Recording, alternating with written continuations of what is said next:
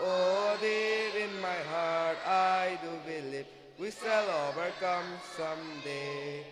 We shall live in peace, we shall live in peace, we shall live in peace someday. Oh, deep in my heart, I do believe we shall overcome someday. We are not afraid, we are not afraid, we are not afraid today.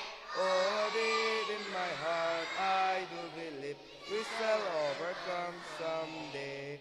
The whole wide world around, the whole wide world around, the whole wide world around someday. Oh, deep in my heart, I do believe we shall overcome someday. We shall overcome, we shall overcome, we shall overcome someday. Oh, deep in my heart, I do believe we shall overcome someday. That we shall overcome someday. Hands down, stand at this.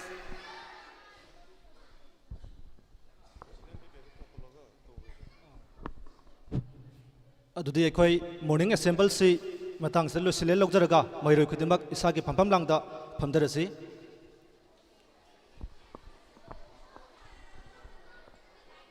ꯄ꯭ꯔꯣꯒ꯭ꯔꯥꯝꯒꯤ ꯑꯩꯈꯣꯏ ꯃꯈꯥ ꯇꯥꯔꯛꯄꯗ ꯂꯩꯒꯗꯕ ꯉꯁꯤꯒꯤ ꯊꯧꯔꯝꯁꯤꯡ ꯍꯧꯗꯣꯛꯅꯕꯒꯤ ꯄꯨꯡꯐꯝꯗꯨ ꯅꯛꯁꯤꯜꯂꯛꯂꯦ ꯃꯔꯝꯁꯤꯅ ꯃꯔꯛꯁꯤꯗ 11 12ꯀꯤ ꯅꯨꯡꯁꯤꯖꯔꯕ ꯃꯍꯩꯔꯣꯏ ꯁꯤꯟꯅꯖꯈꯤꯕ ꯈꯔꯗꯨꯒ ꯀ꯭ꯂꯥꯁ 10ꯒꯤ ꯃꯍꯩꯔꯣꯏ ꯈꯔꯗꯨꯒ ꯒ꯭ꯔꯤꯟ ꯔꯨꯝꯗ ꯑꯗꯨꯃꯛ ꯂꯩꯅꯅꯕ ꯃꯍꯩꯔꯣꯏꯁꯤꯡꯗ ꯈꯪꯍꯟꯖꯔꯤ ꯂꯣꯏꯅꯅ ꯃꯅꯤꯄꯨꯔꯤ ꯔꯤꯁꯥꯏꯇꯦꯁꯟꯒꯤꯗꯃꯛ ꯁꯔꯦ ꯅꯝꯕꯔ 1 to 10 ꯁꯨ ꯒ꯭ꯔꯤꯟ ꯔꯨꯝꯗ ꯑꯗꯨꯃꯛ ꯂꯩꯅꯅꯕ ꯈꯪꯍꯟꯖꯔꯤ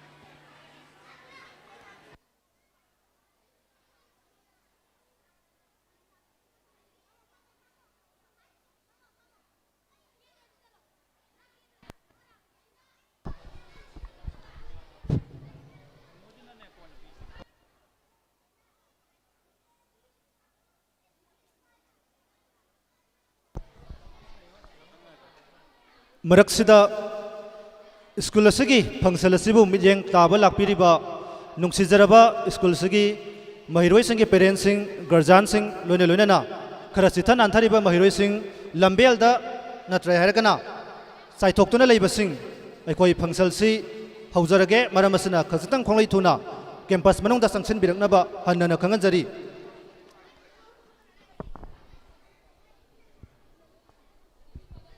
ngasi October ki tarik kunthra eng lising ani kungamanga yaifaraba hiyangai gi nipani panba sagol se numit asidagi hauraga numit homni supna satha zagadoriba the Little Star English Higher Secondary School Thawal Haukhagi annual culture and come literary meet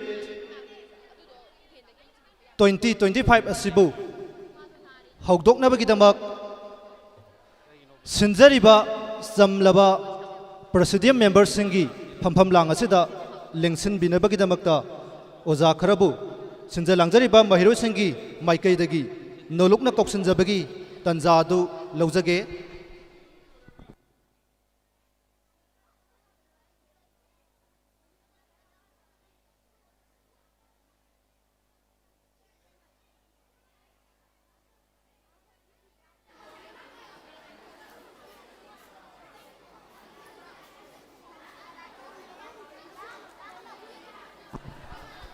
ahan boina kausinjari ngasigi asigumlaba annual culture and come literary meet 2025 asigi nungsijarba school sigi mahiroi singna sinja langjariba presidium members singi phampham langda lengkhat piraknabagi damakta ahan boina president gi phampham langda lengsin binanaba ikai khumnajaribi madam omesori bu ngasigi president gi phampham langda lengsin binanaba nolokna kausinjari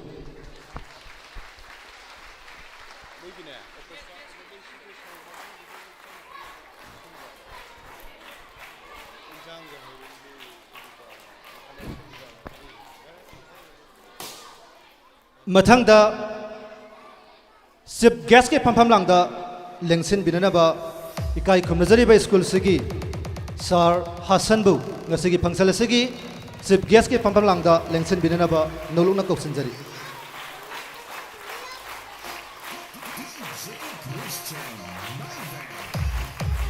मथंगदा guest of honour की फंफम लांगदा लेंसिन बिननबा इकाई खुमनजरीबी madam जेनिताबु कौसिनजरी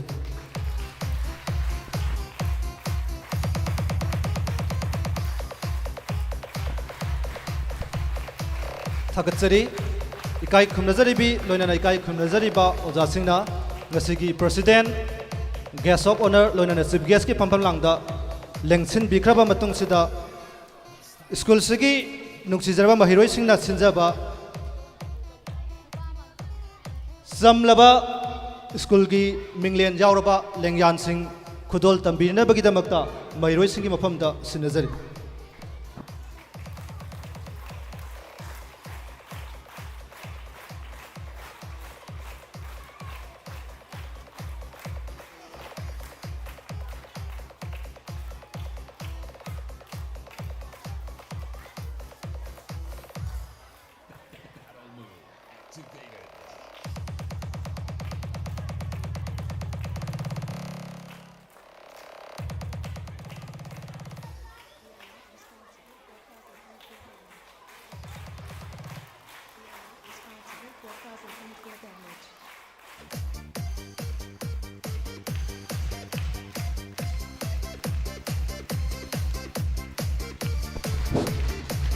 अहानबदा president की हौरसी अदुगा चीफ गेस्ट ऑफ ऑनर अहुमदा लेंगान खुदोल तंबीरबा मतुंगदा लेमहौरिबा ओजासिंगदसु लेंगान मथंग मथंग खुदोल तंबीगनी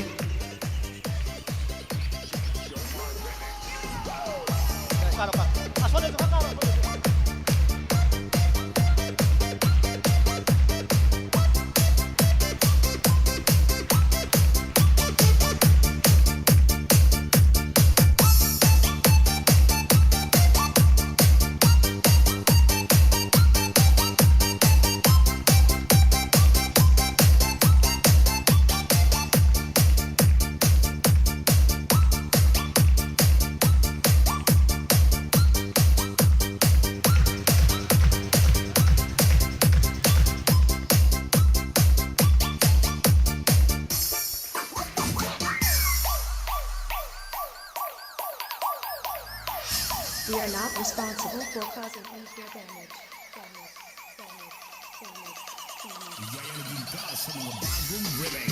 DJ Christian Live Battle Move activated.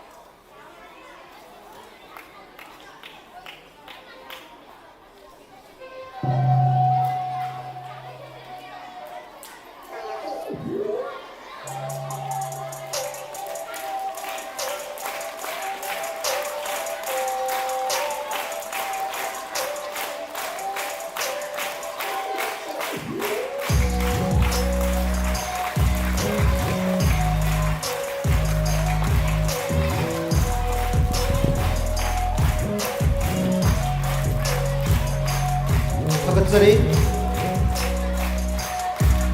ꯃꯍꯩꯔꯣꯏꯁꯤꯡꯅ ꯁꯤꯟꯖꯕ ꯆꯝꯂꯕ ꯂꯦꯡꯌꯥꯟꯁꯤꯡ ꯑꯣꯖꯥꯁꯤꯡꯅ ꯍꯔꯥꯎ ꯍꯔꯥꯎ ꯂꯧꯁꯤꯟꯕꯤꯕꯒꯤꯗꯃꯛ ꯍꯟꯅ ꯊꯥꯒꯠꯆꯔꯤ ꯃꯊꯪꯁꯤꯗꯤ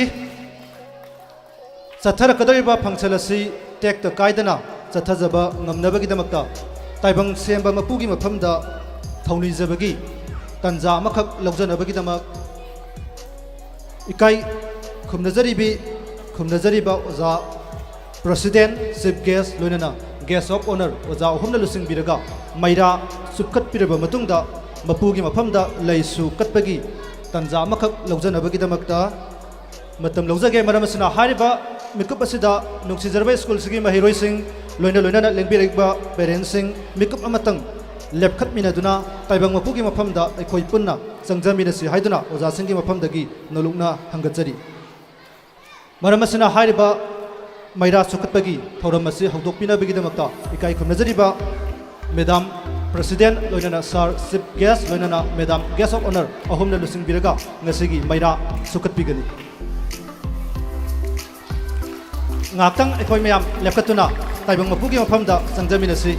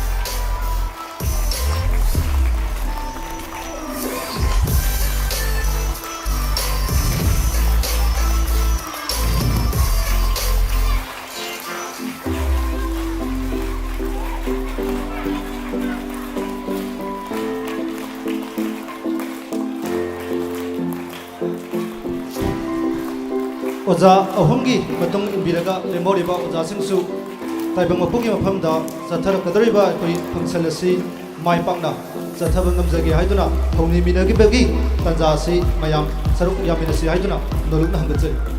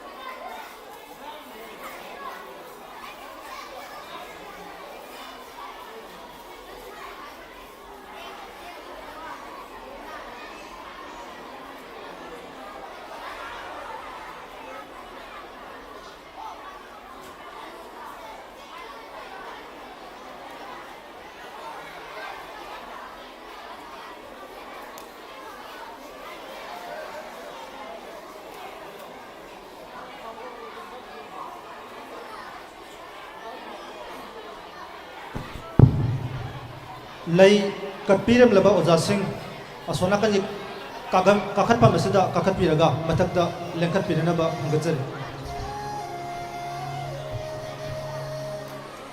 ꯑꯣꯖꯥꯁꯤꯡꯒꯤ ꯃꯈꯥ ꯇꯥꯔꯛꯄꯗ ꯀ꯭ꯂꯥꯁ 10 ꯑꯃꯁꯨꯡ 12ꯇꯒꯤ ꯃꯍꯩꯔꯣꯏ ꯑꯍꯨꯝꯗꯪꯒ ꯑꯁꯤꯒꯨꯝꯕ ꯂꯩ ꯀꯠꯄ ꯑꯁꯤꯗ ꯌꯥꯎꯅꯅꯕ ꯁꯤꯟꯅꯖꯒꯦ 10ꯗꯒꯤ ꯃꯍꯩꯔꯣꯏ 3 ꯑꯃꯒ 12ꯇꯒꯤ ꯃꯍꯩꯔꯣꯏ 3 ꯑꯃꯒ ꯂꯩ ꯀꯠꯄꯁꯤ ꯌꯥꯎꯅꯅꯕ ꯃꯍꯩꯔꯣꯏ 6ꯇ ꯁꯤꯟꯅꯖꯒꯦ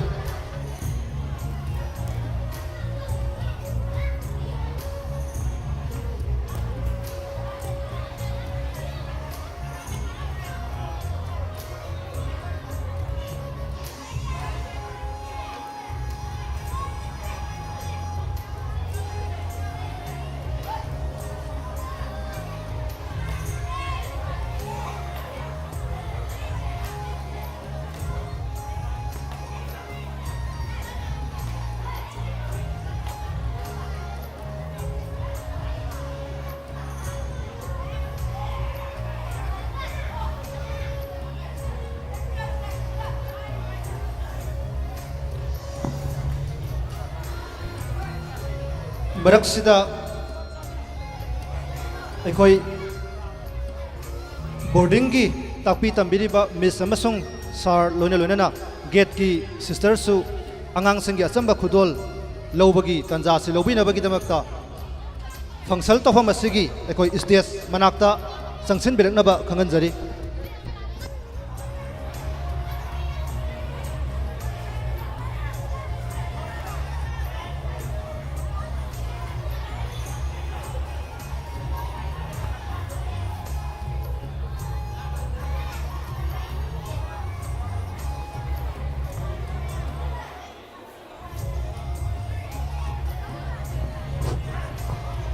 ꯑꯃꯨꯛꯇꯪꯒ ꯍꯟꯅ ꯅꯣꯂꯨꯛꯅ ꯅꯤꯡꯁꯤꯡꯖꯔꯤ ꯏꯀꯥꯏ ꯈꯨꯝꯅꯖꯔꯤꯕꯤ ꯃꯦꯗꯥꯝ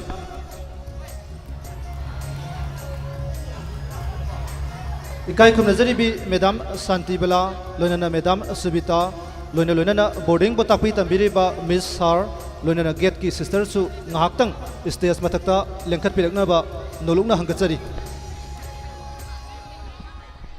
हौजक्ति स्कूल सिगे ओजासिंग लोनना महिरोई सिंगना लैसु कटपगी तंजासी मतंगसिदा लोसनजरे ख्वाई खिबिक इसागे फंफम लांगदा फंबीनबा नोलुकना हंगचरी फमथरसी महिरोई सिंह लोनना लेंबिरकलिबा पेरेंट्स गार्जियन सिंह इसागी फंफम लांगदा ज्ञान ताना फंबीरनबा खंगनजरी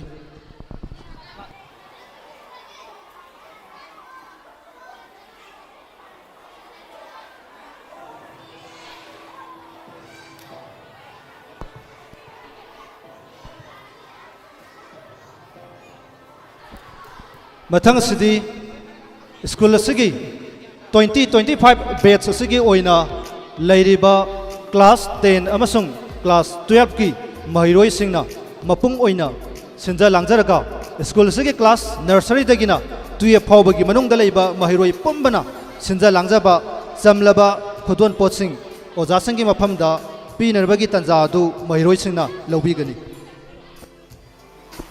अहानबदा मैडम प्रेसिडेंट की मफमदा खुसिनबिगनी लोइनना मतुंग तारकपदा चीफ गेस्ट ऑफ ऑनर लोइनना लेमौरिबा ओजासिंगदा मथंग मथंग खुदोल तंबिननबा महिरोइसिंगदा सिनजरी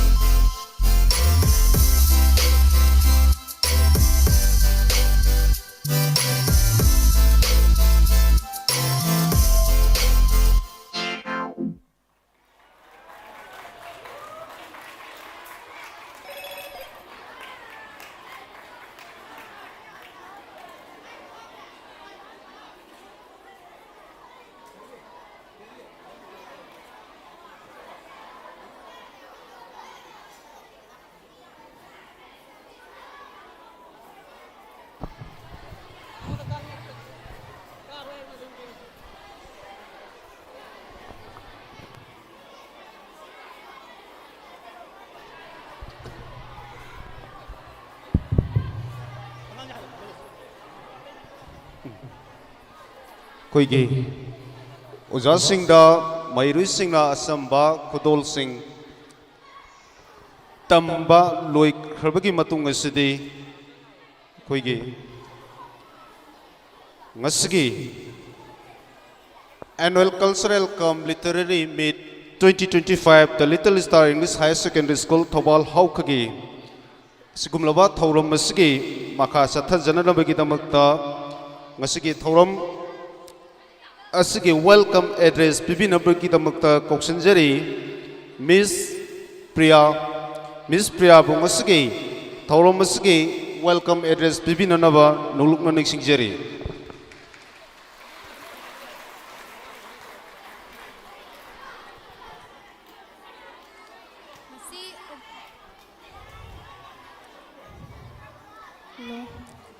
Ngasi October ki tang kuntra 2025 Thursday yai pharaba numit asida The Little Star English Higher Secondary School Thobal Haukana sahi khudingi pangthok sarliba asigi makha tharakba oina ngasi su pangthok sagadawriba the annual cultural cum literary meet 2025 haina mingthonjaba thoram asida President ki hampham langda lingsin biribi Madam Ameshwari Devi Chief Guest Hampham Lang Lengsin Biriba Oza Hasan Sana MM Guest of Honor Hampham Lang Lengsin Biribi Madam Janita Devi Thauram Asibu Mapung Phana Bagidamakta Tanglaba Matam Kaya Kaithopiduna Lengbirakliba School Asigi Parents Guardians Leka Isdagi Lengbirakliba Iche Isal Ahalaman Ibung Ipwa Amadi School Asigi Thauram Asi Matanaba Hona Bada Asoy Angam Yaudana Bagidamakta Ahinong Tilkaidana Hona Biriba School asigi nusijaraba ozasing loinana school asigi nusijaraba mahairoising punamak subsinjaraga tanglaba matam kya kaithopiduna mafam asida lengbirakpagidamagda nungaya phongdoksabaga oinana pusel sengna taramna oksari loinana stage asigi in charge oibiriba light sound camera amasung tongan bahiram singda mateng pangbinabagidamagda lengsinbiriba personality khutingmak pusu taramna oksari Function asibu mapung phana bagidamakta warabasuana loiba phawbada punna saruk yaminaduna hapung phaminasi haina noloksabaga loinana welcome address ki warol loisinjari welcome everyone thank you very much Thagatsare Miss Priya Masigi Thorom Masigi welcome address Bibi Rambagidamagta Hanana Thagatsaba Phongdoksari Marakasida School Sigi Nungsijaraba Mahiroi Singh Isa Isagi Pambam Langda Mafam Sana Pambinaba Nixingjari Thauramgi Maka Satharak Puina Masigi Thorom Masigi Keynote Address Bibinaba Kai Kumajariba School Sigi Sir Ketrimayum Vivekananda Singh Welcome Address Bibinaba Keynote Address Bibinaba Koksanjari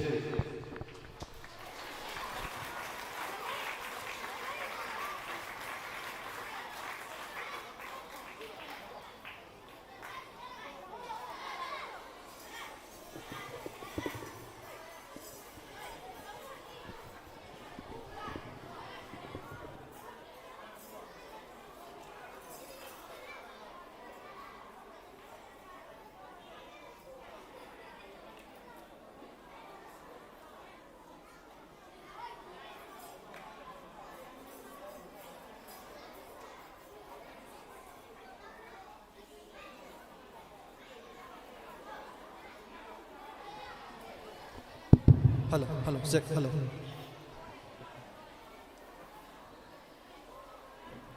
Hello. Good morning, present here.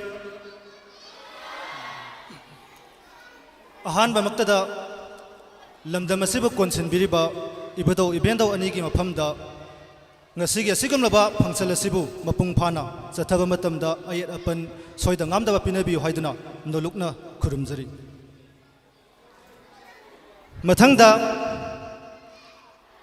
Nasigi, Asigumlaba Skulasibu, Hinganabagitamakta, Yumpamatic Saraba, Nasinga Simona Ikoi Iraksida, Uba Pankidraba, Laikidraba, Let Sar Yumnam Samu.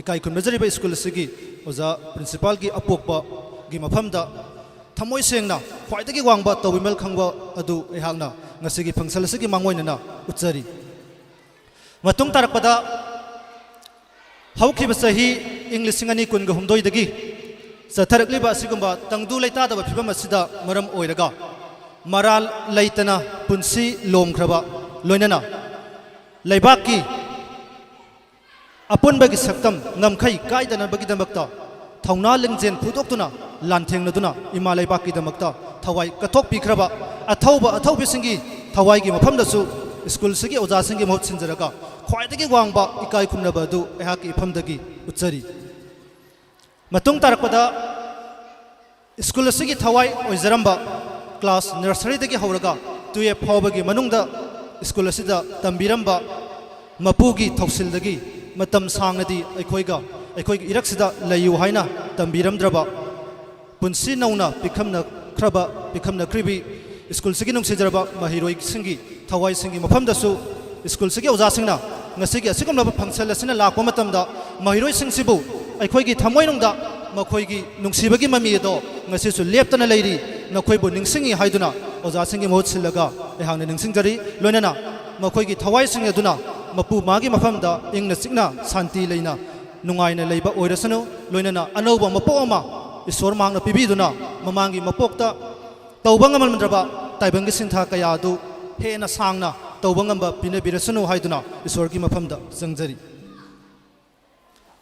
ngasi October ki tarik kuntra English singani kunga manga yai faraba sagol sanam asidagi hauraga numit homni sukna satha zagadoriba The Little Star English Higher Secondary School Thawal Hauka School asigi Annual Culture and Come Literary Meet 2025 asigi Fangsal asigi mayai tangbang da lengsin biriba ikai khumnabada matik sarabi Madam Omeswari ngasigi na thoram asigi President ki phampam langda lengsin biribi loinana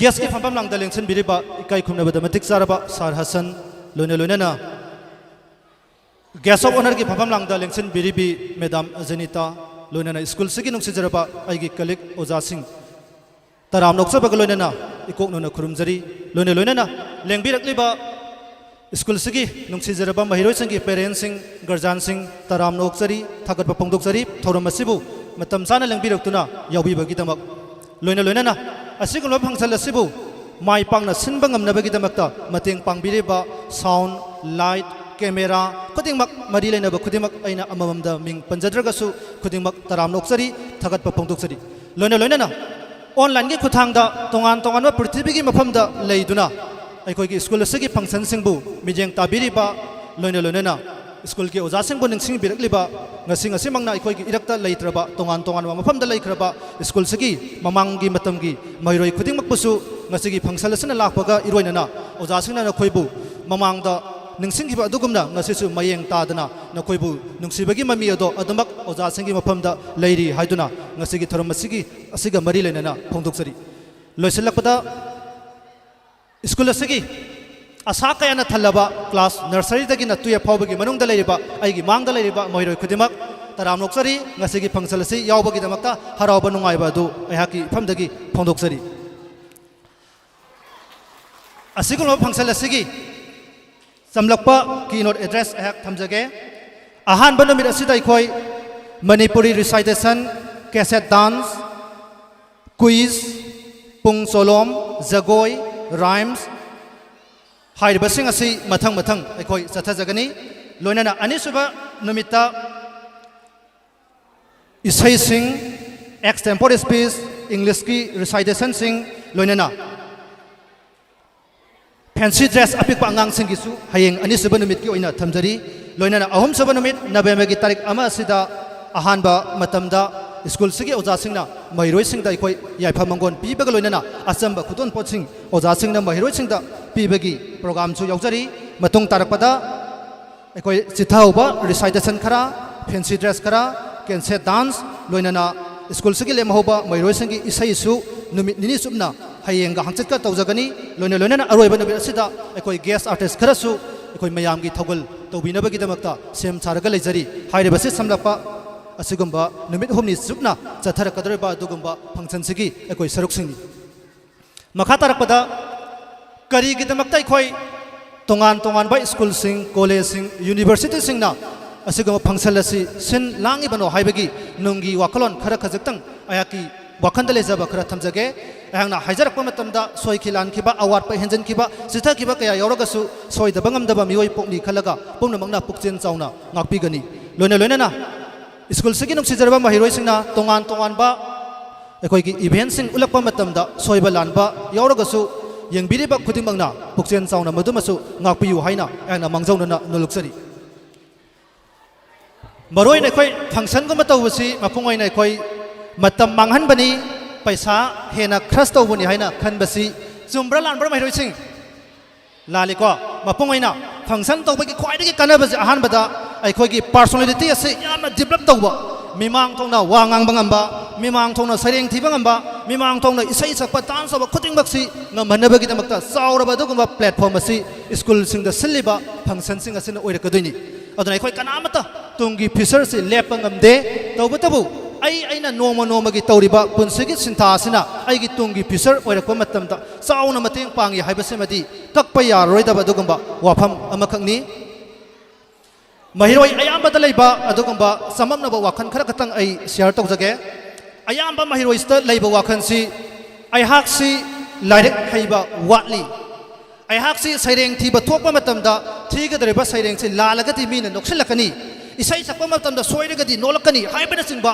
negative ꯑꯣꯏꯕ ꯏꯝꯄꯦꯛꯁꯤꯅ ꯑꯩꯈꯣꯏꯁꯤ ꯌꯣꯝꯃꯒ ꯃꯇꯝ ꯂꯩꯕ ꯈꯤꯕꯤꯛꯇ ꯍꯤꯡꯉꯦꯕ ꯑꯗꯨꯅ ꯍꯥꯏꯔꯤꯕ negative ꯑꯣꯏꯕ ꯑꯁꯤꯒꯨꯝꯕ ꯋꯥꯈꯜ ꯃꯌꯥꯝꯁꯦ ꯂꯧꯊꯣꯛꯄ ꯍꯥꯏꯕꯁꯤ ꯁ꯭ꯀꯨꯜꯁꯤꯒꯤ ꯑꯣꯖꯥꯁꯤꯡꯒꯤ ꯑꯃꯠꯇ ꯉꯥꯏꯔꯕ ꯂꯦꯡꯗ꯭ꯔꯕ ꯑꯗꯨꯒꯨꯝꯕ ꯑꯁꯥꯅꯤ ꯑꯗꯨꯅ ꯃꯍꯩꯔꯣꯏꯁꯤꯡ ꯑꯩ ꯋꯥꯍꯪ ꯈꯤꯇꯪ ꯍꯪꯉꯛꯀꯦꯕꯀꯣ ꯂꯥꯏꯌꯣꯟ ꯈꯪꯉꯕ꯭ꯔꯣ ꯅꯣꯏ ꯂꯥꯏꯌꯣꯟ ꯈꯪꯉꯦꯀꯣ ꯑꯗꯨꯅ ꯂꯥꯏꯌꯣꯟꯁꯤ ꯂꯝꯖꯦꯟ ꯈ꯭ꯋꯥꯏꯗꯒꯤ ꯌꯥꯡꯕ ꯁꯥ ꯑꯣꯏꯕ꯭ꯔꯥ ꯌꯦꯁ ꯑꯣꯔ ꯅꯣ ꯍꯥꯏꯌꯨ ꯅꯣ ꯅꯠꯇ꯭ꯔꯥ ꯂꯥꯏꯌꯣꯟ ꯍꯥꯏꯕꯁꯤ ꯂꯝꯖꯦꯟ ꯈ꯭ꯋꯥꯏꯗꯒꯤ ꯌꯥꯡꯕ ꯁꯥ ꯅꯠꯇꯦ ꯃꯊꯪꯗ ꯑꯃꯨꯛ ꯂꯥꯏꯌꯣꯟ ꯍꯥꯏꯕꯁꯤ ꯈ꯭ꯋꯥꯏꯗꯒꯤ ꯋꯥꯡꯕ ꯁꯥ ꯑꯣꯏꯕ꯭ꯔꯥ ꯇꯣꯂꯦꯁ ꯑꯦꯅꯤꯃꯦꯜ ꯅꯣ ꯆꯨꯝꯃꯤꯀꯣ ꯂꯥꯏꯌꯣꯟ ꯍꯥꯏꯕꯁꯤ ꯈ꯭ꯋꯥꯏꯗꯒꯤ ꯋꯥꯡꯕꯁꯨ ꯑꯣꯏꯕ ꯉꯝꯗꯦ ꯂꯝꯖꯦꯟ ꯌꯥꯡꯕꯁꯨ ꯑꯣꯏꯕ ꯉꯝꯗꯦ ꯀꯤꯡ ꯑꯣꯐ ꯖꯪꯒꯜꯗꯤ ꯀꯅꯥꯅ ꯑꯣꯏ ꯂꯥꯏꯌꯣꯟ ꯑꯗꯨꯅ ꯁꯤꯒꯤ ꯋꯥꯐꯝꯁꯦ ꯅꯤꯡꯁꯤꯡꯕꯤꯌꯣ ꯈ꯭ꯋꯥꯏꯗꯒꯤ ꯌꯥꯡꯕ ꯑꯣꯏꯗ꯭ꯔꯒꯁꯨ ꯈ꯭ꯋꯥꯏꯗꯒꯤ ꯋꯥꯡꯕ ꯑꯣꯏꯗ꯭ꯔꯒꯁꯨ ꯖꯪꯒꯜꯒꯤ ꯅꯤꯡꯊꯧ ꯍꯥꯏꯕꯁꯦ ꯂꯥꯏꯌꯣꯟ ꯍꯥꯏꯔꯤꯕ ꯁꯥꯁꯤꯅ ꯑꯣꯏꯕ ꯉꯝꯃꯦꯕ ꯑꯗꯨꯅ ꯅꯪ ꯉꯁꯤꯁꯦ ꯀ꯭ꯂꯥꯁ ꯑꯗꯨꯒꯤ ꯔꯣꯜ ꯅꯝꯕꯔ 1 ꯑꯣꯏꯔꯝꯗꯕ ꯌꯥꯏ ꯅꯪꯒꯤ ꯏꯃꯨꯡꯗꯣ ꯂꯥꯏꯔꯕ ꯏꯃꯨꯡꯗ ꯑꯣꯏꯔꯝꯕ ꯌꯥꯏ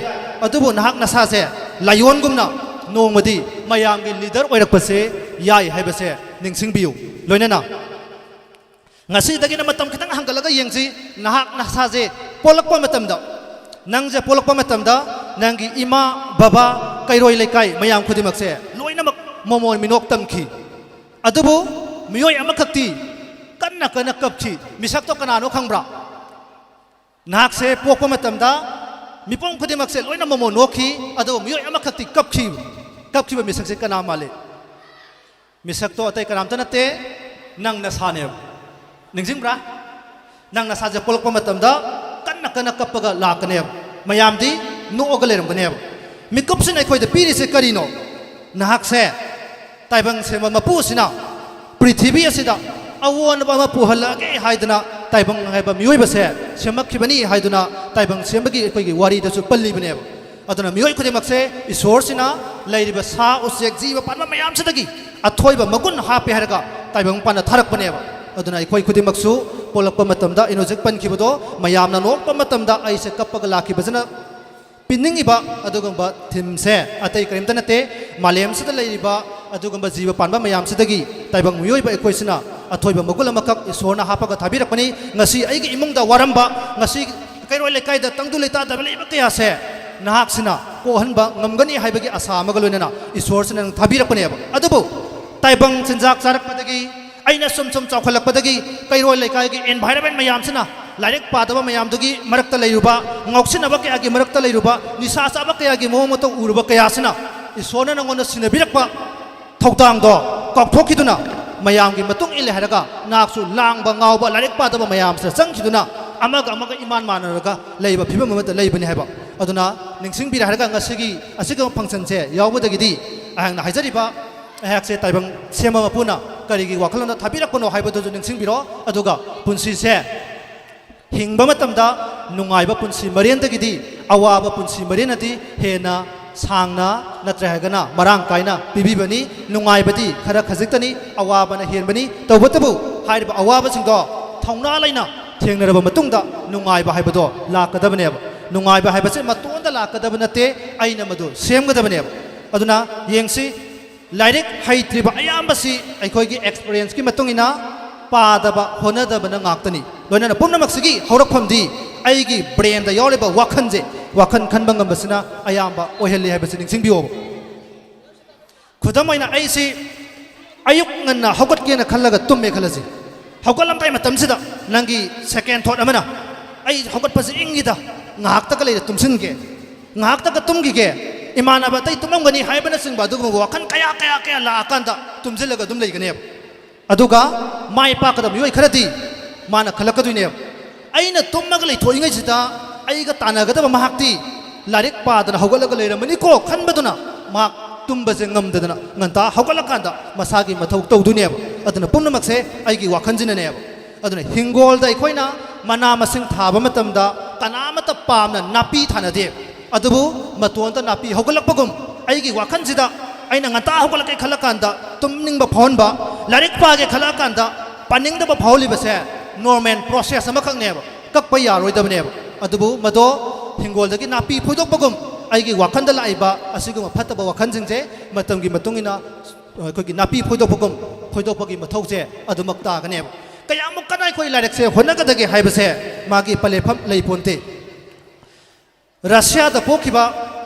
aphawba kogi muslim gi kanglupta pokiba kogi fighter haibadi mixed martial art haibadugi fighter da world champion oikraba adugum aphawba mioy amakak leibani maki mamingdu Khabib Nurmagomedov ko amakak lei maksi haiba world champion oinabagi damakta kayamuk kana honage haibadu ai tentakpa mateng khitang pusinjage mairoi singda mateng khitang akhoi larik paba matamda oigani haina thajai Khabib si akhoi sahi taragani thoi tarahomdoi suba khudamina class 5 6 7 8 9 saigi sang sidagi punsida nungaiba khudimak phangdena lakhiba aduguma nupa masa amakangni ngaktang thawayna tasiko nupam chasing loinana maningda leiba nupim chasing chu punsida akhoi thongna khitang hapangambra yingminasi Khabibna asiguma punsi matang haibadi yamna nungaina mamaga mapagi matiangsina mamadagi paisa laraga mapadagi paisa laraga chalingba asapot saraga nungaina hingadaba matang sida mahakki apokpa mapasina tongan ba akhoi bidya sing martial art tongan ba judo su wrestling su aduga sumbo ko ba aduga tongan masana mayam siga punsilaga loina gym gumba su training tawba mayam sida thadariba matamse siga chap manana larik tamadu thadari haraga hekta nongalappadagi na tumri phawje akanba makhalgi training pikhi hariba Khabib si masida mapana tawribasi chumnagi normal akhoi textbook ta yawriba larik khakta natana hafta amage manungda numit niniti atopa extra boxing pahalli haidana magi wari da panbi amutanga halake sanabada thadariba matamduga chapanana larik laisu tambada ju thadai madugi mathakta hafta amage manungda 2 days ti extra oiba larik sing panabagi damakta mangoda matam pi lonena amtamuna tawko noidi sak se imana sak loirakanda thiba loirakanda ibungo sak saru law ibema sak saru law na kauraga sai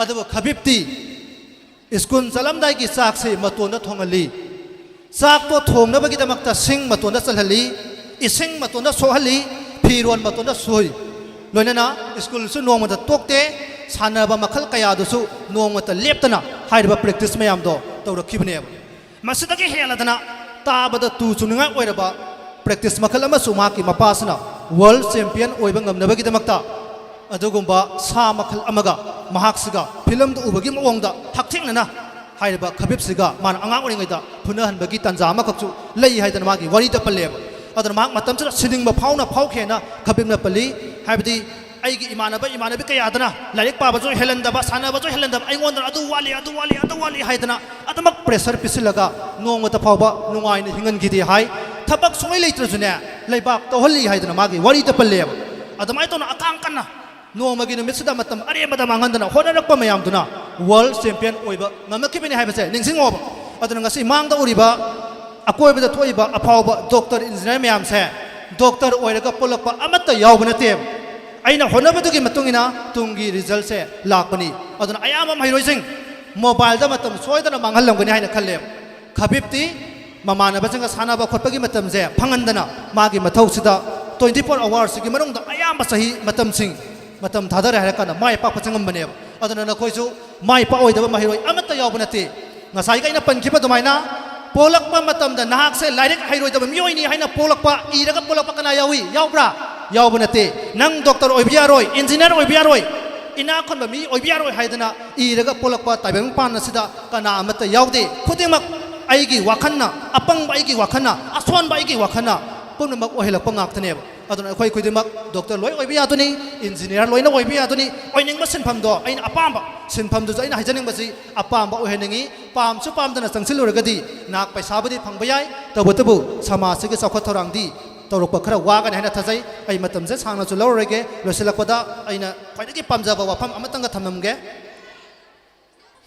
aina khwaidagi pamjaba si sahi khudingi adumbak ai asugama function sida dum pallaga chu laksai mapungoina class 10 amasung 12 ki mairosingda haijaningbani munamtang tabi siko class 10 amasung 12 aina haijare besi school sigi class 10 amasung 12 khaktamak ta natsade aigi wakhani inbiba bedi mayam ke apambani maroina iramda manipur da leiriba class 10 amasung 12 kumbagi mahiroi batch singsida ayang haijaning basi ai khoina lairek tami basi ai isa nungaina ba imung nungaina ba natte leibak sigi sakhatna basu saruk ama yauribani haibase madi mayamna soidana yabiramgani haina khanjai madugi saruk ama oina 2025 sahi da class 10 tam khiba ai khoini 2025 ta school asida class 12 tam khiba ai khoini ngasi dagena sahi taragi matungda nakhoi soidana ngasai daga ina mamangna panjakiba mayam si muna tabira matungda soidana punsigi matik saba mioi ama oiragani sahi tarama ki matungsida or tarit nipan gi matungda matamadu amaktangdi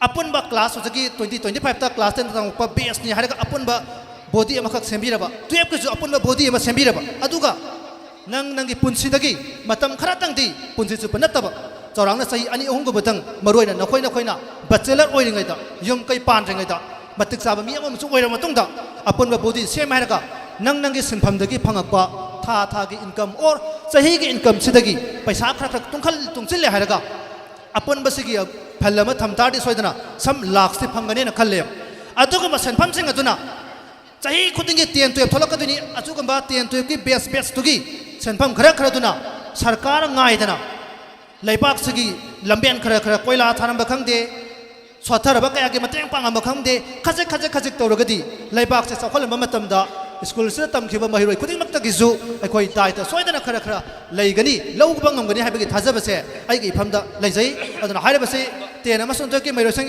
yaning dabra aduna di kanna honare haraga ngoksinna ba habado yaudana 10 12 se loiraba matungda ningan nadana tungi mating leiba daita leiba iramda manipur se saukhalan bangamba satrama oina bagidama kanna honaraga sahi kharagi matungda asigama body amam sem haraga whatsapp group number ma semaga knowledge share tawre haraga mayam ge sakha thorang lamben koila thabakang ani noina apamba se khara tawre haraga mayam na su matau khara tamningai oiba ama oiragadi lamdam se saukhalan ba matamda sarkar khatamak ngaidana aikhoina su angamba daita lei haibado madumasu loksin biu adoga losilakpada aikhoi si lamtat saja discipline je sim taka yamna lehenjaningba respect haibasi akhang aisana sumaina haibi respect is like a mirror the more you show the more it will reflect back on you haina takpi nahakna respect se yamna ulikai nangon da amuk halakaneba aduna mi amada ithak tongba da khangde ikha thaba da khangde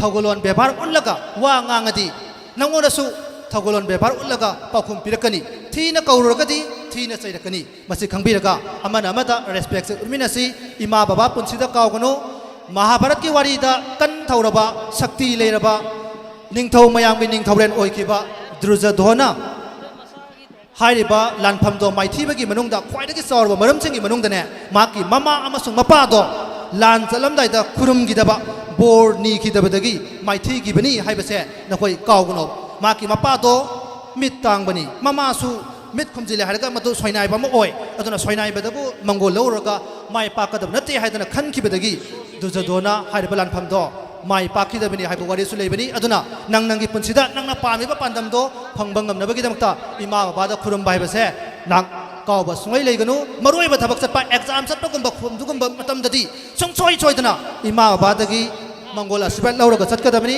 loinana manipur gi oina leiriba chanabi thangkolam bebar se masi masu ngangna chanminasi aduna irole bada school sigirung sirba mahiroi kudimak mayamna khwaidagi hena ꯑꯩꯈꯣꯏ ꯃꯇꯧ ꯇꯝꯅꯤꯡꯉꯥꯏ ꯑꯣꯏꯔꯕ ꯈ꯭ꯋꯥꯏꯗꯒꯤ ideal ꯑꯣꯏꯕ student ꯑꯃꯈꯛ ꯉꯁꯤꯒꯤ ꯐꯪꯁꯟꯁꯦ ꯌꯥꯎꯕ ꯃꯤꯀꯨꯞꯇꯒꯤꯗꯤ ꯑꯣꯏꯔꯁꯅꯨ ꯍꯥꯏꯕ ꯌꯥꯏꯐ ꯃꯪꯒꯣꯜꯁꯦ ꯄꯤꯖꯔꯒ ꯄꯨꯝꯅꯃꯛꯀꯤ ꯃꯐꯝꯗ ꯑꯩ ꯂꯣꯏꯁꯤꯜꯂꯛꯄꯒꯤ ꯇꯧꯕꯤꯃꯜ ꯈꯕꯨ ꯎꯠꯆꯔꯤ ꯊꯦꯡꯛ ꯌꯨ ꯑꯣꯜ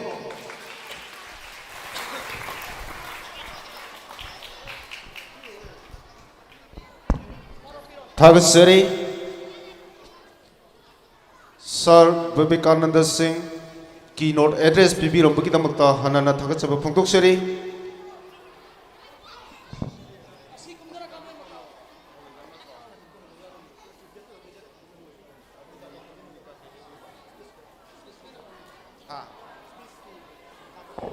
स्पीच की मखा ताब सरुक ओइना स्कूल असगी इकाई खुमजरी बी मैडम मोनिका देवी बो ngasi मखा ताब स्पीच पीबीनबा नोलुकना कोक्सनजरी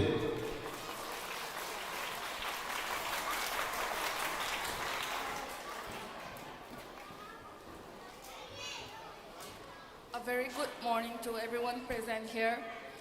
Thank you for giving me an opportunity to deliver a speech in these functions. Ahanamagtada mayam boina kokna kurumzari. Ngasi the 30th October 2025. Yaifaraba Sagol se numit asida.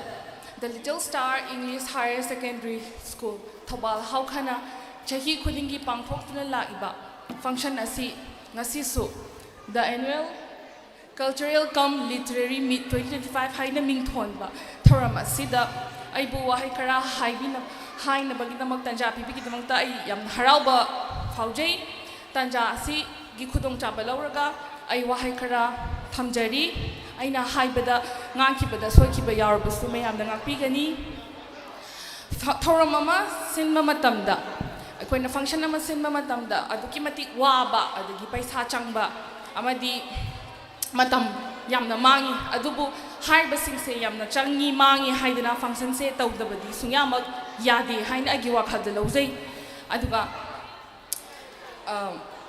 functions sida tawdaba yadi haina leiribagi maram sina functions tawram se tawba matamda akoigi angang singna makoigi haizaba talent uthokzaba asigi matamdo pi janda do pi ko amaromda thoramase entertainment gumna khanba ngahak nungai na ba thoram ama gumna ubadi langani asiguma thoram sing asidagi lausin fam thokpa kaya dumadi soidana ma lauhanna ba hotna gadabani aikoi su aikoi gi culture bu hinghanba yoktuna thambada achoba saru yagadabani haba wafam si thamjaningi amaromda asiguma thoram asi sinbada saru yaba haibasi leadership amadi responsibility ga mari lainana kaya su mahiroi ama oina tamhaubadari bani masida natana isa gi haijaba kaya mimangda uthokpagi tanja amasu masigumba thoram sina piri bani school asina asigumba thoram sinbagi pandam singi manungda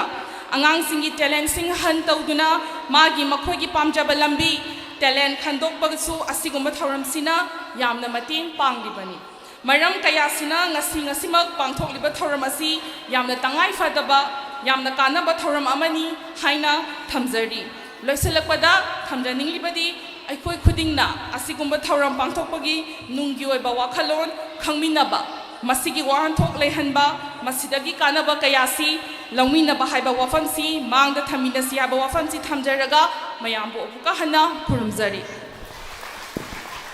Thank you.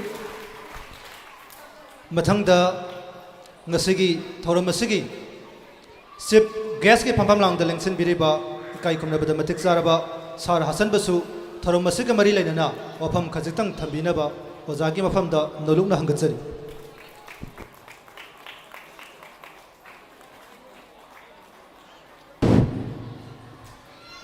ngasigi asigum labai ai faraba pungpham asida pangthok sariba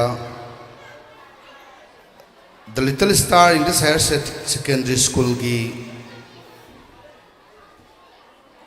annual cultural cum literary meet 2025 थोरमसी की president की फंफम दा लांग लेंसिन बिरिबा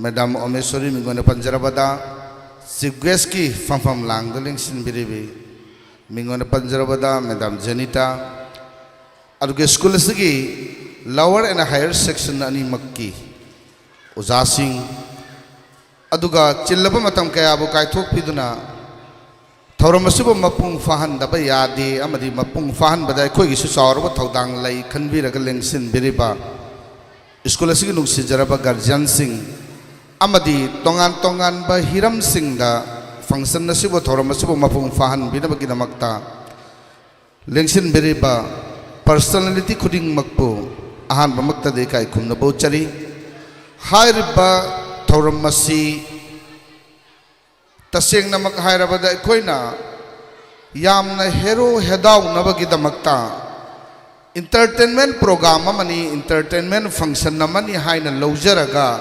sinjaba thauramama nachade ngasi gi tangdu leitadraba conflict na thallaba matam sidaida akoina thauramama sinba haibasi aduki matik luba adumba khongthang ama khakni tawbatabu asigumba situation marak sidaida the Little Star English Higher Secondary School na karigi damakta asigumba thauramama puduna laksari bage haibge wafam dudaida wafam mate amakatang thamjage madudi hairiba asigumba thauramasi aikoina entertainment program amani haina aikoina kaidonungda lawjade hairiba thauramasi Mahiroi Kunai ki damakta amadi laibaki kun ki damakta tangai mak phadaba adugumba thauram amani haina aikoina lawjei maramdi asigumba thauram masina aikoige angang singda aikoige Manipur ki culture amadi tradition asi yokhat padamadi hairiba culture and tradition mayam sing asigi importance sa aikoige angang sing sigi mindset ta enhance tawan bada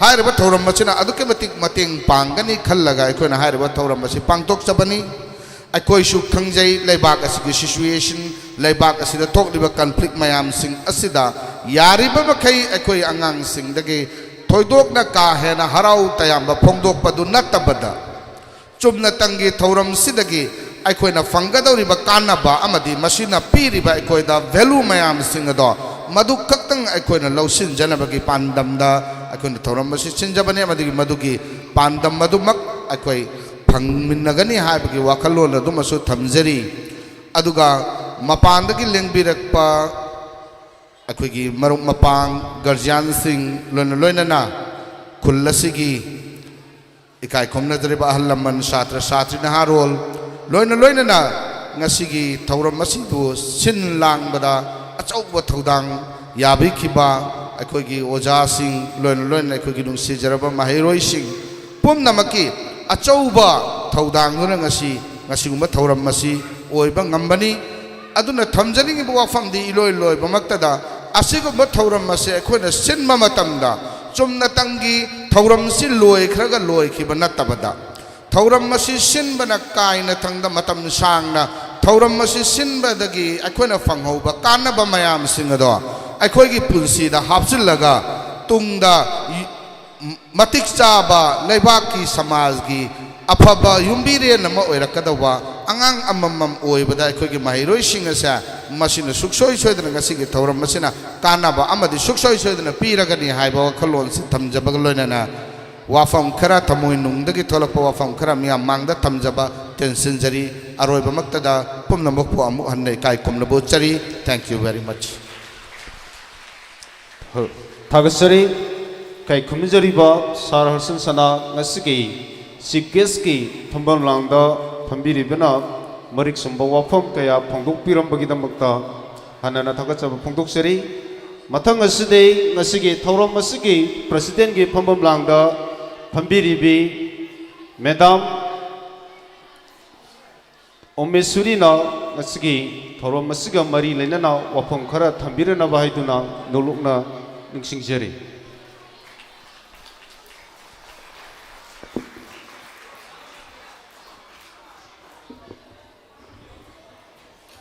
ꯑꯍꯥꯟꯕꯃꯛꯇꯗ ꯂꯝꯗꯝ ꯑꯁꯤꯕꯨ ꯀꯣꯟꯕꯤꯔꯤꯕ ꯏꯁꯣꯔꯕꯨ ꯏꯊꯥꯅꯨꯡꯗ ꯆꯦꯠꯅ ꯀꯣꯟꯁꯤꯟꯖꯔꯤ ꯑꯗꯨꯒ ꯑꯩꯈꯣꯏꯒꯤ little star English higher secondary ꯁ꯭ꯀꯨꯜꯅ ꯅꯨꯃꯤꯠ ꯍꯨꯝꯅꯤ ꯆꯨꯞꯅ ꯄꯥꯡꯊꯣꯛꯆꯒꯗꯕ ꯊꯧꯔꯝ ꯑꯁꯤꯗ ꯂꯝꯗꯝ ꯑꯁꯤꯕꯨ ꯀꯣꯟꯕꯤꯔꯤꯕ ꯏꯁꯣꯔꯅ ꯇꯦꯛꯇ ꯀꯥꯏꯗꯕ ꯑꯁꯣꯏ ꯑꯉꯥꯝ ꯊꯣꯛꯀꯗꯕ ꯄꯨꯝꯅꯃꯛꯇꯒꯤ ꯏꯁꯣꯔꯅ ꯉꯥꯛꯄꯤꯌꯨ ꯀꯟꯕꯤꯌꯨ ꯍꯥꯏꯗꯅ ꯑꯩꯅ ꯏꯁꯣꯔꯒꯤ ꯃꯐꯝꯗ ꯊꯧꯅꯤꯖꯔꯤ ꯂꯣꯏꯅꯅ ꯑꯩꯒ ꯂꯣꯏꯅꯖꯔꯤꯕ ꯑꯣꯖꯥꯁꯤꯡ ꯁꯥꯇ꯭ꯔ ꯁꯥꯇ꯭ꯔꯤꯁꯤꯡ ꯑꯃꯁꯨꯡ ꯂꯦꯡꯕꯤꯔꯛꯂꯤꯕ ꯃꯌꯥꯝꯕꯨ ꯑꯩꯅ ꯇꯔꯥꯝꯅ ꯑꯣꯛꯆꯔꯤ ꯑꯩꯅ ꯊꯣꯏꯅ ꯍꯦꯟꯅ ꯍꯥꯏꯗ꯭ꯔꯒꯁꯨ ꯃꯃꯥꯡꯗ ꯍꯥꯏꯕꯤꯈꯤꯕ ꯑꯣꯖꯥꯁꯤꯡꯅ ꯄꯥꯎꯇꯥꯛ ꯀꯌꯥ ꯑꯃ ꯃꯔꯨꯑꯣꯏꯕ ꯀꯌꯥ ꯑꯃ ꯁꯥꯇ꯭ꯔꯁꯤꯡꯒꯤꯗꯃꯛ ꯅꯈꯣꯏꯒꯤꯗꯃꯛ ꯇꯨꯡꯒꯤꯗꯃꯛ ꯋꯥꯍꯩ ꯐꯖꯔꯕ ꯀꯌా ꯑꯃ ꯇꯥꯛꯄꯤꯔꯝꯂꯦ ꯑꯗꯨꯅ ꯑꯩꯅ ꯃꯇꯝ ꯁꯥꯡꯅ ꯂꯧꯖꯔꯣꯏ ꯅꯈꯣꯏꯒꯤ ꯄꯨꯟꯁꯤꯗ ꯑꯩꯅ ꯍꯥꯏꯖꯒꯗꯕꯗꯤ ꯏꯃꯥ ꯏꯄꯥꯅ ꯍꯥꯏꯕ ꯏꯟꯕ ꯑꯣꯖꯥꯁꯤꯡꯅ ꯍꯥꯏꯕ ꯏꯟꯕ ꯏꯊꯛ ꯊꯣꯡꯕꯁꯤꯡꯗ ꯕꯦꯕꯥꯔ ꯀꯥꯏꯗꯕ ꯈꯨꯗꯤꯡꯃꯛꯁꯦ ꯊꯃꯣꯏꯗ ꯅꯈꯣꯏꯒꯤ ꯋꯥꯈꯜꯗ ꯂꯣꯏꯅ ꯂꯩꯔꯕ ꯃꯇꯨꯡꯗ ꯅꯈꯣꯏꯅ ꯇꯨꯡꯗ ꯂꯥꯛꯀꯗꯕ ꯄꯨꯟꯁꯤꯗ ꯑꯐꯕ ꯃꯤꯊꯣꯏ ꯃꯤꯍꯦꯟꯕ ꯃꯤꯆꯪ ꯊꯣꯛꯄ ꯃꯤꯁꯛ ꯑꯃꯃꯝ ꯑꯣꯏꯅꯕꯒꯤꯗꯃꯛꯇ ꯑꯩꯒꯤ ꯏꯐꯝꯗꯒꯤ ꯅꯈꯣꯏꯗ ꯕꯣꯔ ꯄꯤꯖꯔꯤ ꯂꯣꯏꯅꯅ ꯅꯈꯣꯏꯕꯨ ꯑꯐꯕ ꯆꯤꯟꯖꯥꯛ ꯆꯥꯗꯨꯅ ꯏꯁꯥꯕꯨ ꯑꯐꯕ ꯄꯥꯡꯒꯜ ꯊꯣꯛꯄ ꯐꯠꯇꯕ ꯆꯤꯟꯖꯥꯛꯇꯒꯤ ꯀꯟꯗꯨꯅ ꯅꯈꯣꯏꯕꯨ ꯇꯨꯡꯒꯤ ꯄꯨꯟꯁꯤꯗ ꯃꯤꯊꯣꯏ ꯃꯤꯍꯦꯟꯕ ꯃꯤꯁꯛ ꯑꯃ ꯑꯣꯏꯌꯨ ꯍꯥꯏꯕꯁꯤꯒ ꯂꯣꯏꯅꯅ ꯑꯩ ꯃꯇꯥꯡ ꯑꯁꯤꯗ ꯌꯥꯝꯅ ꯇꯦꯟꯇꯛꯄ ꯅꯈꯣꯏꯗ ꯄꯥꯎꯇꯥꯛꯁꯦ ꯄꯤꯕꯒ ꯃꯌꯥꯝꯗꯒꯤ ꯕꯤꯗꯥꯏ ꯂꯧꯖꯔꯤ थागसरी मैडम ओमेश्वरी असगी थोरम असगी मरी लेना वाफम खर थम्बिरंबगिदमक्ता हनना थागचब फोंदोक्सरी कोई मतम मसिन यासलक्तबना असगी स्पीच असि कोइना खरा टेंशन जबनी मथंग असि थौरंगी मखा चथरकपु ओइना मणिपुरी रिसाइटेशन की दमक्ता जज की फंबम लांगता लेंसिन बिननबा मिस घना मिस रोशनी अमदी सर एन राजेश्वर सिंगबु असगी मणिपुरी रिसाइटेशन की दमक्ता फंबम लांगता जज की फंबम लांगता लेंसिन बिननबा नुलुकना निंगसिंगजेरी अदुगा खोइगी महिरुई सिंह सेरे नंबर हानगी अखोइना हाइजेगी बस सेरे नंबर 1 to 10 मफम सिदा लेंगदन लेरे मखा ताबा सेरे नंबर 10 दगिना 21 फावबा सोमना कनगे खोइना थमजरिबा फंबम सिदा चंचिन बिरंगनबा निंगसिंगजेरी सेरे नंबर 11 दगिना 21 फावबा हाइरिबा महिरुई सिंह फंबम लांगदा सोमदा चंचिलंगनबा खंगनजरी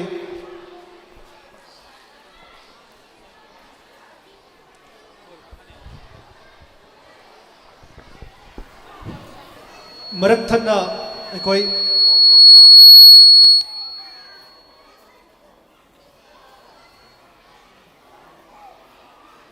हल हल कैसेट डांस की दमक कोई लेंबिरकलिबा पेरेंट्स की मफम दा नुपा मसा सिंगी होइना कोई ड्रेस अप तौबगी मफम असि लैरिबा कोई स्टेज की मनिंग लोमदा सेमजबने दुना कोई आंगांग सिंगी सेरे नंबर 1 दगिना 10 फावबगी सेरे नंबर 1 दगिना 10 फावबगी मनुंग दलैबा महिरोय सिंगी पेरेंट्स सिंग लाक्पिरगदी सोंदा लैजरिबा लाउजरिबा सिंगी मनाक्ता सिदा संजिन बिरकनबा नोलुंगना खंगनजरी अमुतकाना कोई नुपा मसा सिंगी कैसे डांस सेरे नंबर 1 दगी 10 फावबगी मनुंगदा यावबा महिरोय सिंगी पेरेंट्स सिंग लाक्पिरगदी मफम असिदा लाक्पिनबा खंगनजरी लोइनना नुपी मसा सिंगी ओइरगना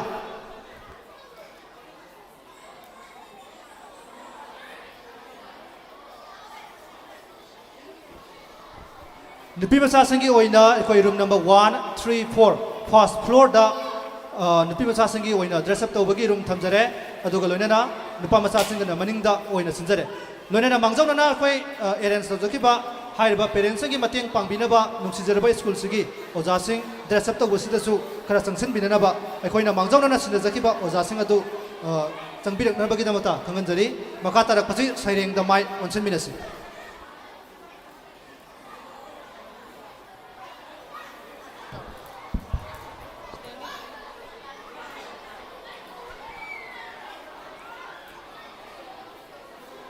Manipuri recitation ki damakta ahan bada kautuk seri Tina Wahengbom class 8 Tina Wahengbom class 8 Manipur recitation ki damakta khodol lathuk pinaba kopsun jari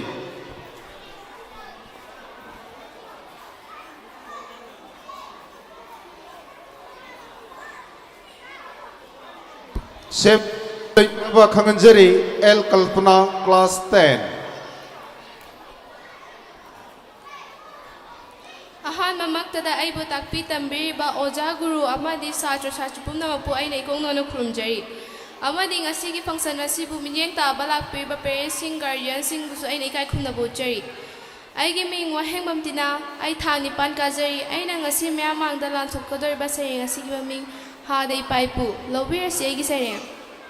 Haday Paipu hada purena taksi nungsida ko nakoy se nakoy ge wakal se kongomde. Wangi wangi singi singi nakoy na liram mawari sing nakoy na tharma pamel sing makoy na tharma pamel sing loy na laying asisu nakoy na semam balambi nakoy na tharma pamel malam da masak nairi top top na layri haday paipu hada purena taksi aroy bada me ambu na boy na han amuka hanay kong non krumjari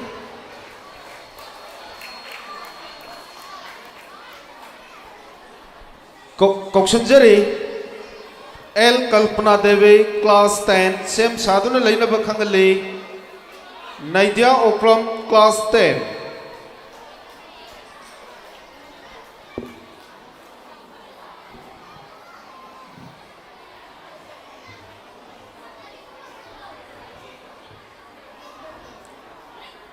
Ahan mamaktada ay boy khutpai don takpi tambiriba oja guru boy nikolona khurumjari amadi aigi nungsijaraba satra satrisingbusu ikolona khurumjari ngasi aina langthokjagadariba sareng asigi mamingna khurumjari ima Little Star English School masibu kuthabirakpana SM San lobirasegi sareng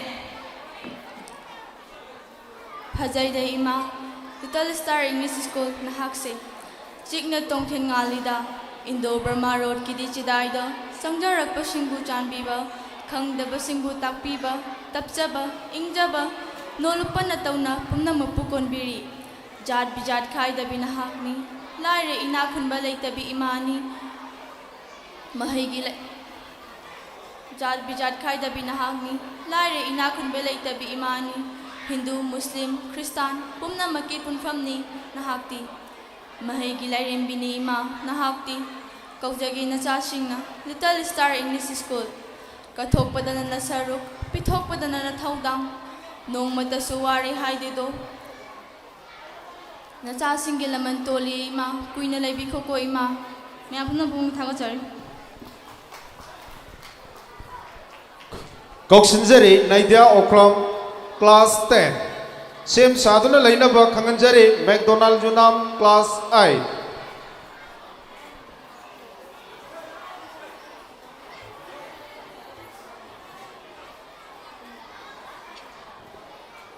Aha mamadada chief guest president guest of honor gi phamham langdaling sinbiriba oja humbu ikongna khurumjari loila loina na ai butakpi tambiriba oja guru singh busu ikai khumna bo chari amadi lengbiragli ba guardian singh thoram singh asipu mapungphan bagani haiduna lakpiriba mahairoi singh busu ikai khumna bo chari ngasi aina miya mangda lanthokjagadariba sareng asigi mamindi ita sareng asibu khuthabirakpa SM Chan lobirasi aigi sareng Nungsida ita marup loy pisak pikpadagi loinarakhi tinarakhi oja singge asani palem panthogi na mairani honaba kanbi wakhal chetbi hanba kahuba laikhidabi lai oikhibani na hakti ita adubum kadai ngasidi chatkre lapkre khoi pumnamapu thadoklamle taibang lila phambak sidagi palem pantho aninadi hangli nang mutatana kari haina khumshigita oh ningam khidreda aduk telak panangi punsina mapu maagi sinhani kanana di khamba yaruni ꯆꯠꯂꯣꯀꯣ ꯏꯇꯥ ꯄꯤꯔꯕꯅꯤ ꯕꯤꯗ꯭ꯌꯥꯏ ꯁꯦꯡꯂꯕ ꯊꯃꯣꯏꯒ ꯂꯣꯏꯅꯅ ꯍꯩꯔꯥꯡ ꯂꯩꯔꯥꯡ ꯈꯔꯁꯤꯡ ꯀꯠꯂꯕꯅꯤ ꯅꯉꯣꯟꯗ ꯂꯠꯅꯕ ꯂꯩꯇꯅ ꯂꯧꯁꯤꯜꯂꯨꯀꯣ ꯏꯇꯥ ꯀꯔꯤꯒꯨꯝꯕ ꯂꯩꯔꯝꯂꯕ ꯃꯊꯪꯒꯤ ꯃꯄꯣꯛ ꯍꯥꯏꯕꯗꯣ ꯎꯅꯁꯤꯀꯣ ꯑꯩꯈꯣꯏ ꯑꯃꯨꯛ ꯑꯣꯏꯔꯣꯀꯣ ꯑꯠꯃꯥ ꯁꯥꯟꯇꯤ ꯑꯠꯃꯥ ꯁꯥꯟꯇꯤ ꯑꯠꯃꯥ ꯁꯥꯟꯇꯤ ꯃꯌꯥꯝ ꯄꯨꯝꯅꯃꯛꯄꯨ ꯑꯃꯨꯛ ꯍꯟꯅ ꯊꯥꯒꯠꯄ ꯐꯣꯡꯗꯣꯛꯆꯔꯤ थागतसरे कौशनजरे मैकडोनाल्ड जुनाम क्लास 8 सेम साधुना लेना बखंगनजरे खेत्रिमयुम Alex class 6 सपम विद्यानंदा class 9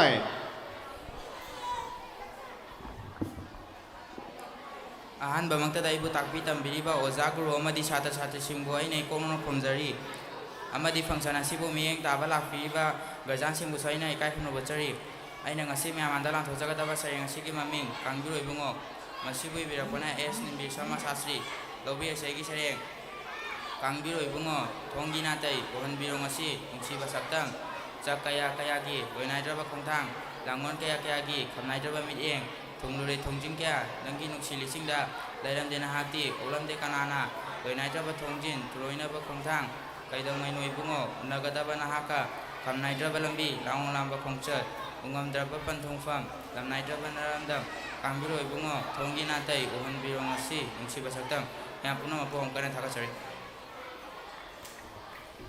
थागतसरे कौशनजरे Alex खेत्रिमयुम class 6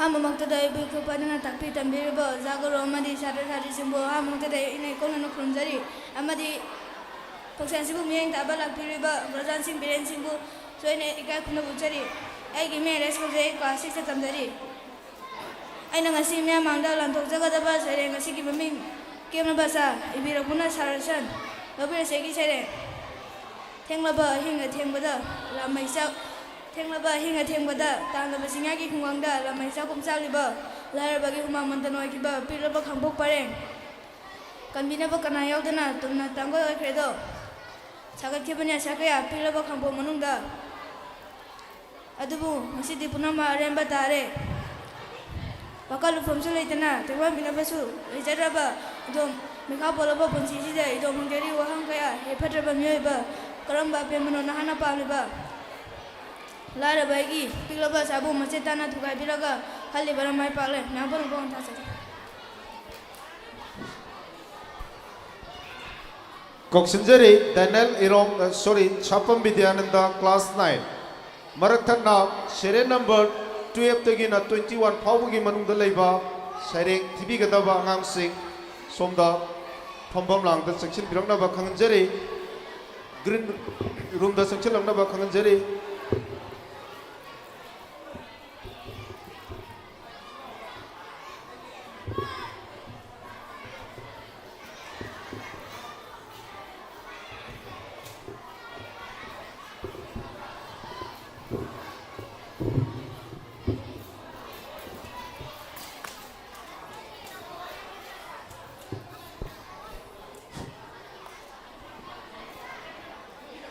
अहन मक्तदा इबु ताकपी तंबिरिबो जागुरु अमदि छात्र छात्री सिंबोइना इकोनोनो खुमजरी आइने ngasi म्यामांगदा लांथोजागदरिबा सरें ngasi ममिंगदि निखाइरे लौब्रे सेगी सरे मेलो लाउ लोइना निखाइरे सहितेगी पंजाय मक्तदा हाना निखाइरे कनागी सही कनागी लीला लोइना ताउथरे मेलो लाउ ओ पाथरे लाइबक चाउ विसितपा पामुमनि वांगना थांगतुना प्रेमी दरा सिन्थदुना इरेने मसांग अंगम तौना लाउचरी इसितपना हे लाइबक चाउ विसितपा थोइने हेना दमियान खाइरो सेलली बे सेलदो इपाक्तदम थिहनख्रो मतमगी रे कनबा कनाना बु थिंगुनी अरिबगी मोड अनौवा मौसागी नियमनी मयाम पुंगो कोइने अमकन थागसरी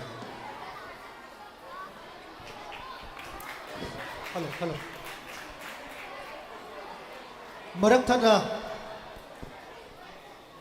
कैसेट डांस की सीरियल नंबर 1 दगिना 10 फाउबगी मनुंगदा लैबा महिरोय सिंह नत्तबा मणिपुरी रिसाइटेशन यावगदबा महिरोय खुदिमक ग्रीन रूम असिदा संगसिलनबा खंगनजरी अमुक्तंग हन्ना कैसेट डांस सेरेन नंबर 1 दगिना 10 फाउबगी मनुंगदा लैखिबा महिरोई नत्तबा अतोपा मणिपुरी रिसाइडेशन थीगदबा खुदिंगमक ग्रीन रूम असिदा संगसिलक्सी लोने लोनेना कैसेट डांस के सेरेन नंबर 1 दगिना 10 फाउबगी मनुंगदा लैरबा ड्रेसअप तौबा लोइरबा महिरोई सिंगसु ग्रीन रूम असिदा संगसिन बिरकनबा पेरेंट्स सिंग लोइनना महिरोई सिंगी मफमदा खंगनजरी सैरेंगी मखा तरकोइना कोक्सिनजरी Daniel Irom class 7 Sem Saduna Lesi Namairakpam Risikanta class 7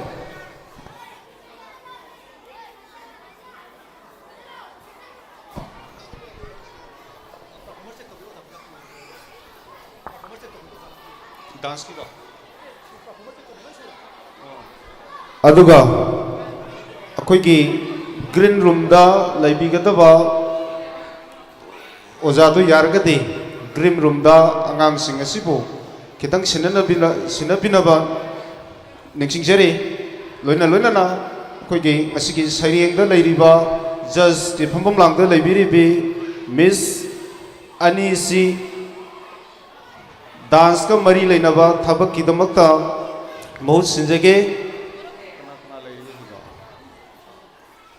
ममिंग जो madam Monika अमदे miss चक्रबा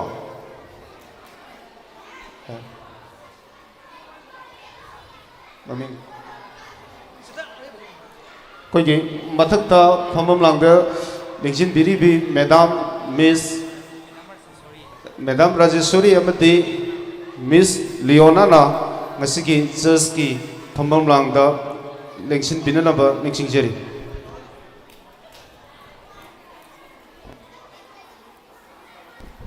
Okay, Daniel, hausi. Aham magtada ay boy kodbaya takbi tambiriba oza guru sing boy ni kono kurumjari. Amadi sadra sing amadi parents sing busu ay na ikay kumna mochari. Masi ay na mayamangda lantok sagadaba sareng asigi maming. Iray pak sareng asibu ibirak pana chingakam mayu darja singha. Lawira segi sareng.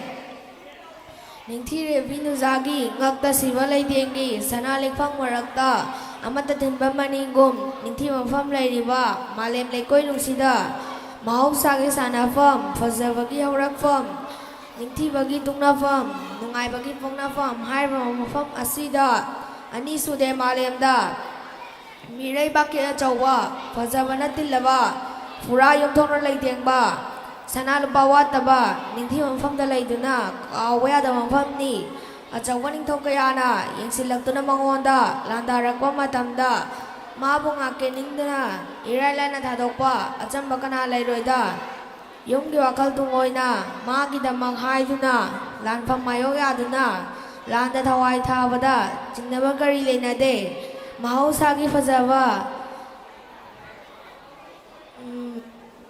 Mahusagi fazawa matik lari bagtagi hen minir hainari bani mayamna thagan mali hairaga karam mafam na thiraga hangu kudingda dakjarakani maraina miyoi bagi ningnafam pongnafam landam haiduna mayam bo makana thagachari thagachari koksunjari nangmairakpam riskant sing class 7 Sem saduna laina bakhanganjari Megdonika Yunam class 4 Nganthoy Lembi Abuzam class 4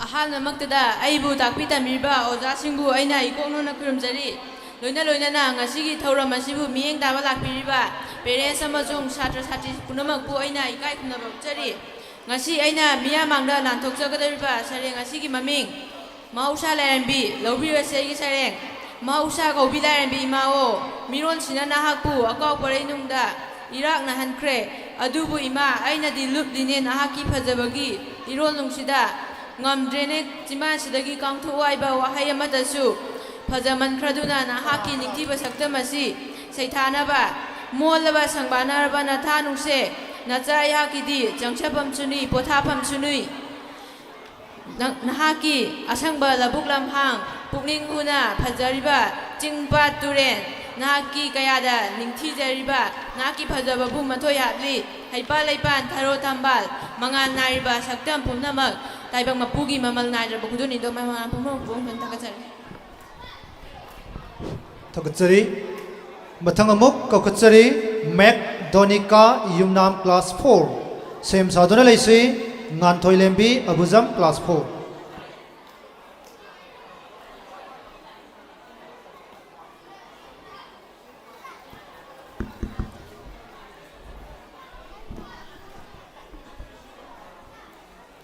ꯑꯍꯥꯟꯕ ꯃꯇꯝꯗ ꯑꯩꯕꯨ ꯏꯈꯨꯠ ꯄꯥꯏꯗꯨꯅ ꯇꯥꯛꯄꯤ ꯇꯝꯕꯤꯔꯤꯕ ꯑꯣꯖꯥ ꯒꯨꯔꯨ ꯑꯃꯗꯤ ꯁꯥꯇ꯭ꯔ ꯁꯥꯇ꯭ꯔꯤꯁꯤꯡꯕꯨ ꯑꯩꯅ ꯏꯀꯣꯛ ꯅꯣꯏꯅ ꯈꯨꯔꯨꯝꯖꯔꯤ ꯑꯃꯗꯤ ꯉꯁꯤꯒꯤ ꯐꯪꯁꯟ ꯑꯁꯤꯕꯨ ꯃꯤꯠꯌꯦꯡ ꯇꯥꯕ ꯂꯥꯛꯄꯤꯔꯤꯕ ꯒꯥꯔꯖꯤꯌꯥꯟꯁꯤꯡꯕꯨꯁꯨ ꯑꯩꯅ ꯏꯀꯣꯛ ꯅꯣꯏꯅ ꯈꯨꯔꯨꯝꯖꯔꯤ ꯑꯩꯒꯤ ꯃꯤꯡ ꯃꯦꯡꯗꯣꯅꯤꯀꯥ ꯌꯨꯝꯅꯥꯝ ꯑꯩ ꯀ꯭ꯂꯥꯁ 4 ꯀꯥꯖꯔꯤ ꯑꯩꯅ ꯉꯁꯤ ꯃꯤꯌꯥꯝ ꯃꯥꯡꯗ ꯅꯥꯊꯣꯛꯆꯒꯗꯕ ꯁꯩꯔꯦꯡꯒꯤ ꯃꯃꯤꯡ ꯏꯃꯥ ꯃꯅꯤꯄꯨꯔ ꯂꯧꯕꯤꯔꯁꯦ ꯑꯩꯒꯤ ꯁꯩꯔꯦꯡ ꯏꯃꯥ ꯃꯅꯤꯄꯨꯔ ꯈꯨꯔꯨꯝꯖꯔꯤ ꯏꯃꯥ ꯃꯅꯤꯄꯨꯔ ꯆꯤꯡꯁꯥꯡ ꯂꯧꯎ ꯊꯣꯛꯂꯤꯕꯤ ꯇꯨꯔꯦꯜ ꯂꯥꯡꯁꯤꯕꯤ ꯑꯁꯪꯕ ꯐꯤꯖꯣꯜꯅ ꯂꯩꯇꯦꯡꯕꯤ ꯄꯟꯊꯥ ꯇꯔꯨꯅ ꯊꯧꯒꯜꯕꯤ ꯆꯔꯤ ꯃꯄꯥꯟ ꯊꯥꯔꯤꯕꯤ ꯅꯣꯡꯊ꯭ꯔꯩ ꯃꯎ ꯂꯤꯡꯉꯤꯕꯤ ꯃꯅꯤꯀꯨꯞ ꯃꯉꯥꯜ ꯅꯥꯏꯔꯤꯕꯤ ꯃꯥꯂꯦꯝ ꯆꯥꯅ ꯐꯥꯎꯔꯤꯕꯤ ꯄꯤꯕꯤꯌꯨ ꯊꯧꯖꯥꯜ ꯄꯂꯦꯝ ꯃꯤꯌꯥꯝ ꯄꯨꯝꯅꯃꯛꯄꯨ ꯑꯃꯨꯛ ꯍꯟꯅ ꯈꯨꯔꯨꯝꯖꯔꯤ ꯃꯔꯛ ꯊꯠꯅ ꯑꯄꯤꯛꯄ ꯃꯍꯩꯔꯣꯏ ꯀ꯭ꯂꯥꯁ ꯅꯔꯁꯔꯤ KG 1 2 ꯁꯥꯏ ꯐꯥꯎꯕꯒꯤ ꯒ꯭ꯔꯨꯞ ꯗꯥꯟꯁꯤꯡ ꯇꯥꯛꯄꯤ ꯇꯝꯕꯤꯕ ꯏꯀꯥꯏ ꯈꯨꯝꯅꯖꯔꯤꯕꯤ ꯃꯤꯁꯁꯤꯡꯗꯨ ꯂꯩꯔꯒꯗꯤ ꯑꯩꯈꯣꯏ ꯒ꯭ꯔꯤꯟ ꯔꯨꯝ ꯑꯁꯤꯗ ꯆꯪꯁꯤꯟꯕꯤꯔꯛꯂꯒ ꯀꯅꯥ ꯀꯅꯥ ꯃꯍꯩꯔꯣꯏꯁꯤꯡ ꯌꯥꯔꯕꯒꯦ ꯍꯥꯏꯕꯗꯨ ꯑꯃꯇꯪ ꯈꯪꯍꯟꯕꯤꯅꯅꯕ ꯑꯣꯖꯥꯁꯤꯡꯗ ꯁꯤꯟꯅꯖꯒꯦ ꯂꯣꯏꯅꯅ ꯀꯦꯁꯦꯠ ꯗꯥꯟꯁꯀꯤ ꯁꯩꯔꯦꯡ ꯅꯝꯕꯔ 1 to 10 ꯒꯤ ꯃꯅꯨꯡꯗ ꯆꯟꯕꯁꯤꯡ ꯗ꯭ꯔꯦꯁ ꯑꯞ ꯂꯣꯏꯔꯒꯗꯤ ꯒ꯭ꯔꯤꯟ ꯔꯨꯝ ꯑꯁꯤꯗ ꯆꯪꯁꯤꯜꯂꯛꯂꯒ ꯔꯤꯄꯣꯔꯠ ꯇꯧꯕꯤꯅꯕ ꯃꯍꯩꯔꯣꯏꯁꯤꯡꯗ ꯂꯣꯏꯅꯅ ꯃꯔꯤ ꯂꯩꯅꯕ ꯄꯦꯔꯦꯟꯁꯤꯡꯒꯤ ꯃꯐꯝꯗ ꯈꯪꯍꯟꯖꯔꯤ ꯁꯩꯔꯦꯡꯒꯤ ꯃꯈꯥ ꯇꯥꯔꯛꯄ ꯑꯣꯏꯅ ꯀꯧꯈꯠꯆꯔꯤ ꯉꯥꯟꯊꯣꯏ ꯂꯦꯝꯕꯤ ꯑꯕꯨꯖꯝ ꯀ꯭ꯂꯥꯁ 4 ꯁꯦꯝ ꯁꯥꯗꯨꯅ ꯂꯩꯁꯤ ꯁꯔꯗꯥ ꯑꯁꯦꯝ ꯀ꯭ꯂꯥꯁ 5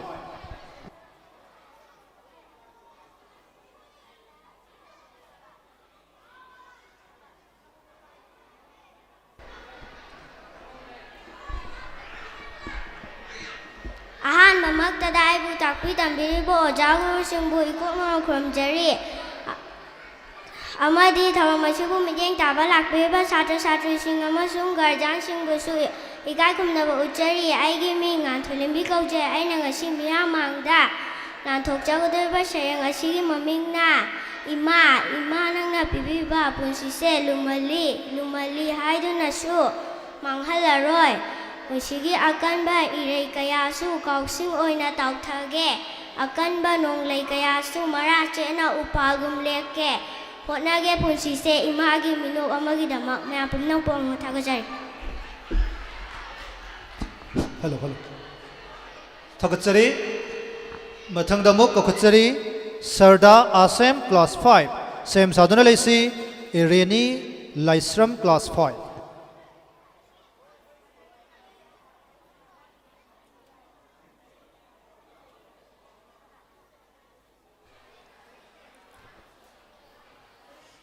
ꯑꯍꯥꯟꯕꯃꯛꯇꯗ ꯑꯩꯕꯨ ꯇꯥꯛꯄꯤ ꯇꯝꯕꯤꯔꯤꯕ ꯑꯣꯖꯥ ꯒꯨꯔꯨ ꯑꯃꯗꯤ ꯇꯤꯟꯕꯤꯔꯤꯕ ꯁꯥꯇ꯭ꯔ ꯁꯥꯇ꯭ꯔꯤꯁꯤꯡꯕꯨ ꯏꯀꯣꯛ ꯅꯣꯏꯅ ꯈꯨꯔꯨꯝꯖꯔꯤ ꯑꯩꯒꯤ ꯃꯤꯡ ꯁꯔꯗꯥ ꯀ꯭ꯂꯥꯁ 5 ꯑꯩꯅ ꯉꯁꯤ ꯃꯤꯌꯥꯝ ꯃꯥꯡꯗ ꯂꯥꯟꯊꯣꯛꯆꯒꯗꯕ ꯁꯩꯔꯦꯡ ꯑꯁꯤꯒꯤ ꯃꯃꯤꯡ ꯀꯨꯝꯒꯤ ꯑꯍꯥꯟꯕ ꯅꯣꯡ ꯂꯧꯕꯤꯔꯁꯤ ꯑꯩꯒꯤ ꯁꯩꯔꯦꯡ ꯄꯟꯊꯧꯒꯤ ꯐꯝꯖꯥꯎꯗ ꯎꯏꯔꯤ ꯑꯃꯨꯛ ꯈꯪꯗꯨꯅ ꯆꯣꯡꯂꯤꯉꯩ ꯃꯇꯝ ꯀꯨꯏꯅ ꯇꯥꯔꯨꯗ꯭ꯔꯕ ꯃꯇꯨꯡ ꯑꯊꯥꯞꯄꯗ ꯅꯣꯡ ꯈꯣꯡꯂꯛꯄꯗꯣ ꯅꯨꯡꯁꯤꯗ꯭ꯔꯥ ꯑꯗꯨꯉꯩ ꯅꯪꯅ ꯇꯥꯈꯤꯕꯗꯣ ꯇꯥꯏꯕꯪ ꯄꯥꯎꯖꯦꯜ ꯄꯨꯕ ꯌꯥꯋꯥꯅꯤ ꯁꯤꯡꯊꯥꯕ ꯉꯝꯗ꯭ꯔꯕ ꯂꯩꯁꯦꯝꯒꯤ ꯃꯔꯨꯝꯗ ꯂꯣꯟꯅ ꯊꯨꯞꯅ ꯂꯩꯕ ꯃꯄꯨꯒꯤ ꯁꯤꯗ ꯍꯤꯗꯥꯛ ꯈꯣꯝꯂꯥꯡꯒꯤ ꯃꯥꯂꯦꯝ ꯏꯃꯥꯒꯤ ꯆꯍꯤ ꯀꯨꯡꯀꯥꯡ ꯂꯩꯇꯅ ꯅꯪꯊꯔꯛꯄ ꯑꯆꯠ ꯂꯦꯡꯂꯤ ꯄꯥꯜꯂꯤ ꯉꯝꯅꯃꯛ ꯈꯧꯕꯣꯝ ꯊꯟꯅ ꯊꯛꯇꯨꯅ ꯈꯦꯡꯅ ꯅꯣꯛꯅ ꯇꯥꯏꯕꯪ ꯀꯨꯝꯍꯩ ꯌꯥꯎꯅꯕ ꯑꯊꯦꯟ ꯄꯣꯠ ꯄꯨꯗꯨꯅ ꯃꯌꯥꯝ ꯄꯨꯝꯅꯃꯛꯄꯨ ꯑꯃꯨꯛꯀ ꯍꯟꯊꯥꯒꯠꯆꯔꯤ ꯊꯥꯒꯠꯆꯔꯤ ꯀꯧꯁꯟꯖꯔꯤ ꯏꯔꯦꯅꯤ ꯂꯥꯏꯁ꯭ꯔꯝ ꯀ꯭ꯂꯥꯁ 5 ꯁꯦꯝ ꯁꯥꯗꯨꯅ ꯂꯩꯅꯕ ꯈꯪꯍꯟꯖꯔꯤ ꯄ꯭ꯔꯤꯌꯥ ꯊꯣꯛꯁꯣꯝ ꯀ꯭ꯂꯥꯁ 3 ꯅꯣꯡꯉꯥꯜ ꯁꯅꯥ ꯍꯦꯃꯝ ꯀ꯭ꯂꯥꯁ 3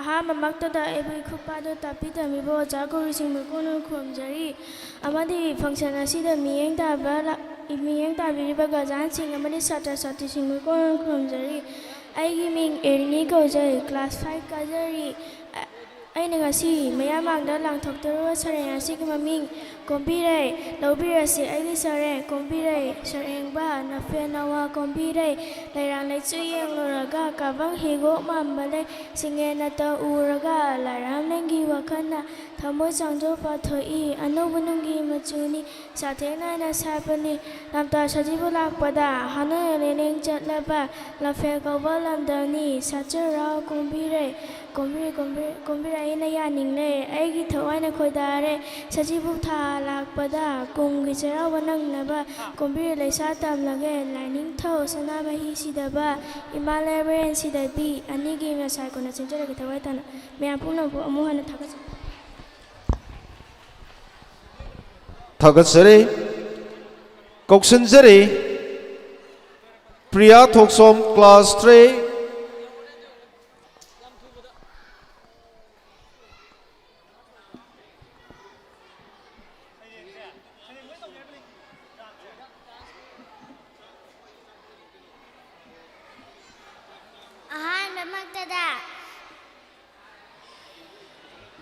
ꯑꯍꯥꯟꯕꯃꯛꯇꯗ ꯒꯖꯥꯟ ꯑꯃꯗꯤ ꯈꯨꯠ ꯄꯥꯏꯗꯨꯅ ꯇꯥꯛꯄꯤ ꯇꯝꯕꯤꯔꯤꯕ ꯑꯣꯖꯥꯁꯤꯡꯕꯨ ꯏꯀꯣꯛꯅꯅ ꯈꯨꯔꯨꯝꯖꯔꯤ ꯐꯪꯁꯟ ꯑꯁꯤꯕꯨ ꯃꯤꯠꯌꯦꯡ ꯇꯥꯕ ꯂꯥꯛꯄꯤꯔꯤꯕ ꯒꯖꯥꯟ ꯑꯃꯗꯤ ꯁꯥꯇ꯭ꯔ ꯁꯥꯇ꯭ꯔꯤꯁꯤꯡꯕꯨ ꯏꯀꯣꯛꯅꯅ ꯇꯔꯥꯝꯅ ꯑꯩꯒꯤ ꯃꯤꯡ ꯄꯤꯌꯥ ꯀꯧꯏ ꯑꯩ ꯀ꯭ꯂꯥꯁ 3 ꯀꯥꯖꯔꯤ ꯑꯩꯅ ꯉꯁꯤ ꯊꯤꯖꯒꯗꯕ ꯁꯩꯔꯦꯡ ꯑꯁꯤꯒꯤ ꯃꯃꯤꯡꯗꯤ ꯁꯤꯂꯣꯏ ꯂꯤꯂꯤ ꯍꯧꯖꯔꯒꯦ ꯑꯩꯒꯤ ꯁꯩꯔꯦꯡ ꯕꯥꯖꯤꯅꯗꯤ ꯑꯩꯉꯣꯟꯗ ꯁꯤꯔꯣꯏ ꯆꯤꯡꯗ ꯁꯥꯠꯂꯤ ꯍꯥꯏ ꯁꯤꯂꯣꯏ ꯂꯤꯂꯤ ꯐꯖꯩ ꯍꯥꯏ ꯑꯇꯩ ꯃꯐꯝ ꯑꯃꯗ ꯍꯧꯗꯦ ꯍꯥꯏ ꯁꯤꯔꯣꯏ ꯆꯤꯡꯗ ꯅꯠꯇꯅ ꯑꯩꯅ ꯍꯌꯦꯡ ꯆꯥꯎꯔꯒ ꯏꯃꯥꯟꯅꯕ ꯀꯌꯥꯒ ꯁꯤꯔꯣꯏ ꯆꯤꯡ ꯀꯥꯗꯨꯅ ꯂꯤꯂꯤ ꯑꯃ ꯆꯠꯀꯅꯤ ꯊꯦꯡꯛ ꯌꯨ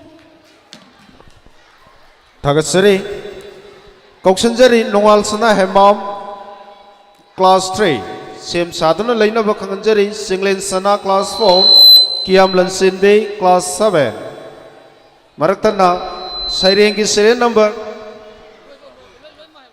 ꯑꯍꯥꯟꯕꯃꯛꯇꯗ ꯑꯩꯕꯨ ꯈꯨꯠ ꯄꯥꯏꯗꯨꯅ ꯇꯥꯛꯄꯤ ꯇꯝꯕꯤꯔꯤꯕ ꯑꯣꯖꯥ ꯒꯨꯔꯨꯁꯤꯡ ꯑꯃꯗꯤ ꯁꯥꯇ꯭ꯔ ꯁꯥꯇ꯭ꯔꯤꯁꯤꯡꯕꯨ ꯏꯀꯣꯛꯅꯅ ꯈꯨꯔꯨꯝꯖꯔꯤ ꯑꯩꯅ ꯉꯁꯤ ꯃꯤꯌꯥꯝꯃꯥꯡꯗ ꯂꯥꯟꯊꯣꯛꯆꯒꯗꯧꯔꯤꯕ ꯁꯩꯔꯦꯡ ꯑꯁꯤꯒꯤ ꯃꯃꯤꯡ ꯁꯤꯔꯣꯏ ꯂꯤꯂꯤ ꯂꯧꯕꯤꯔꯁꯤ ꯑꯩꯒꯤ ꯁꯩꯔꯦꯡ ꯕꯥꯖꯤꯅꯗꯤ ꯑꯩꯉꯣꯟꯗ ꯁꯤꯔꯣꯏ ꯆꯤꯡꯗ ꯁꯥꯠꯂꯤ ꯍꯥꯏ ꯁꯤꯔꯣꯏ ꯂꯤꯂꯤ ꯐꯖꯩ ꯍꯥꯏ ꯑꯇꯩ ꯃꯐꯝ ꯑꯃꯗ ꯁꯤꯔꯣꯏ ꯂꯤꯂꯤ ꯍꯧꯗꯦ ꯍꯥꯏ ꯁꯤꯔꯣꯏ ꯆꯤꯡꯗ ꯅꯠꯇꯅ ꯍꯌꯦꯡ ꯑꯩꯅ ꯆꯥꯎꯔꯒ ꯏꯃꯥꯟꯅꯕ ꯀꯌꯥꯒ ꯁꯤꯔꯣꯏ ꯆꯤꯡꯗ ꯀꯥꯗꯨꯅ ꯂꯤꯂꯤ ꯌꯦꯡꯕ ꯆꯠꯀꯅꯤ ꯊꯦꯡꯛ ꯌꯨ ꯑꯣꯜ ꯊꯥꯒꯠꯆꯔꯤ ꯀꯧꯁꯤꯟꯖꯔꯤ ꯆꯤꯡꯂꯦꯟ ꯁꯅꯥ ꯀ꯭ꯂꯥꯁ 4 ꯁꯦꯝ ꯁꯥꯗꯨꯅ ꯂꯩꯅꯕ ꯈꯪꯍꯟꯖꯔꯤ ꯀꯤꯌꯥꯝ ꯂꯟꯆꯦꯟꯕꯤ ꯀ꯭ꯂꯥꯁ 7 ꯁꯩꯔꯦꯡꯒꯤ ꯃꯈꯥ ꯇꯥꯕ ꯂꯤꯁ ꯙꯅꯃꯂꯥ ꯁꯃꯗ꯭ꯔꯥꯝ ꯂꯟꯆꯦꯟꯕ ꯂꯤꯁꯝ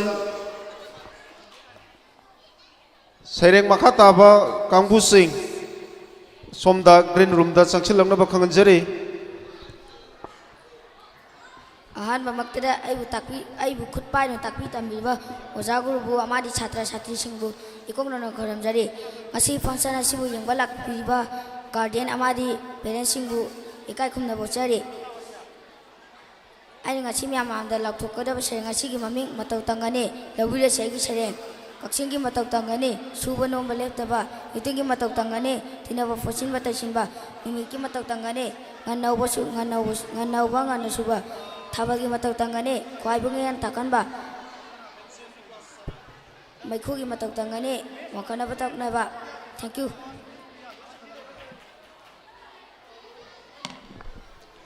ꯀꯧꯁꯤꯟꯖꯔꯤ ꯀꯤꯌꯥꯝ ꯂꯟꯆꯦꯟꯕꯤ ꯀ꯭ꯂꯥꯁ 7 ꯁꯦꯝ ꯁꯥꯗꯨꯅ ꯂꯩꯅꯕ ꯈꯪꯍꯟꯖꯔꯤ ꯂꯟꯆꯦꯟꯕ ꯑꯇꯣꯝ ꯀ꯭ꯂꯥꯁ 3 ꯑꯦꯁ ꯉꯥꯟꯕ ꯀ꯭ꯂꯥꯁ 9 ꯀꯣꯟꯊꯧꯖꯝ ꯌꯥꯏꯐꯕ ꯀ꯭ꯂꯥꯁ 9 ꯀꯧꯁꯤꯟꯖꯔꯤ ꯂꯟꯆꯦꯟꯕ ꯑꯇꯣꯝ ꯀ꯭ꯂꯥꯁ 3 ꯁꯦꯝ ꯁꯥꯗꯨꯅ ꯂꯩꯅꯕ ꯈꯪꯍꯟꯖꯔꯤ ꯑꯦꯁ ꯉꯥꯟꯕ ꯀ꯭ꯂꯥꯁ 9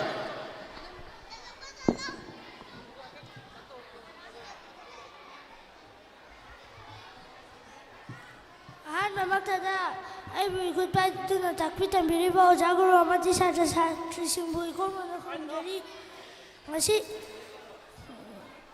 ꯑꯩꯒꯤ ꯃꯤꯡ ꯂꯟꯆꯦꯟꯕ ꯀꯧꯖꯩ ꯑꯩ ꯑꯍꯨꯝꯁꯨꯕ ꯊꯥꯛꯇ ꯀꯥꯖꯔꯤ ꯉꯁꯤ ꯑꯩꯅ ꯃꯤꯌꯥꯝꯃꯥꯡꯗ ꯂꯥꯟꯊꯣꯛꯆꯒꯗꯧꯔꯤꯕ ꯁꯩꯔꯦꯡ ꯑꯁꯤꯒꯤ ꯃꯃꯤꯡ ꯃꯆꯨ ꯑꯃꯁꯨꯡ ꯂꯩ ꯂꯧꯕꯤꯔꯁꯤ ꯑꯩꯒꯤ ꯁꯩꯔꯦꯡ ꯏꯉꯧ ꯉꯧꯕꯤ ꯇꯈꯦꯜ ꯂꯩ ꯉꯧꯗ ꯉꯧꯕꯤ ꯀꯕꯣꯛ ꯂꯩ ꯉꯥꯡꯂꯩ ꯅꯥꯕꯤ ꯀꯨꯟꯗꯥ ꯂꯩ ꯉꯥꯡꯗ ꯉꯥꯡꯕꯤ ꯒꯨꯂꯥꯞ ꯂꯩ napu manbi le hau lei napu te napu chikok lei sana machu sana rei lupa machu le sing lei isang sang le sang rei irang wang le sam ti rei mayam puna makpo mukan Koksinjari S nganba class 9 sem saduna leina ba khanganjari konthok jam yai phaba class 9 konthok jam yai phaba class 9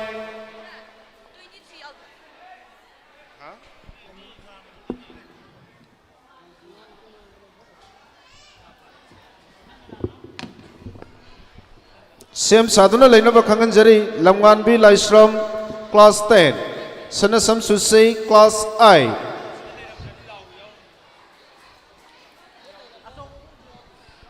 ꯑꯍꯥꯟꯕ ꯃꯛꯇꯗ ꯑꯩꯕꯨ ꯇꯥꯛꯄꯤ ꯇꯝꯕꯤꯔꯤꯕ ꯑꯣꯖꯥ ꯒꯨꯔꯨ ꯑꯃꯗꯤ ꯁꯥꯇ꯭ꯔ ꯁꯥꯇ꯭ꯔꯤꯁꯤꯡꯕꯨ ꯑꯩꯅ ꯏꯀꯣꯛꯅ ꯑꯩꯒꯤ ꯃꯤꯡ ꯀꯣꯟꯊꯧꯖꯝ ꯌꯥꯏꯐꯕꯁꯤꯡ ꯑꯩꯒꯤ ꯁꯩꯔꯦꯡ ꯃꯃꯤꯡ ꯅꯥꯏꯇꯣꯝ ꯇꯥꯕ ꯖꯥꯇ꯭ꯔꯤ ꯍꯧꯖꯔꯒꯦ ꯑꯩꯒꯤ ꯁꯩꯔꯦꯡ ꯃꯝꯂꯕꯗꯤ ꯂꯝꯕꯤꯅꯤ ꯆꯠꯃꯤꯟꯅꯁꯤ ꯍꯧꯔꯨꯅꯨ ꯀꯅꯥꯅꯁꯨ ꯌꯥꯔꯛꯂꯣꯏ ꯍꯟꯅ ꯌꯦꯡꯅ ꯀꯧꯔꯨꯅꯨ ꯀꯅꯥꯅꯁꯨ ꯈꯨꯝꯃꯛꯂꯣꯏ ꯆꯠꯂꯣ ꯆꯠꯂꯣ ꯂꯝꯕꯤ ꯆꯠꯄ ꯆꯠꯂꯣ ꯅꯊꯟꯅꯇ ꯆꯠꯂꯣ ꯃꯌꯥ ꯇꯥꯡꯒꯦ ꯂꯥꯛꯄꯗꯤ ꯃꯝꯂꯕꯗꯤ ꯂꯝꯕꯤꯁꯤ ꯑꯀꯨꯠ ꯑꯇꯣꯡ ꯃꯔꯛꯇ ꯇꯤꯡꯈꯪ ꯃꯄꯩ ꯂꯩꯕꯅꯤ ꯅꯨꯡꯁꯤꯕꯅ ꯃꯈꯥꯁꯤ ꯈꯨꯠꯂꯥꯏ ꯆꯦꯠꯅ ꯄꯥꯏ ꯌꯦꯛꯅꯕꯅ ꯅꯇꯨꯡ ꯏꯟ ꯀꯜꯂꯛꯄꯅ ꯅꯥꯎꯋꯟ ꯆꯟ ꯑꯔꯥꯞꯄꯗ ꯉꯪꯕꯗꯤ ꯅꯣꯡꯅ ꯉꯪꯕ ꯅꯠꯇꯦꯗꯣ ꯌꯦꯛꯅꯕꯅ ꯆꯩꯕꯅꯤ ꯌꯥꯏ ꯑꯣꯏꯅ ꯉꯥꯜꯂꯅꯤ ꯅꯪꯒꯤ ꯁꯨꯔ ꯃꯌꯥꯝꯅ ꯑꯃꯝꯕ ꯃꯔꯛꯇ ꯃꯌꯥꯝ ꯄꯨꯝꯅꯃꯛꯄꯨ ꯑꯃꯨꯛꯀ ꯍꯟꯅ ꯈꯨꯔꯨꯝꯖꯔꯤ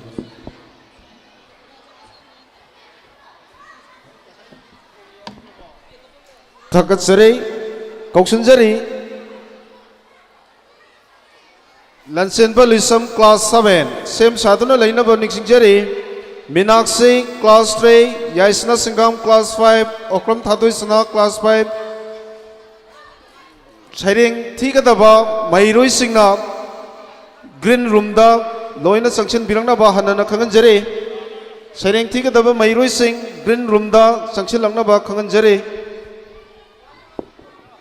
ꯑꯍꯥꯟꯕ ꯑꯃꯗ ꯇꯤꯟꯕꯤꯔꯤꯕ ꯑꯣꯖꯥ ꯒꯨꯔꯨ ꯑꯃꯗꯤ ꯁꯥꯇ꯭ꯔ ꯁꯥꯇ꯭ꯔꯤꯁꯤꯡꯕꯨ ꯑꯩꯅ ꯏꯀꯣꯛꯅꯅ ꯈꯨꯔꯨꯝꯖꯔꯤ ꯂꯣꯏꯅ ꯂꯣꯏꯅꯅ ꯐꯪꯁꯟ ꯑꯁꯤꯕꯨ ꯃꯤꯠꯌꯦꯡ ꯇꯥꯕ ꯂꯥꯛꯄꯤꯔꯤꯕ ꯒꯥꯔꯖꯤꯌꯥꯟ ꯑꯃꯗꯤ ꯄꯦꯔꯦꯟꯁꯁꯤꯡꯕꯨꯁꯨ ꯑꯩꯅ ꯏꯀꯥꯏ ꯈꯨꯝꯅꯕ ꯎꯠꯆꯔꯤ ꯑꯩꯅ ꯉꯁꯤ ꯃꯤꯌꯥꯝꯃꯥꯡꯗ ꯂꯥꯟꯊꯣꯛꯆꯒꯗꯕ ꯁꯩꯔꯦꯡ ꯑꯁꯤꯒꯤ ꯃꯃꯤꯡ ꯃꯅꯤꯄꯨꯔꯒꯤ ꯐꯖꯔꯕ ꯁꯛꯇꯝ ꯂꯧꯕꯤꯔꯁꯤ ꯑꯩꯒꯤ ꯁꯩꯔꯦꯡ ꯁꯨꯃꯠꯌꯥꯏ ꯄꯨꯔꯕ ꯆꯤꯡꯗꯣꯜꯁꯤꯡꯒꯤ ꯐꯖꯕꯅ ꯄꯨꯝꯅꯃꯛꯀꯤ ꯊꯃꯣꯏꯕꯨ ꯍꯨꯔꯤ ꯆꯤꯡꯗꯣꯜꯁꯤꯡꯕꯨ ꯁꯣꯛꯂꯤ ꯂꯩꯆꯤꯜꯅ ꯌꯦꯡꯊꯣꯛꯂꯤ ꯐꯖꯔꯕ ꯁꯛꯇꯝꯁꯤ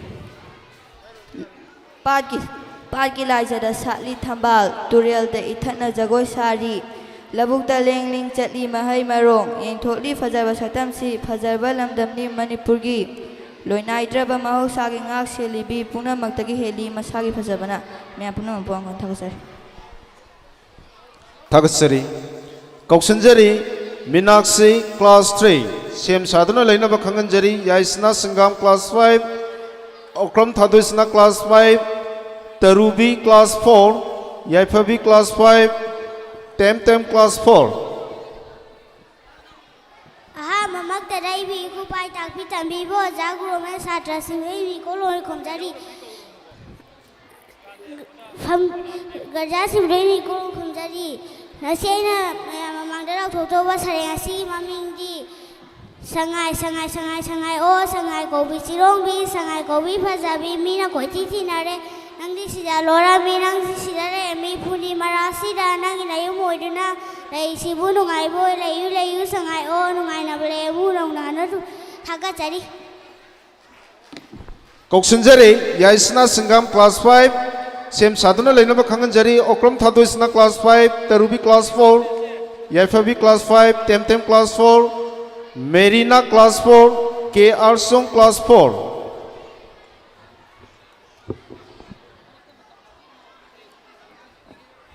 ꯑꯍꯥꯟꯕ ꯃꯛꯇꯗ ꯑꯩꯕꯨ ꯏꯈꯨꯠ ꯄꯥꯏꯗꯨꯅ ꯇꯥꯛꯄꯤ ꯇꯝꯕꯤꯔꯤꯕ ꯑꯣꯖꯥꯁꯤꯡꯕꯨ ꯑꯩꯅ ꯏꯀꯣꯛꯅꯅ ꯈꯨꯔꯨꯝꯖꯔꯤ ꯑꯃꯗꯤ ꯉꯁꯤꯒꯤ ꯐꯪꯁꯟ ꯑꯁꯤꯕꯨ ꯃꯤꯠꯌꯦꯡ ꯇꯥꯕ ꯂꯥꯛꯄꯤꯔꯤꯕ ꯒꯥꯔꯖꯤꯌꯥꯟꯁꯤꯡ ꯑꯃꯗꯤ ꯁꯥꯇ꯭ꯔ ꯁꯥꯇ꯭ꯔꯤꯁꯤꯡꯕꯨꯁꯨ ꯑꯩꯅ ꯏꯀꯥꯏ ꯈꯨꯝꯅꯕ ꯎꯠꯆꯔꯤ ꯑꯩꯒꯤ ꯃꯤꯡ ꯁꯤꯡꯉꯥꯝꯌꯥꯁ ꯆꯅꯨ ꯃꯍꯩꯒꯤ ꯊꯥꯛꯅ 5 ꯑꯩꯅ ꯉꯁꯤ ꯃꯤꯌꯥꯝꯃꯥꯡꯗ ꯊꯣꯛꯆꯒꯗꯕ ꯁꯩꯔꯦꯡ ꯑꯁꯤꯒꯤ ꯃꯃꯤꯡꯅ ꯑꯣꯖꯥꯒꯤ ꯂꯃꯟ ꯁꯩꯔꯦꯡꯁꯤꯕꯨ ꯈꯨꯠꯊꯥꯕꯤꯔꯛꯄꯅ ꯁꯔ ꯍꯥꯁꯟ ꯂꯧꯃꯤꯟꯅꯔꯁꯤ ꯑꯩꯒꯤ ꯁꯩꯔꯦꯡ ꯄꯣꯛꯄꯤꯕꯅꯤ ꯄꯂꯦꯝꯅ ꯌꯣꯛꯄꯤꯕꯅꯤ ꯄꯊꯧꯅ ꯃꯤꯊꯣꯏ ꯃꯤꯍꯦꯟ ꯑꯣꯏꯍꯟꯕ ꯑꯣꯖꯥ ꯅꯪꯒꯤ ꯊꯧꯖꯥꯅꯤ ꯑꯄꯪꯕ ꯅꯆꯥ ꯑꯣꯏꯕꯅ ꯂꯥꯡꯈꯤꯕ ꯈꯤꯕꯤꯛ ꯌꯥꯎꯔꯕꯁꯨ ꯉꯥꯛꯄꯤꯌꯨꯀꯣ ꯅꯍꯥꯛꯅ ꯄꯨꯛꯆꯦꯜ ꯆꯥꯎꯕꯅ ꯇꯧꯅ ꯆꯥꯎꯕ ꯁꯔꯦꯞ ꯐꯥꯗꯨꯅ ꯃꯥꯏ ꯄꯥꯛꯄ ꯃꯤꯊꯣꯜ ꯐꯪꯗꯨꯅ ꯏꯔꯝꯗꯝꯒꯤ ꯁꯦꯕꯥ ꯇꯧꯖꯒꯦ ꯑꯣꯖꯥꯒꯤ ꯂꯃꯟ ꯁꯤꯟꯖꯒꯦ ꯃꯌꯥꯝ ꯄꯨꯝꯅꯃꯛꯄꯨ ꯑꯃꯨꯛ ꯊꯥꯒꯠꯆꯔꯤ ꯀꯧꯁꯤꯟꯖꯔꯤ ꯑꯣꯀ꯭ꯔꯝ ꯊꯥꯗꯣꯏꯁꯅꯥ ꯀ꯭ꯂꯥꯁ 5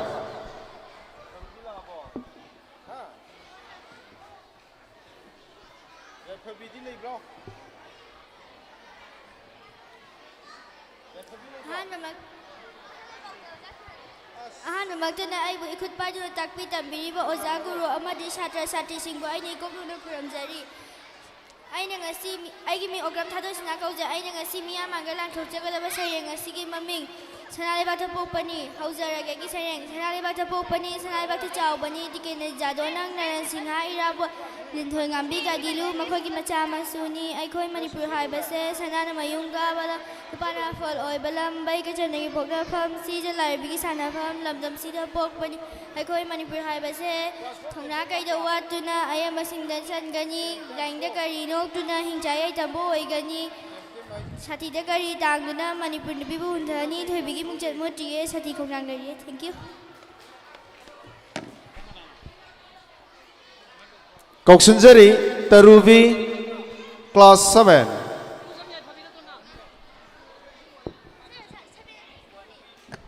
sorry class 4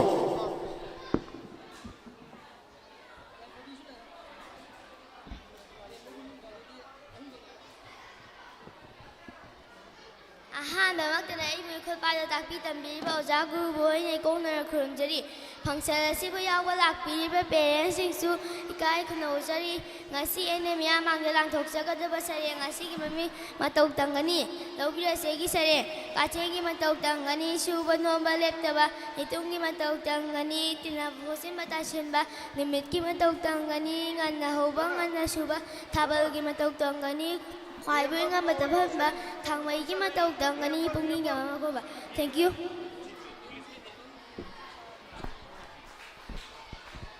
ꯅꯪ ꯀꯧꯁꯤꯟꯖꯔꯤ ꯊꯤꯡꯉꯨꯖꯝ ꯌꯥꯏꯐꯕꯤ ꯀ꯭ꯂꯥꯁ 5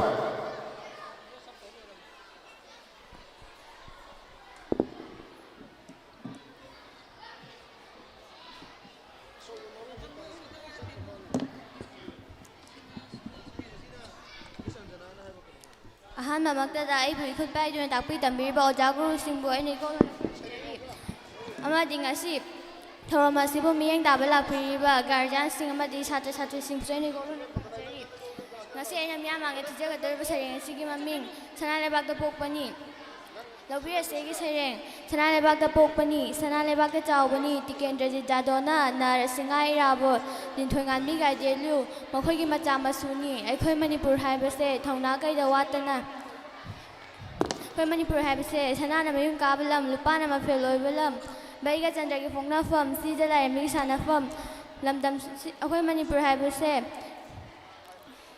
ꯂꯝꯗꯝꯁꯤꯗ ꯄꯣꯛꯄꯅꯤ ꯑꯩꯈꯣꯏ ꯃꯅꯤꯄꯨꯔ ꯍꯥꯏꯕꯁꯦ ꯂꯥꯏꯅꯤꯡꯗ ꯀꯔꯤ ꯅꯣꯞꯇꯨꯅ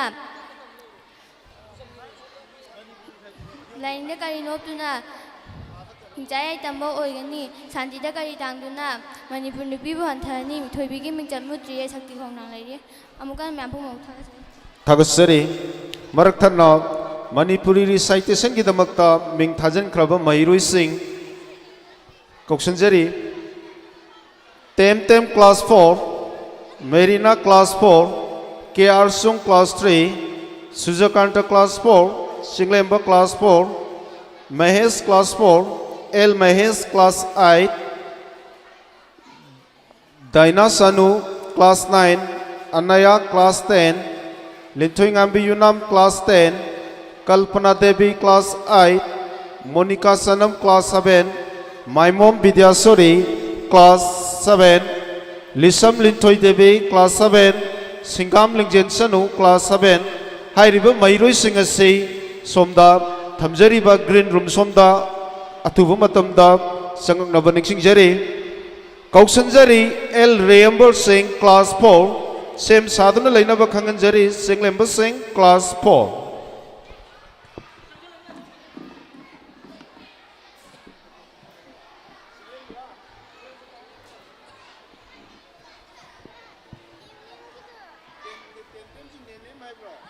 अहम वक्त इबू खुद पायन ताकि तंबीरीबा ओजा गुरु अमदी सात्र साथीसिंबु अꯩꯅ ꯏꯀꯣꯡꯅꯣꯅ ꯈꯨꯔꯨꯝꯖꯔꯤ ꯑꯩꯒꯤ ꯃꯤꯡ ꯔꯤꯌꯦꯝꯕꯔ ꯑꯩ ꯃꯔꯤ ꯁꯨꯕ ꯊꯥꯛꯇ ꯀꯥꯖꯔꯤ ꯉꯁꯤ ꯑꯩꯅ ꯃꯤꯌꯥꯝ ꯃꯥꯡꯗ ꯂꯥꯟꯊꯣꯛꯆꯒꯗꯕ ꯁꯩꯔꯦꯡ ꯑꯁꯤꯒꯤ ꯃꯃꯤꯡ ꯏꯃꯥ ꯚꯥꯔꯠ ꯂꯧꯕꯤꯔꯁꯤ ꯑꯩꯒꯤ ꯁꯩꯔꯦꯡ ꯈꯨꯔꯨꯝꯖꯔꯤ ꯏꯃꯥ ꯚꯥꯔꯠ ꯄꯂꯦꯝꯒꯤ ꯄꯂꯦꯝ ꯁꯠꯂꯛꯕꯤ ꯂꯩꯕꯥꯛ ꯂꯛꯇꯒꯤ ꯑꯊꯣꯏꯕꯤ ꯌꯥꯎ ꯁꯤꯡꯇꯨꯅ ꯐꯝ ꯑꯣꯏꯔꯤꯕꯤ ꯂꯥꯏꯅꯤꯡꯒꯤ ꯁꯛꯇꯝ ꯂꯣꯏꯔꯤꯕꯤ ꯏꯪ ꯇꯞꯄ ꯄꯥꯎꯖꯦꯜ ꯏꯔꯤꯕꯤ ꯃꯤꯡꯆꯠ ꯎꯔꯨꯝ ꯈꯤꯜꯂꯤꯕꯤ ꯁꯛꯂꯣꯟ ꯁꯥꯂꯣꯟ ꯄꯨꯔꯤꯕꯤ ꯅꯨꯡꯉꯥꯏ ꯌꯥꯏꯐꯕꯤꯔꯤꯕꯤ ꯕꯤꯕꯤꯌꯨ ꯅꯉꯥꯜ ꯄꯂꯦꯝꯉꯣ ꯃꯌꯥꯝꯕꯨ ꯑꯃꯨꯛꯀ ꯍꯟꯅ ꯊꯥꯒꯠꯆꯔꯤ ꯊꯥꯒꯠꯆꯔꯤ ꯀꯧꯁꯤꯟꯖꯔꯤ ꯆꯤꯡꯂꯦꯝꯕ ꯀ꯭ꯂꯥꯁ 4 ꯁꯦꯝ ꯁꯥꯗꯨꯅ ꯂꯩꯅꯕ ꯈꯪꯍꯟꯖꯔꯤ ꯅꯦꯝ ꯀ꯭ꯂꯥꯁ 3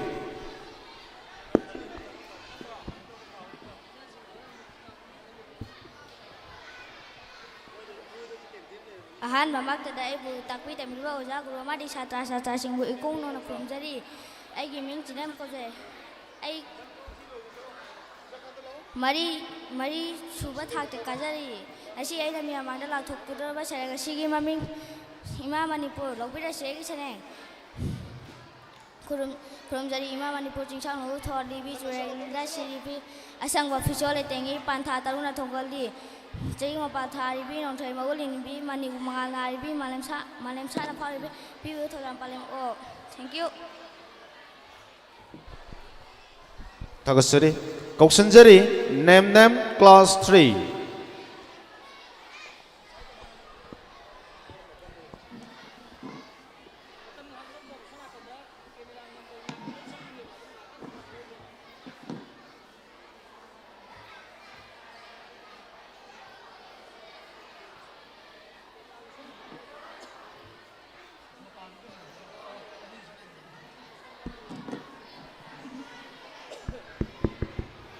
ꯑꯍꯥꯟꯕꯃꯛꯇꯗ ꯈꯨꯔꯨꯝꯖꯔꯤ ꯇꯥꯛꯄꯤ ꯁꯦꯝꯕꯤꯔꯕ ꯑꯣꯖꯥ ꯑꯃꯁꯨꯡ ꯁꯥꯇ꯭ꯔꯁꯤꯡꯕꯨ ꯈꯨꯔꯨꯝꯖꯔꯤ ꯑꯩꯒꯤ ꯃꯤꯡ ꯅꯦꯝ ꯑꯩ ꯀ꯭ꯂꯥꯁ 3 ꯀꯥꯖꯔꯤ ꯑꯩꯅ ꯉꯁꯤ ꯍꯥꯏꯗꯣꯏꯕ ꯁꯩꯔꯦꯡ ꯑꯁꯤ ꯃꯃꯤꯡꯗꯤ ꯁꯉꯥꯏ ꯁꯉꯥꯏ ꯁꯉꯥꯏ ꯁꯉꯥꯏ ꯑꯣ ꯁꯉꯥꯏ ꯀꯧꯕꯤ ꯆꯤꯔꯣꯡꯕꯤ ꯁꯉꯥꯏ ꯀꯧꯕꯤ ꯐꯖꯕꯤ ꯃꯤꯅ ꯀꯣꯏꯊꯤ ꯊꯤꯅꯔꯦ ꯅꯪꯗꯤ ꯁꯤꯗ ꯂꯣꯠꯂꯝꯃꯤ ꯅꯪꯗꯤ ꯁꯤꯗ ꯂꯩꯔꯝꯃꯤ ꯐꯨꯝꯗꯤ ꯃꯔꯛ ꯑꯁꯤꯗ ꯂꯩꯕꯁꯤꯕꯨ ꯅꯨꯡꯉꯥꯏꯕ꯭ꯔꯣ ꯂꯩꯌꯨ ꯂꯩꯌꯨ ꯁꯉꯥꯏꯌꯣ ꯅꯨꯡꯉꯥꯏꯅꯕꯨ ꯂꯩꯔꯝꯃꯨ ꯅꯧꯔꯥ ꯍꯥꯔꯥ ꯄꯨꯔꯛꯀꯦ ꯊꯦꯡꯛ ꯌꯨ ꯊꯥꯒꯠꯆꯔꯤ ꯀꯧꯁꯤꯟꯖꯔꯤ ꯁꯨꯖꯀꯥꯟꯇ ꯁꯤꯡ ꯀ꯭ꯂꯥꯁ 4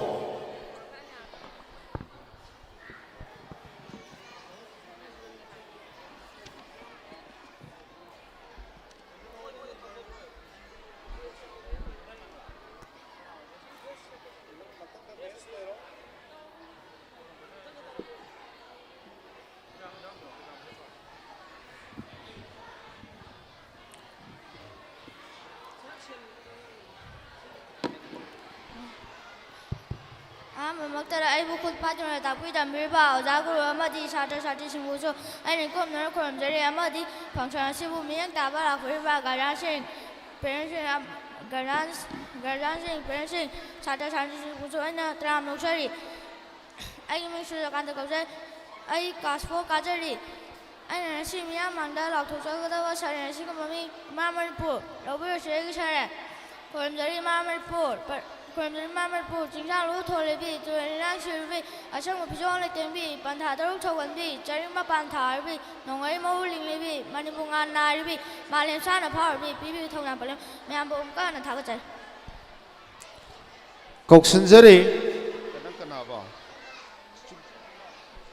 ꯀꯦ ꯑꯥꯔ ꯁꯨꯡ ꯀ꯭ꯂꯥꯁ 3 ꯁꯦꯝ ꯁꯥꯗꯨꯅ ꯂꯩꯅꯕ ꯅꯤꯡꯁꯤꯡꯖꯔꯤ ꯑꯦꯜ ꯃꯍꯦꯁ ꯁꯤꯡ ꯀ꯭ꯂꯥꯁ 8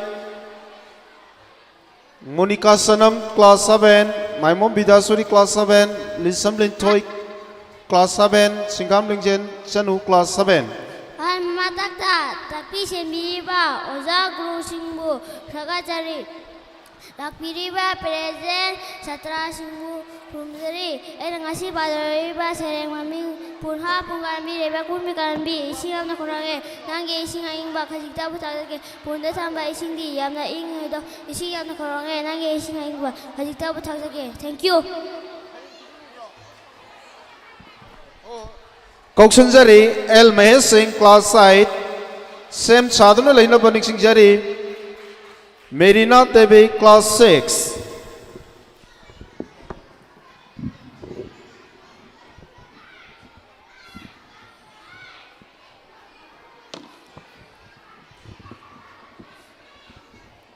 ꯑꯍꯥꯟꯕꯃꯛꯇꯗ ꯑꯩꯕꯨ ꯇꯥꯛꯄꯤ ꯇꯝꯕꯤꯔꯤꯕ ꯑꯣꯖꯥ ꯒꯨꯔꯨ ꯑꯃꯗꯤ ꯁꯥꯇ꯭ꯔ ꯁꯥꯇ꯭ꯔꯤꯁꯤꯡꯕꯨ ꯏꯀꯣꯟ ꯑꯩꯅ ꯉꯁꯤ ꯃꯤꯌꯥꯝ ꯃꯥꯡꯗ ꯂꯥꯟꯊꯣꯛꯆꯒꯗꯕ ꯁꯩꯔꯦꯡ ꯑꯁꯤꯒꯤ ꯃꯤꯡꯗꯤ ꯍꯣ ꯏꯃꯥ ꯃꯅꯤꯄꯨꯔ ꯂꯧꯕꯤꯔꯁꯤ ꯑꯩꯒꯤ ꯁꯩꯔꯦꯡ ꯆꯤꯡꯂꯣꯟ ꯃꯥꯄꯟꯅ ꯀꯣꯏꯁꯟꯕꯤ ꯔꯤꯇꯨ ꯇꯔꯨꯛꯅ ꯊꯧꯒꯟꯕꯤ ꯄ꯭ꯔꯀꯤꯇꯤꯒꯤ ꯁꯥꯟꯅꯐꯝ ꯑꯣꯏꯔꯤꯕꯤ ꯁꯅꯥ ꯂꯩꯕꯥꯛ ꯃꯅꯤꯄꯨꯔ ꯀꯨꯝꯒꯤ ꯅꯨꯡꯉꯧꯒꯨꯝ ꯆꯤꯟꯊꯔꯤꯕ ꯃꯤꯅꯨ ꯄꯤꯔꯥꯡ ꯇꯩꯊꯣꯛꯂꯣ ꯏꯃꯥ ꯅꯪꯗꯤ ꯅꯄꯥꯔꯤꯅ ꯃꯣꯝ ꯆꯥꯎꯔꯛꯂꯦ ꯄꯤꯕꯤꯌꯨ ꯊꯧꯖꯥꯟ ꯅꯆꯥ ꯑꯩꯈꯣꯏꯗ ꯊꯦꯠꯂꯝꯒꯦ ꯂꯥꯡꯉꯟ ꯐꯤꯔꯥꯟ ꯅꯆꯥ ꯑꯩꯈꯣꯏꯅ ꯃꯐꯝ ꯀꯩꯗ ꯐꯪꯗꯦ ꯇꯥꯡꯂꯕ ꯁꯉꯥꯏ ꯃꯐꯝ ꯀꯩꯗ ꯁꯥꯠꯇꯦ ꯁꯤꯔꯨꯏ ꯂꯤꯂꯤ ꯁꯅꯥ ꯂꯩꯕꯥꯛꯁꯤꯗ ꯅꯠꯇꯅ ꯑꯇꯧꯕ ꯄꯣꯛꯄꯤ ꯏꯃꯥ ꯅꯪꯗꯤ ꯆꯤꯟꯊꯔꯤꯕ ꯃꯤꯂꯨ ꯄꯤꯔꯥꯡ ꯇꯩꯊꯣꯛꯂꯣ ꯍꯣ ꯏꯃꯥ ꯃꯅꯤꯄꯨꯔ ꯍꯣ ꯏꯃꯥ ꯃꯅꯤꯄꯨꯔ ꯃꯌꯥꯝ ꯑꯃꯨꯛ ꯄꯟꯊꯣꯛꯑꯁꯤ Koksinjari is Merina Devi, class 6.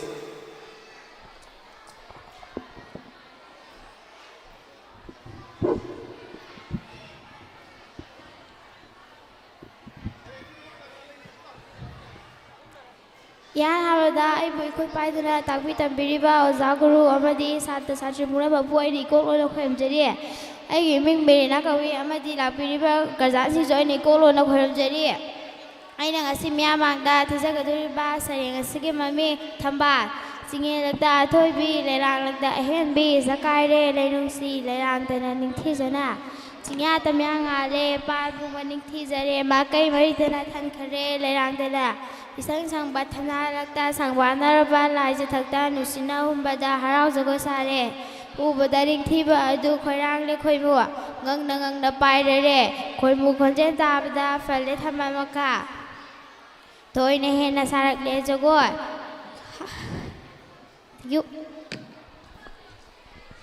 Koksinjari, serial number 20 da Lairibi, Langwambin Laisram, class 10.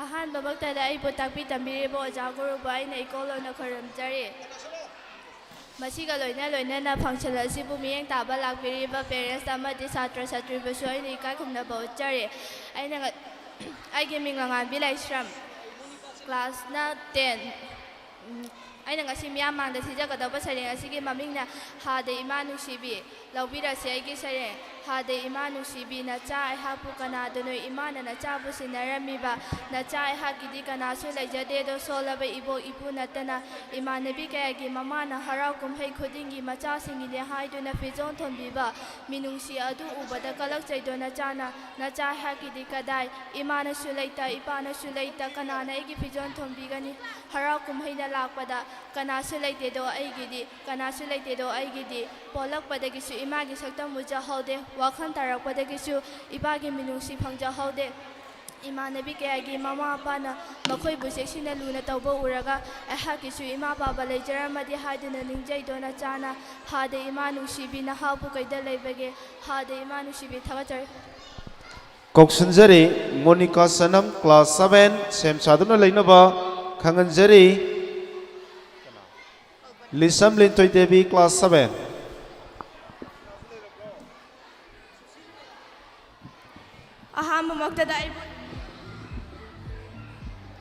ꯑꯍꯥꯟꯕꯃꯛꯇꯗ ꯑꯩꯕꯨ ꯇꯥꯛꯄꯤ ꯇꯝꯕꯤꯔꯤꯕ ꯑꯣꯖꯥꯁꯤꯡꯕꯨ ꯏꯀꯣꯛꯅ ꯈꯨꯔꯨꯝꯖꯔꯤ ꯑꯃꯗꯤ ꯁꯥꯇ꯭ꯔ ꯁꯥꯇ꯭ꯔꯤ ꯐꯪꯁꯟ ꯑꯁꯤꯕꯨ ꯌꯥꯎꯕ ꯂꯥꯛꯄꯤꯔꯤꯕ ꯄꯦꯔꯦꯟꯁꯁꯤꯡꯕꯨꯁꯨ ꯏꯀꯥꯏ ꯈꯨꯝꯅꯕ ꯎꯠꯆꯔꯤ ꯑꯩꯅ ꯉꯁꯤ ꯃꯌꯥꯝ ꯃꯥꯡꯗ ꯂꯥꯟꯊꯣꯛꯆꯒꯗꯕ ꯁꯩꯔꯦꯡ ꯑꯁꯤꯒꯤ ꯃꯃꯤꯡꯗꯤ ꯃꯪꯂꯥꯟ ꯍꯧꯖꯔꯒꯦ ꯑꯩꯒꯤ ꯁꯩꯔꯦꯡ ꯅꯨꯃꯤꯠ ꯃꯁꯤꯡ ꯈꯪꯍꯧꯗꯦ ꯃꯇꯝ ꯃꯥꯒꯤ ꯈꯣꯡꯆꯠꯇꯤ ꯑꯁꯨꯝ ꯆꯠꯈꯤ ꯑꯉꯥꯡ ꯅꯋꯥꯁꯤꯡꯒꯤ ꯃꯇꯧꯕꯨ ꯆꯦꯟ ꯆꯣꯡꯗꯨꯅ ꯁꯥꯟꯅꯔꯤꯉꯩ ꯌꯦꯡꯗꯨꯅ ꯂꯩꯍꯧꯋꯤ ꯅꯨꯃꯤꯠꯀꯤ ꯃꯥꯏꯀꯩꯗꯕꯨ ꯑꯃꯨꯛꯁꯨ ꯈꯟꯖꯈꯤ ꯂꯥꯛꯈꯤꯅꯤ ꯑꯩꯒꯤ ꯃꯇꯝ ꯉꯥꯟꯈꯤꯅꯤ ꯅꯨꯃꯤꯠꯀꯨꯝꯅ ꯌꯦꯡꯖꯍꯧ ꯅꯨꯃꯤꯠꯀꯤ ꯐꯖꯕ ꯅꯈꯣꯏꯁꯨ ꯂꯥꯛꯎ ꯇꯨꯡ ꯏꯟꯗꯨꯅ ꯊꯤꯔꯨꯁꯤ ꯐꯖꯔꯕ ꯃꯪꯂꯥꯟ ꯀꯌꯥ ꯐꯥꯎꯍꯜꯂꯁꯤ ꯇꯥꯏꯕꯪꯗ ꯐꯖꯔꯕ ꯑꯩꯒꯤ ꯃꯪꯂꯥꯟ ꯃꯌꯥꯝꯕꯨ ꯑꯃꯨꯛꯀ ꯍꯟꯅ ꯊꯥꯒꯠꯆꯔꯤ Thagasari, Koksinjari, Lisam Lintoy Devi, class 7, Sem Saduna Lainaba Kanganjari. Nang serial number kya? Serial number 21 da leiribi Sanasam Susi class 8 sem sadana leinaba khanganjari.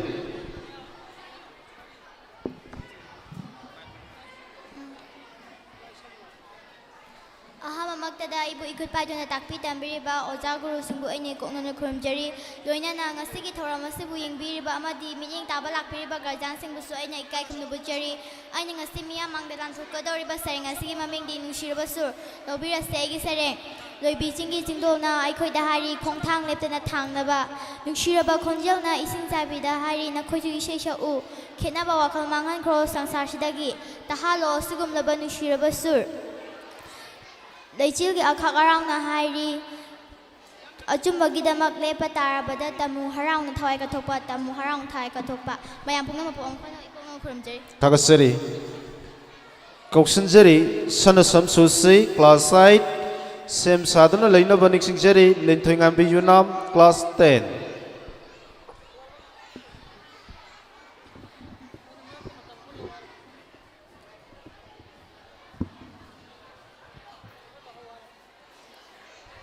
Ahamamagtada ibu ikut paiduna takpi tambiriba oja guru amadi satra satri singbu aini koknona khurumjari aina ngasi miyamangda laktokjagadoriba sareng asigi mamingna laman lobir segi sareng nushibadagi nushiba pamubadagi pamuba ima tani aikhoi luna tawfamni ima ipa ani tani mahoi laman tolibani ahai asingi mawadi yokjabini atai sidi igi maribu imani igi horofam iraipakni Atay ima araibani pongnafong namdam imani miyoybagi mapokda sonari wahai khudingda kumlam laman singamde achumamagsu ningnade mama masa khangnade imabu ima kaunade mamagi thawai tawdababu sagi singa thana imabu mingdasi karamna koksige kari upai tawduna khubang kari leptuna imagi aba koksige mayapunam pongkan thakajari Koksanjari lenthoingambi yunam class 10.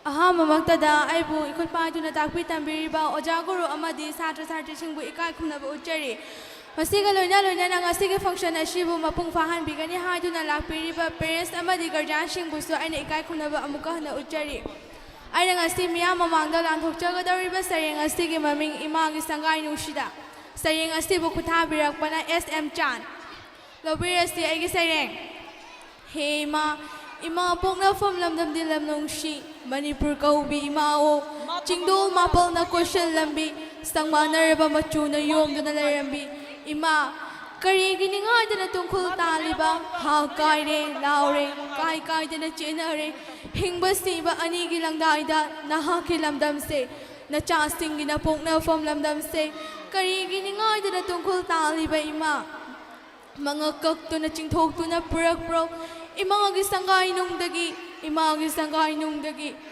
Hema karigi Hema kanada bu warauriba Chat patari na chasung asidi Kanthok ningda kanthok patari Thangdok ningda thangdok patari Imagi sangai nungdagi Adu ngai Thongna faraba ining thawgambir singha na choy na takraba matamda Manipuri mapari singbu khomjanduna lanthengnaki ngasi su kaudrine ima Malemda numita laite hainariba British ki agent mga kaktuna hatki ngasi su kauba laite ne ima karigi ninga dana tongkhul taliba thongna faraba mapari sing mamom sing lakne anauba chukki anauba asa kaya puduna Imagi sangai nung sida mayam punamok po amuka hana thagachari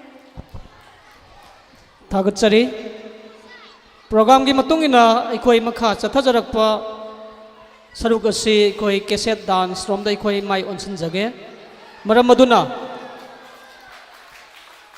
ikoi haktang break lobi khiba ikai khumna jari bang asigi function asigi damakta ikoi camera gi silenau sing sound gi aduga light ki silenau khudingmak sing adu khajiktang khonglei thuna koi matamdi yamna sana dei khoina pijaba ngamjadre angang singi program oibana मरम मदुना खजिक्तंग खोंगलै थुना सोमदा लिंगसिंग बिरंगनबगी तंजादु मतंग अखोई खंगनजगे class 10 गी नुपा मचा नखोई मरी गुंबदंग सिदा लागा stage गी मथक्ता लैरिबा अखोईगे ओजासिंग गी फमफम सिंग मसे मखादा अमुक्तंग मफम चाना अमुक फमननबा ओजासिंग गी जगह सि सिननबा अमुक्तंग चंगजलो नुपा मचा क्लास 10 दगी मरी खक्तमक चंगजन बिरक्से अदुगा चीफ गेस्ट प्रेसिडेंट अदुगा गेस्ट ऑफ ऑनर गी फमफम सिमसु मखादा खजिक्तंग अखोई लिंगथोक लिंगसिन तौजबा तारे मरम अदुना ngasi kai khumna jariba अखोईगे ओजासिंगनसु हाइरिबा सिंदोक सिंजन गी जगह सिमतंग अयाबा पिबिननबा ओजासिंग गी मफमदा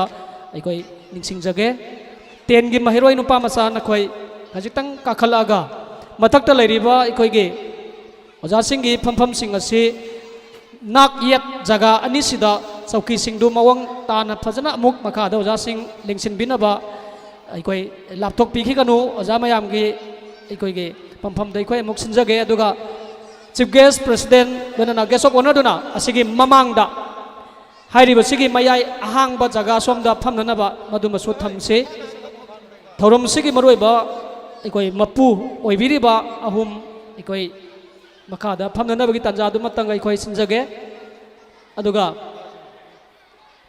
जज गी फमफम Langda लिंगसिन बिरिबी kai kumnajariba oja singna isa isa gi asai degi akhoi masibu asoi rang kaya yengduna madugi damakta pifam thokpa mak pibiriba sing adu tinsillaga thambiram nabasu ahang matanja sida oja singda madu matanga akhoi sinajage oja sing isa isa gi chauki thajariba makha somda phajana akhoi phambiraga angang singi akhoi cassette dance makha tana thagidon adom phamgidoi ni angang adom somda onjalo ahumdo mathakta hek leiriba akhoi phampham mayam sing asidi loina ma akhoi lautarasi adoga stage gi makha da thariba carpet ki mathak sida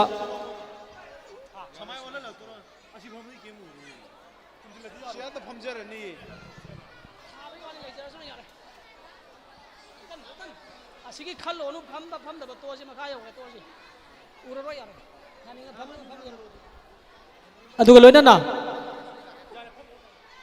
loina na akhoi ge tongan ba nupi masa sing amasung nupa masa sing ge cassette dance ki damakta dress up tawna na ba akhoi na haijakhiba serial number 1 to 10 phawbugi manung da leiba mairoi sing khaktamak green room somda leibina na ba अतई Singh अदु लोइसिनबिरि मदु यामनदि फै अदुमकपु हानना इखोय serial si thetuna thamखरबनिना serial number 1 द थोकदबा मैरोइ सिंह अदुदि यामना ngaligai matamdagi loisallaga laikre aduna madu kalaga horen इखोना तौरुबो matamda guardian singi maraktagi karigumba इखोय complaint lagadi madu थोक्तनबगी दमकता लेंबिरक लेबा guardian singi amade मैरोइ singi खंजरगा यारिबा मखै इखोय serial दु काइदना बहना जगे अदुना यावगदबा मैरोइ सिंह अदु लोयरगदी ग्रीन रूम सोमदा संगसलाजी दरकार होइबा 1 to 10 अदुगा लोइनाना मखादा फमफम सिगी अवांग बसित सिंगजिदि असोमगी नाकंदा ओजाजिंगना फमिजिगी मतुंग थांबा जगारोमदा थमगरजे मी खरायाम संगजलो 10 महिरोइ सिंग सिगी सोफा सिंगजे खरगा हेना मताई पुरा मताई दोना थमगरजे मरमदि मखादा इखोय अंगांग सिंग फमिबा सिंगजे अमता उररोय लेखटपा होरे अदो सिलेब खलकनी सोयदना मदु थोक्तनबा 10 खयाम संगजलो असिजे आदा फमी बिसिंगी पुरा मतुंग थमग्रबा वांगना थांकलगा ओजासन मदुंग त सिनबिरो अंगांग सिंगना मदुगी सतफम खटफम दो चौकी सिंग दो लौथोक पिरो अदुगा पुरा तुंग द थमग्रजे मरमदे अखोय ग्राउंड फ्लोर सिदा अखोय कारपेट थारागा अंगांग सिंगी फमफम लेइबरिना मदुदगी येंगकपदा सोयदना मकी मदुगी नुंगाइतबदो सोयदना उरani मधु थोक्तनबा खरयाम पायो सोमदा अममम पायो पुन्ना असिगे सोबुजे खितंग ओजाजिंग लेंथोक लेंसिन तौजबा तारे वारो बिबा यादे अखोय cassette dance natragana mayamna अखोय इसै थारगा मदुगी अइथोय चिंगदोय बा इसागे उथोक चनबगी दुगम तंजा अमक पिजबसिदा गार्जियन सिंग अमदि लेंबिरलिबा पुनमंगना सुमदुगी मियंग तामिनबदा नुंगाइनबा स्टेज समा अखोय हांगना यामना चावना थोलाइबा मैरोइ सिंग अदुगी दमकता खंजरगा मसे अखोय हांगना थमनबगी तंजादुम अखोय लौजबनी हन्ना हन्ना कौई हाइदुनसु वारोबिगनु अखोई ngasiगी थौरम असिगीदमक्ता मपुंग ओइना लेंबिरक्लिबा साउंड गी अदुगा लोइनाना कैमरा गी सिलेनाउ सिंग अदुगा लाइट की सिलेनाउ सिंग दरकार ओइबा सिंग ऑपरेटर खुदिंगमक हाइजबा तारे इसा इसागी इंस्ट्रूमेंट के मनाक्ता संक्शन बिरक्तुना हाइरिबा प्रोग्राम असुबा मपुंग फान बिनाबगिदमक्ता हन्ना हन्ना लेंबिरक्लिबा ख्वाई खुदिंगमक्ता हन्ना हन्ना कौई हाइदुनसु वारोबिगनु तंजाना याददुना तौजबने अदना हुजिक्ते अगांग सिंगी मरुइबा अखोई यामना पामजबा हाइतारे मतम सिगी अदुगुमलबा थौरम दो अखोई पाइखनबगी तंजादु लौजगे कैसेट डांस की दमकता अखोई जज अहुमदंगा अखोई खजिक्तंग सिंदोक छिंजिन तौजबा तारे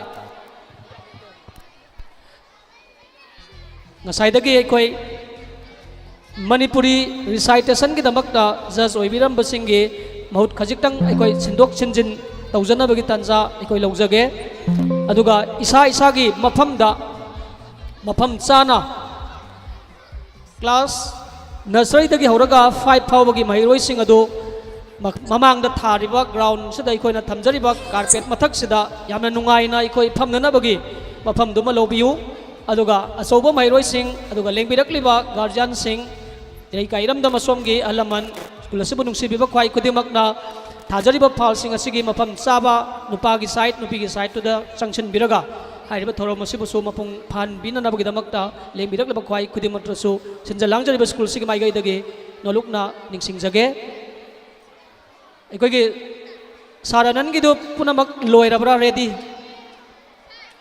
ओजागिदु अमता ऑपरेटर का तानबिरगा दरकार ओइबा सिंगदु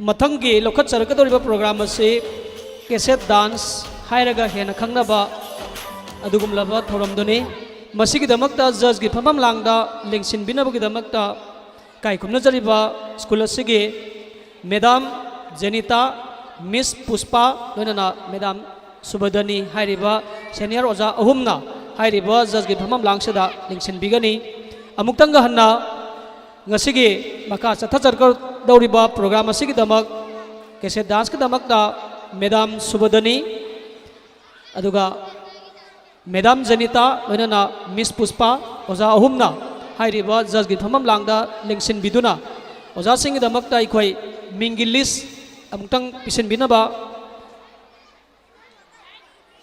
लोनना ओजा सिंगी दमकता तोंगान तोंगान बा ड्रेस की अदुगा मखोइगी सेलिबा कॉस्ट्यूम माइजबा तारे फिरोल सिंग अदुगा लोइनाना मखोइगी परफॉर्मेंस अदुगा मदुगी एडजस्टमेंट सिंग अदुदा खाइदोक नबिरगा 10 मार्क्स टोटल 30 मार्क्स ता ओजा अहुमना मदु खाइदोक खाइजिन तौबिरगा मार्क तो पिबिनबा ओजा अहुमदा सिनजगे हौजिक्ति सिलेनाउ कैमरा गी अदुगा साउंड गी खुदिंगमक सिंगसु मफम सिदा अखोइगी मिटमांगदा उरबनिना अखोइगी थौरम जथाजनबा मरुइना इसै थारकदबा अखोइगी ओजानंदगी मदुगी लोइरे हाइबगी साइन अमतंग रेडी तौबगी दुमा अखोइदा मुक्तंग खंगन बिरगा प्रोग्राम से अखोइ हौनबा होनजगे साराननना मुक्तंग मदुमा अमुक्तंग मदु सिनबिरो मदुदा लोइनमक frame तौदरग लैखरबा ओइबना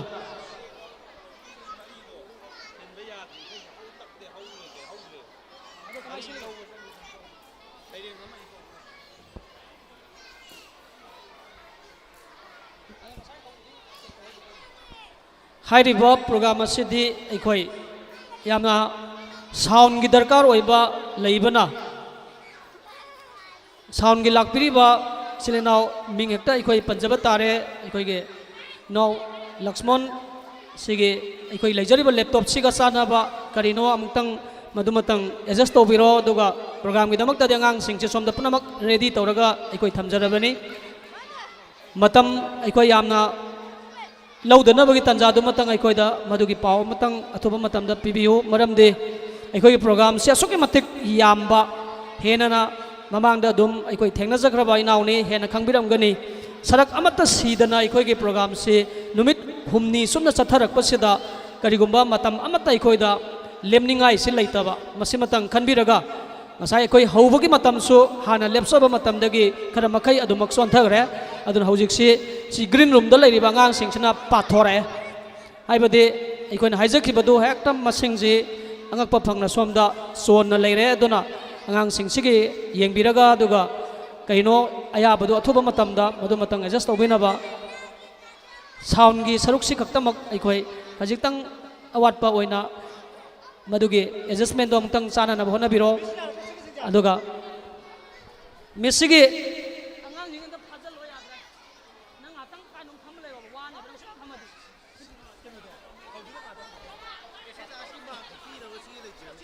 hojiki ngasai gi chapul do da pulap yaugrabani maming list tu da ngasai gi ahan bada aikoi serial list to adum medam hoy gi do loibiraga di miso gi do loibiraga di kese dance ke oja sing da damak sinabiro yani ko ja thank you yamna thuna toba matangi manung da pick up to bi do na hojik aikoi lagliba inau lakshman na hairibasima yare haibagi ingit pibirakpa hanana thagatsari hojikte aikoi khudingmak stage somda miyeng singsin mirarasi judge ahum su aikoi ready leibirabra haibadugi mingi list tu oja hoi yobire thagatsari adudi haunaba tawjage ahan mamakta da kokhatsari cassette dance ki damakta s dhannamala amasung mahaki kangbu yaugdaba mairoi sing mingoina pallabada ke lansenbi t s jennifer t s panthoi t s puja s s lingzen m vidya sorry loinana o panthoi hairiba mairoi sing ase class 7 gi adung laba mairoi sing ni makhoi dagi ahan boina cassette dance ki stage somda aikoi punamak miyeng chingsin mirase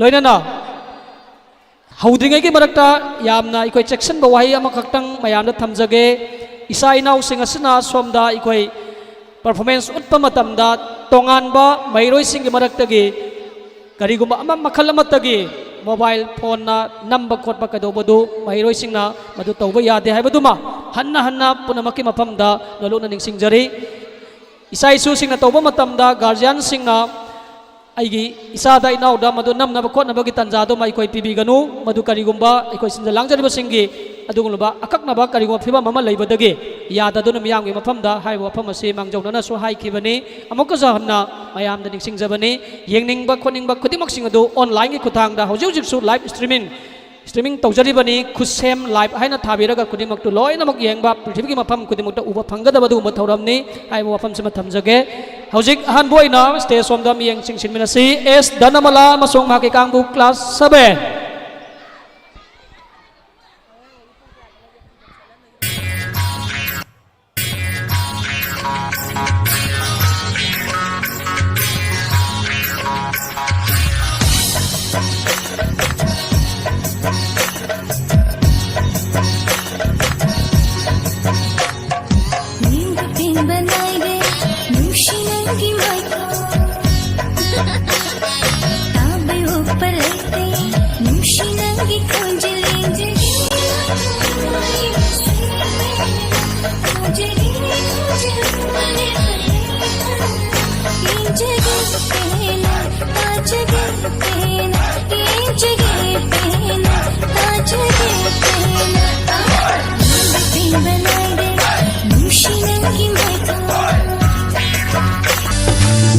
चादब थकदब ओइदब ngaudब langdब afaba nupa nangonda lairi khaibe nangonda aina chakchab nangonda aigi thamoi shidana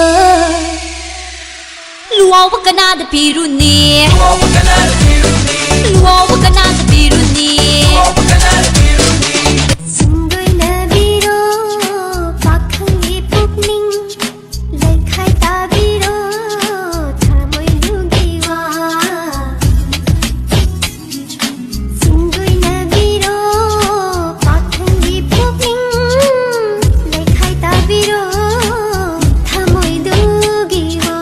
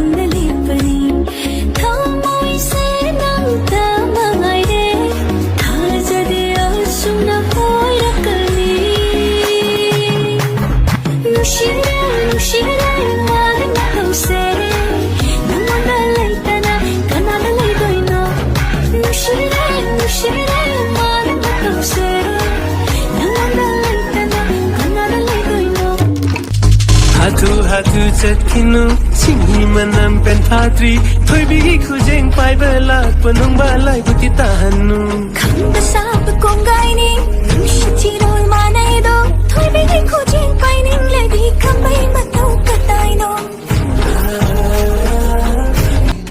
khenba nuja khamloi uiriba ningo thamoi sina dhure pakhang thamoi sangoida ningo thamoi sina dhure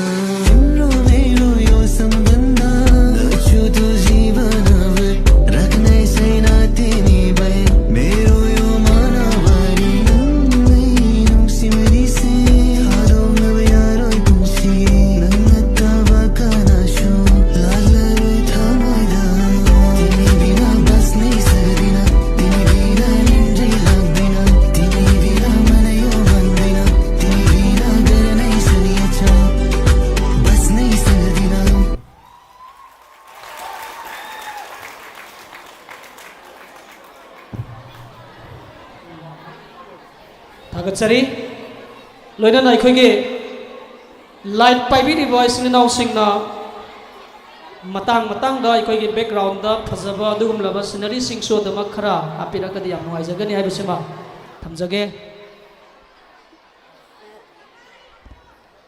loina na makha sidi class 7 gi mairoi singna mayam da adum laba khudol tambigraba matong da khara pikpa mairoi sing gi maraktagi amutang ka khotjage mathangi class 1 amasung mahaki kangbu sing habi class 1 gi mairoi sing dage koi keset dance amatang utpina ba stage da kokhat chari yamna nungai riba makhakna school asina pangthok chari ba annual cultural cum literary meet 2025 ki damakta school asina numit humni sumna pangthok chagada ba thoram asida school asida class nursery da tamliba ahal gi mingdi Baba ima gi mingdi khoi khangjautre do bo waru bigaroi laisam thoihenba hairiba angang sigi guardian na class nursery gi mairo sigi guardian singna aikoi gi thoram sigi damakta ising aikoi case mari khak aikoi gi oja sing amadi sin bilang bi sing gi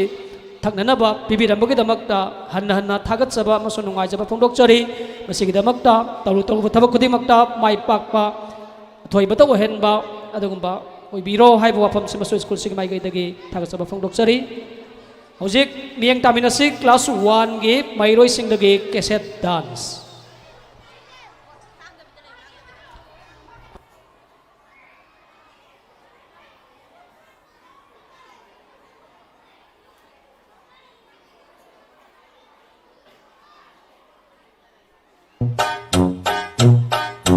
Tiki tiki tiki tak tak tak, tiki tiki tiki tiki tak tak tak.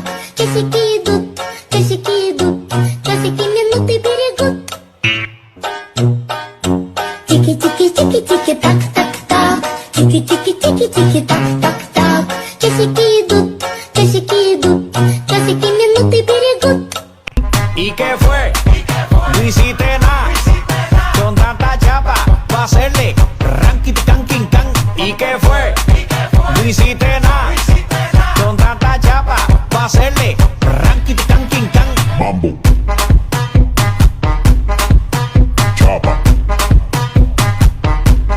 Doggy style.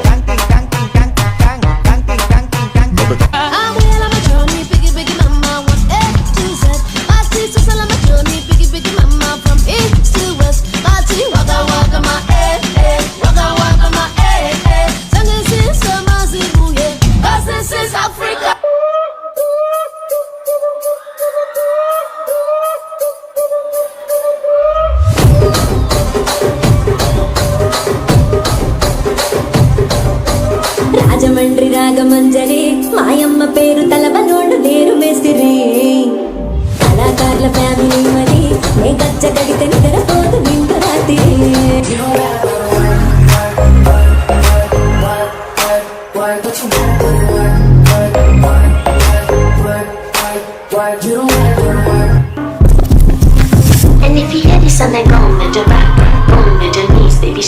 the max. Will the DJ please turn up the bass to the max? Please just rewind, let me shake it to the max. DJ Angelo. Ella conmigo andaba martillando. Ella conmigo andaba martillando. Esto se fue mundial. A mí hay que bailarme todos los días, tú no me puedes pichar. No sé qué te va a gustar, tú te pones de maldad. Tu papi si quiere vaciar y que esto se fue mundial. A mí hay que bailarme todos los días, tú no me puedes pichar. No sé qué te va a gustar, tú me pones de maldad. Tu papi si quiere vaciar. Yo te doy lo que tú quieras, báilame en el tubo.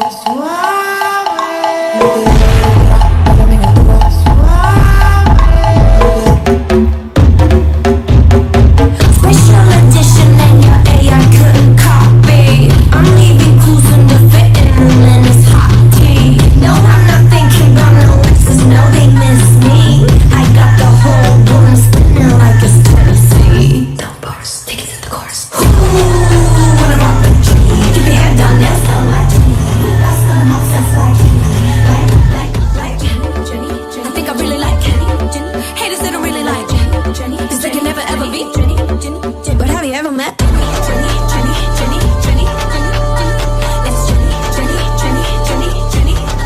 But have you ever met?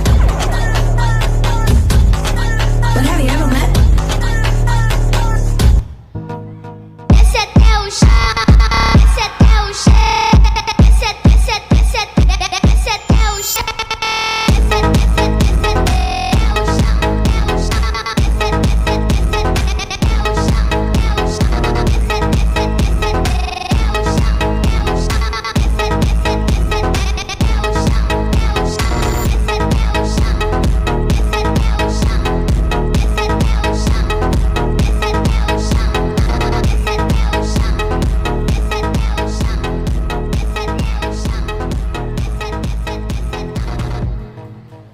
Thagatsari yamna pikliba mahiroi sing gi aikoi haitaba aduga manadaba sing do mayam puna manang pigani mathang sidi punsida amuktang stage ka pada mangai riba asoke matik pikliba nursery gi mahiroi sing dage aikoi keset dance amatang biheng taminasi loinana aikoi gi speaker khiliba mapada lairiba missing do yaragadi mamang da hang iba jaga som da sangchalaga phammagadi nungai gani maram di mado kuina phamjaladi nakong do horen soidana chik chik lauba thokdana ba phampham somda ka khat piraga phambiro ojanupa singduna khajitang lapthok piraga dumak pham saba yeng piraga dum phambiu maram de madu yamna aikoi nungai tabani masimatang khangan jage punsigi ahan boina stage da Little Star English Higher Secondary School na khudong saba thamjariba school asigi dung sijaraba yamna pikliba adugumba nursery gi group tagi keset dance amatang mayam da khudol tamjage kakat piraksi nursery gi mahiroi sing please come on the stage sem saduna leibiro mathangi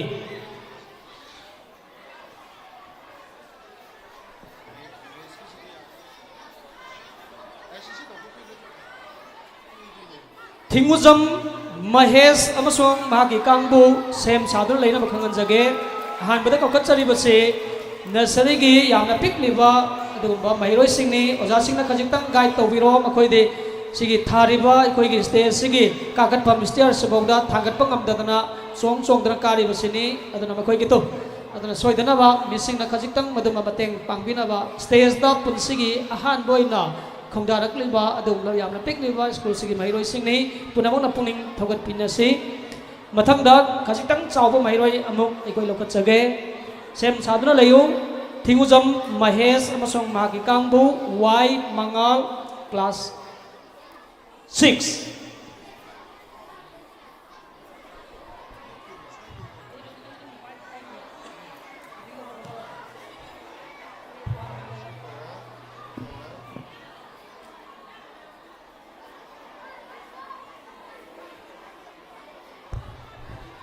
Ozajing ki phambam do khajitang mairoi na khoina maduma sinbiro maram di dugi speaker mapa duma phambada yam horen kuina phamjala di yam wa bane baduna madugi jaga duma ozajing ki mamang dara natragana jaga do yengaga maduma phampham duma kitang na khoina sinbiro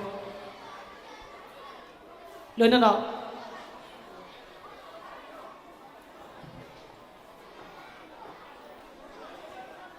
ꯑꯩꯈꯣꯏꯒꯤ ꯁꯥꯔ ꯅꯪ ready ꯇꯧꯕꯤꯔꯣ ꯃꯊꯪꯒꯤ ꯁꯦꯝ ꯁꯥꯒꯗꯕꯁꯤ ꯊꯤꯡꯉꯨꯖꯝ ꯃꯍꯦꯁ ꯑꯗꯨꯒ ꯋꯥꯏ ꯃꯉꯥꯜ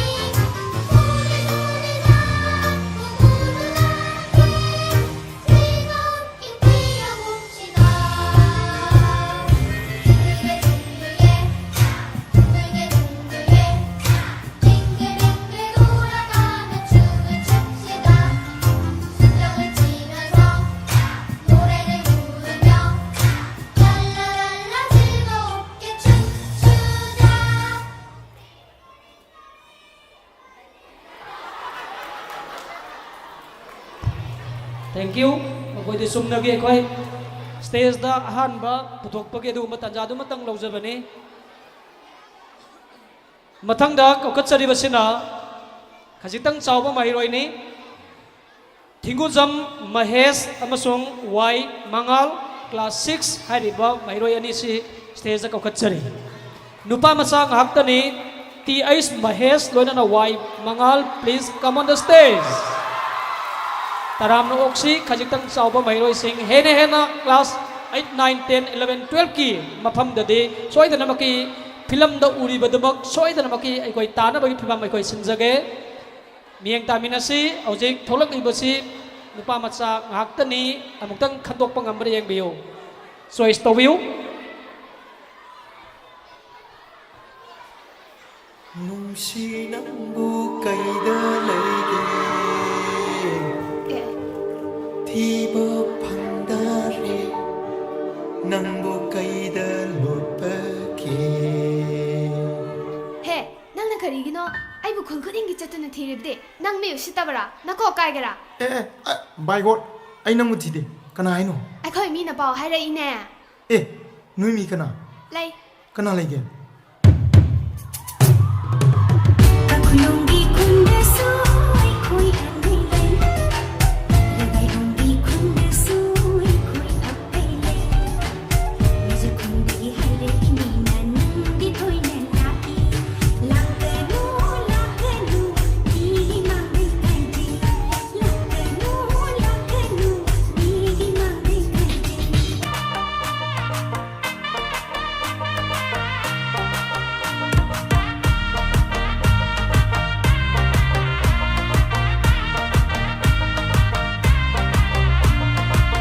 Pakangaisu thamoi pali nusibasu loina khangni makasu na thenari puksil senba yengli ye tamna ingna yengjavani aina pama khanjavani punsile punsemna ba thamoi divani khangjaune tajaune pangmuk heta na kumsine yavige tavige thamoi sena haibada nusi nasine yasin nasine thamoi sena hairati nusi nasine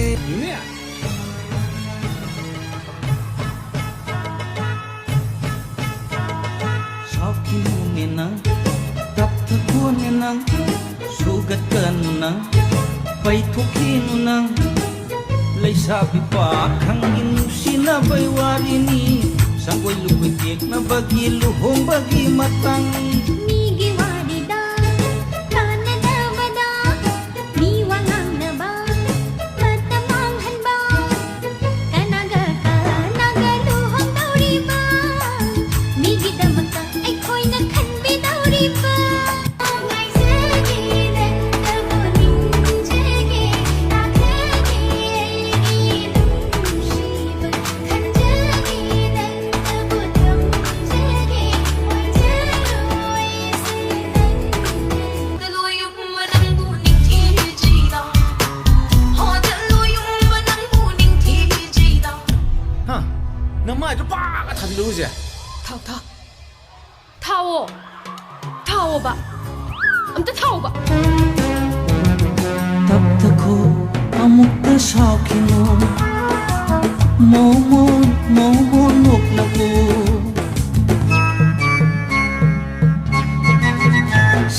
답답고 아무것도 샤키노 모모 녹라고 ꯑꯗꯨꯗꯤ ꯅꯪꯅ ꯆꯥꯛ ꯊꯣꯡꯕ ꯑꯩꯅ office ꯀꯥꯕ ꯅꯪꯅ ꯐꯧ ꯁꯨꯕ ꯑꯩꯅ ꯀꯣꯏꯕ ꯆꯠꯄ ꯅꯪꯅ ꯑꯉꯥꯡ ꯂꯧꯕ ꯑꯩꯅ ꯁꯤꯅꯤꯃꯥ ꯌꯦꯡꯕ ꯅꯁꯥꯅ ꯌꯥꯔꯕ꯭ꯔꯥ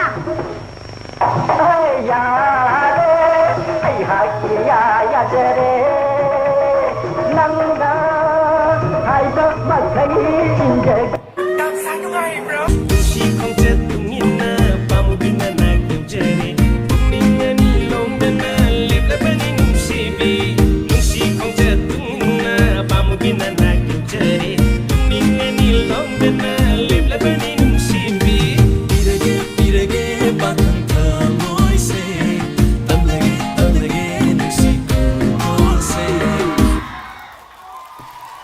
Thagatsari nupi gi sakam lang libasina Mahesh loinana wai mangal ani dage ikhoi nungairaba adugumba kase dance ma uraba matong side kaukatsari apikpa mairoi singi maraktagi class KG da tamleba mairoi singdagi kase dance matang khudol tamjage class KG gi mairoi sing stage da kakalakna ba ikhoi gi missing da sinazari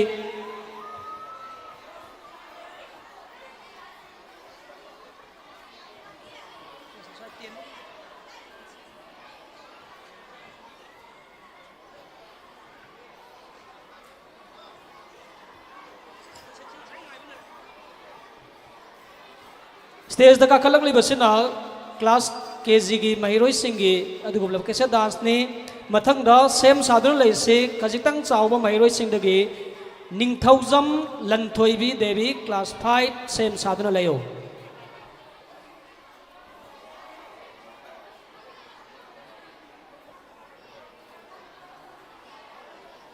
housing stage da leiribase koi class KG gi adumlaba kindergarten gi mahiroi sing angang sing ngaktani loinana lengbirakliba guardian sing na class ki oina ikoina grouping oina puthok charibasi tanja si mahiroi khudingmak saireng thiba haitaba isai sakpa haitaba atai aikoi solo gi performance piba ngamdragasu asigumlaba apun ba group sida mayam ga loinaba stage gi performance si pihauba yana bagi tanja dumatang school asena laujabani masida mahiroi masing yamba yamdaba haibana singba sing adugi papam thambigano hairiba sing asida ahiba aitaba angang sing adumak yaugani adumakpo punamak sing adu subsin jaraga stage gi phampak thak sida amutang kahauna na bagi tanja do koi pijanaba school asena madugi chance adu koi laujabani hojik niang taminasi KG gi mahiroi sing damakta operator da lebiri bai kai thumna jarba oja anand sinajari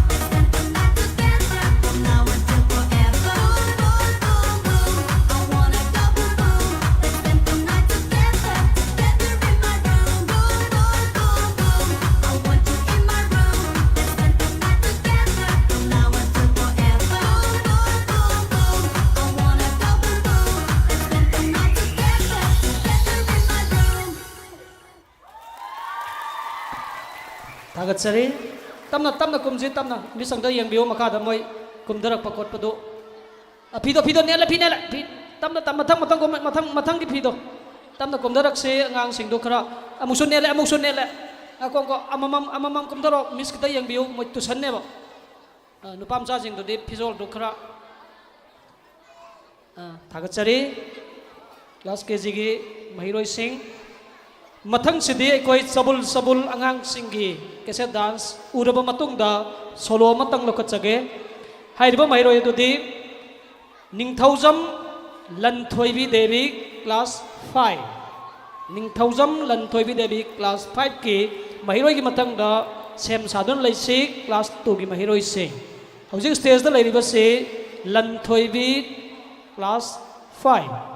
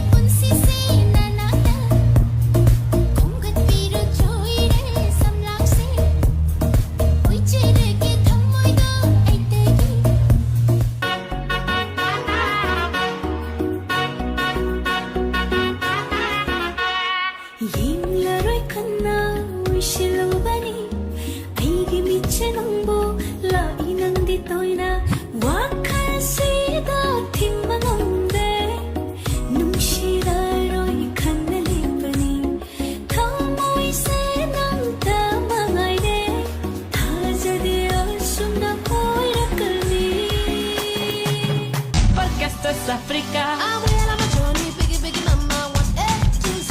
Bati susala machoni, biggie mama, from east to west. Bati waka waka ma waka waka ma This is Amazibuye, this is Africa.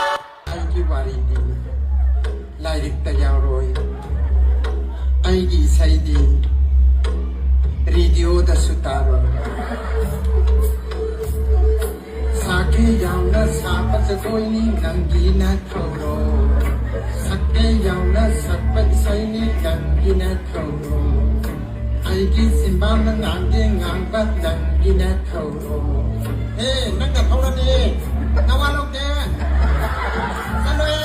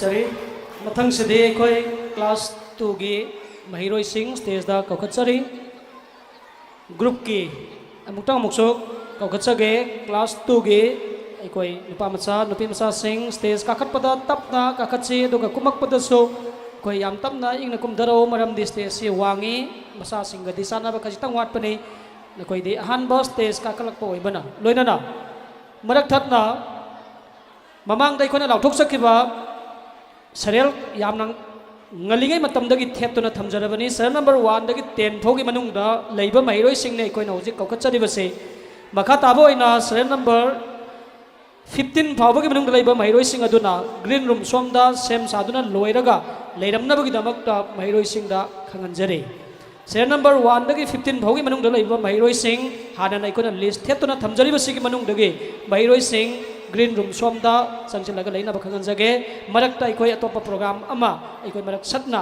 tawgadaba leibana हाइरिबा 15 फाउ बचाना same सादर लेसे हौजिक अखोई stage दा लेरिबसे class 2 गी महिरोई सिंगदगी cassette dance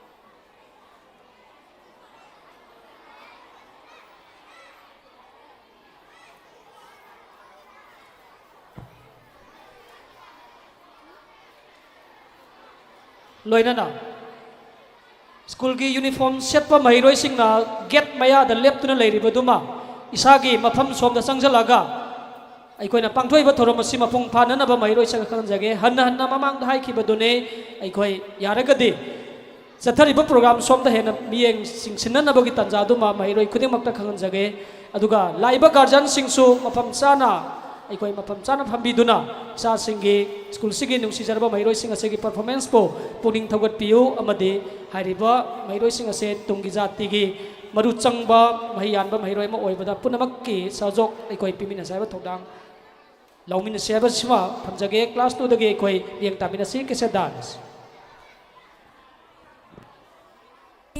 Isum leiba hijete no no no no no no no entry thecheri nushigi lambida chatta mata jazedri khang aide leirang ni leirang dori bi leirang aide leirang ni leirang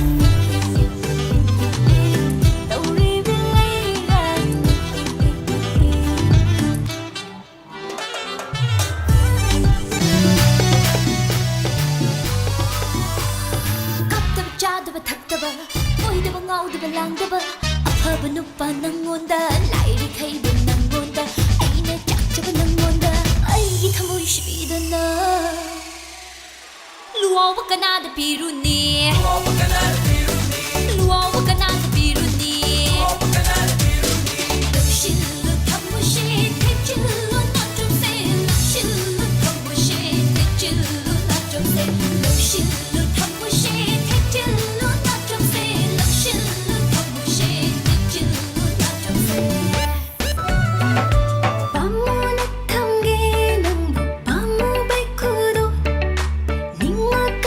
Chicks in the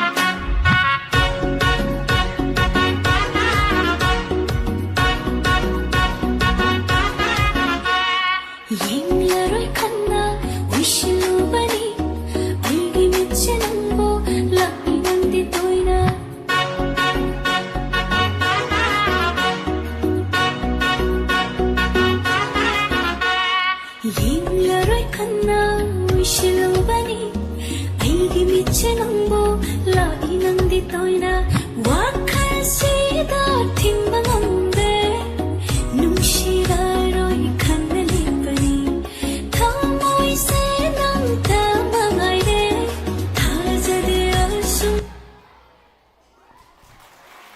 Tagat sari waro biroi lebirak leba amade school sege mahiroi guardian khuding makta aikhoi gi tawjari basi masing si amna lakpa participant si maram aduna aikhoi hanana makhoi ni pisalai bai sai sing asidagi 4 minutes saiba tare minute mari dagi hen aikhoi sang thaba yadaba maram aduna isai si marakta tatpagumba man basi tatpanatte chap chaba minute masing do aikhoi na semjaraga tawjabani waro biroi kokachari matang da Okram Asarika amasung maki kangbu class 4 saruk yagadaba mairoi sing oke Asarika Lansenbi namai rakpam loina N Amrika haiba class 4 gi mairoi sing masidage kese dance miyang taminasi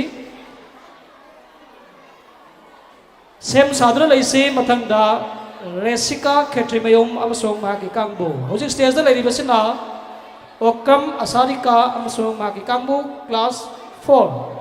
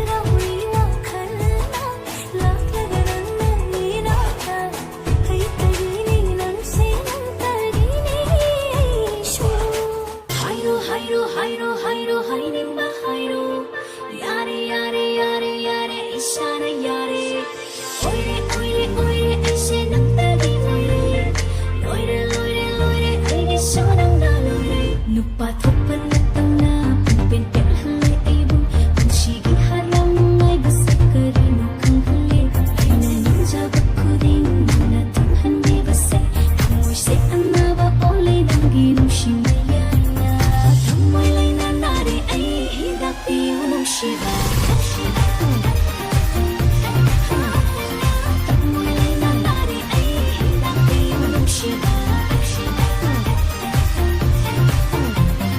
Hatu hatu zatkinu jinghi manam penfat Thagatsari Mathang Sidi Khara Kajitang Chaukatpa Mairoi Singh Group Amatang Kaukatsari Resika Khetrimayum Amasong Maki Kangbu Sutsi Sanasam Anjita Moirang Them Loinana Malem Nganbi Khetrimayum Hairiba Mairoi Lupi Masa Class 8 Ki Mairoi Singh Stage Kaukatsari Loinana Kese Dance Kit Madakta Aikoi Mahiroi Singh Lembirakliba Singna Isa Isagi Mafam Dagi Adumak Isada Parokpa Ihul Adumak Phongdok Piba Kaisu Kaide Adumak Thagatsari Madugidamuk Tasu School Asina Taram Adumak Oksai Haiba Wapam Samasu Thamjage Hojik Stage da Laibasi Serial number 10 da Laiba Resika Khetrimayum Amasumaki Kangbu Sem Sadra Laisi Matangda Soren Sangbam Merina Amasumaki Kangbu Loinana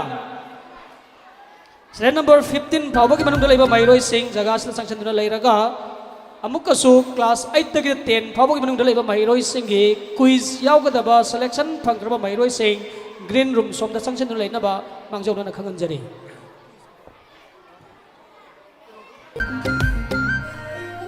Manjanangdo sakhenba nuja khongloi uiriba ningo thamoi singna thore pakhang thamoi sangoida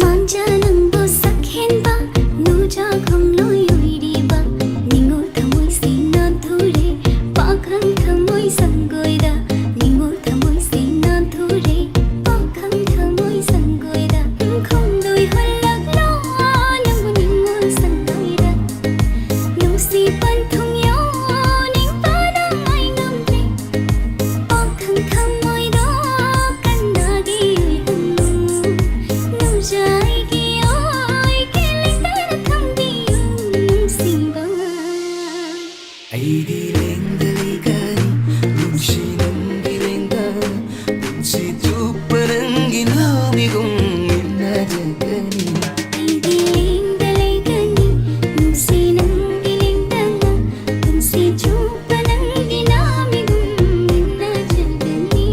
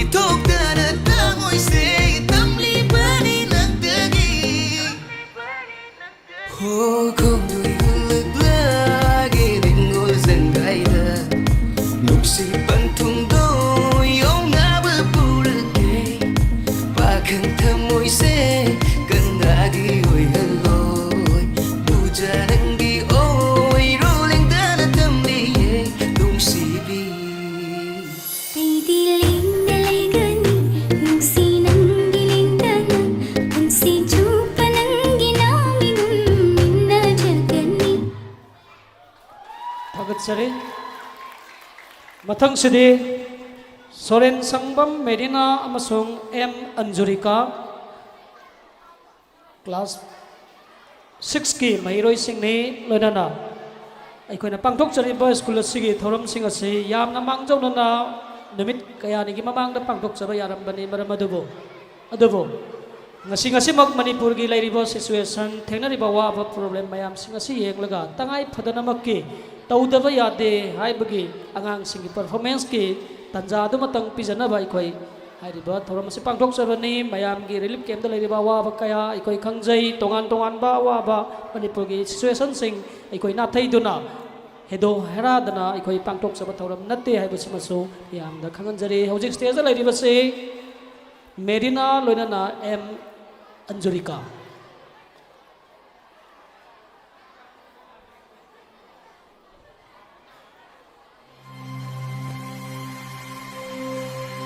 Ipom khame mai hore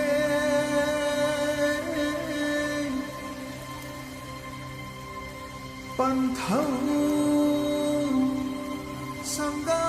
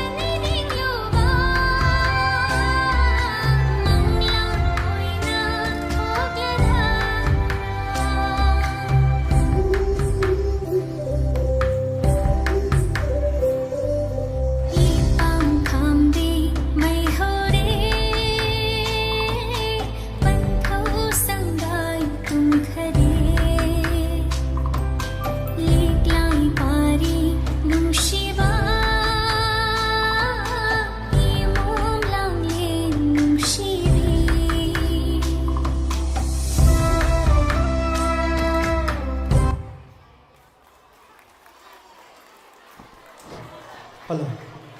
Marak thatna cassette dance asi hauzik ikoi mahiroi mari khaktang lokhalaba matungda class 8 tagina 10 phawagi manung talaiba mahiroi singi quiz competition pangthok jaragani maramasna Yaisna Sanu class 5 Thingujam Yaiphabi class 5 Thomas Oinam amasung Maki Kanglup class 9 A Mona Devi class 3 Loina Loinana KSS Erin class KG Hairiba Mahusing asi dress up loinaba matungda green room asida sangsilaknaba khanganjage loinana quiz hek loiraba matungda ikoi pung solom loinana makata ba kesen dance na singba makasa thajagani maramasna quiz toringai manungda serial number 16 dagi haure haraga serial number 25 phawagi kese dance ki mahiroi sing mingwaina khachang thuna panjarake atom lanchenbi class KG Angela Yumram class KG Aisa class KG Langlen class 1 Hemsika class KG Lingzel Atom amasung Maki Kanglup class 7 Sapam Thoyenba class 4 Furalepam Anuska class 5 AST Rengpungai class 8 KSS Alex class 6 Hairibasing sina quiz toringai manungduda makoi tarase khatamak dress up tobinaba atopa mahiroi sing studi kanagum amata dress up tobidana mahiroi singna pangtholiba event sing asi bijeng taminasi puning thogot minasi haiduna oja singi mafam dagi pumnamaki mafamda nolukna hangachari haujik makha tarakpa oina kese dance ki damak kaukhatchari Yaisna Sanu Singam amukachana khanganjari class 8 tagina 10 phawagi quiz yaukadaba mahiroi singdo Grand room sida sangsilaglaga report taunaba khanganjari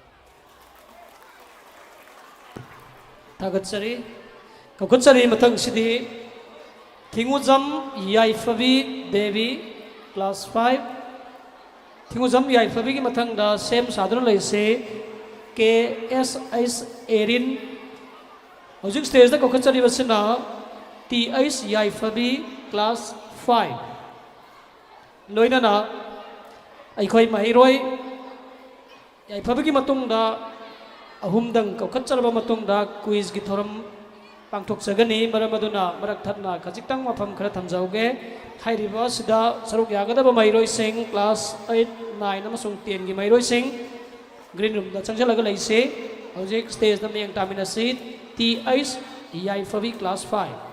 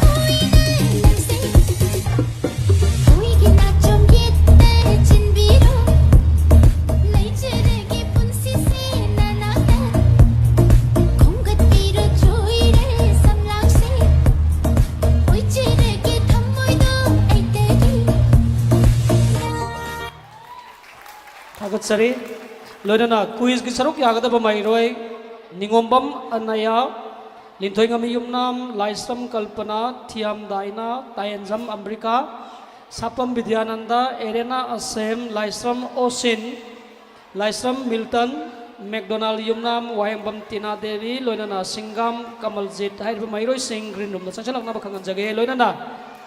Kaukat Sariba Sigi, Matungda, Mairoi Amatanga, Aikoi, Kudol Tamjaraba Matungda, quiz program, Pangtok Sagani, Aikoina Lautok Sariba program, Sing a Sinatava, Lengbiragaba Guardian Sing, Mairoi Singna, Madu dress up Toduna, Libidana Bagdamakta Sumairoi Sing the Mangzona Kangan Jage, Madam Di Horen, Asina, Aroba program, Natabana, Lakadaba Numitsing the Maduge, Tanza, Soydana Pizza game, Madam Maduna. Maduhana Kanganzabani, Pung Solomgi, Mairoi Singh, Aduga quiz, Gisok Yagada Singdo, Sam Saragalero, Hosiko Katsari, KSIS Erin Singh class KG. Masiki Matungda, Sam Sadana, Levigadaba, Mairoi Singh Adude, Thomas, Amaso Maki Kangbo, class 9, Sam Sadana Leo.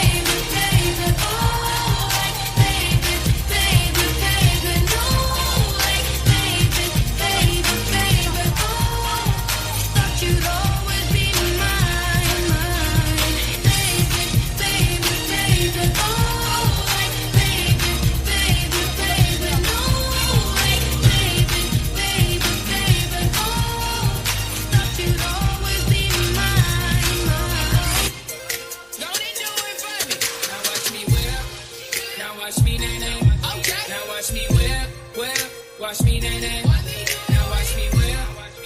Watch me, nay. Now watch me whip. Watch me, nay. Open Gangnam Style. Gangnam Style. Open Gangnam Style. Gangnam Style. Open Gangnam Style. Hey, sexy lady. Open Gangnam Style. Hey, sexy lady.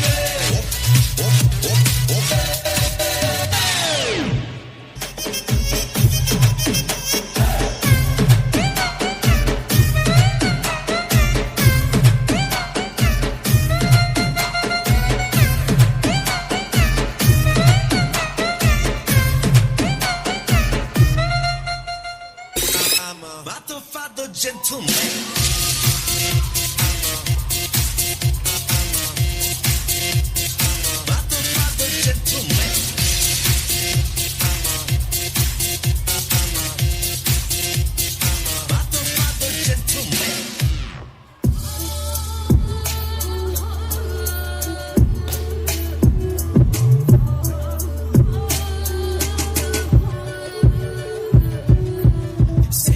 Say what the nanga I get on a second. I'm getting a say, Mapumaki coaching say, Malanguano, who traverse you set the young as a crevasse, who hold from rich and from the Eden the leak off for day.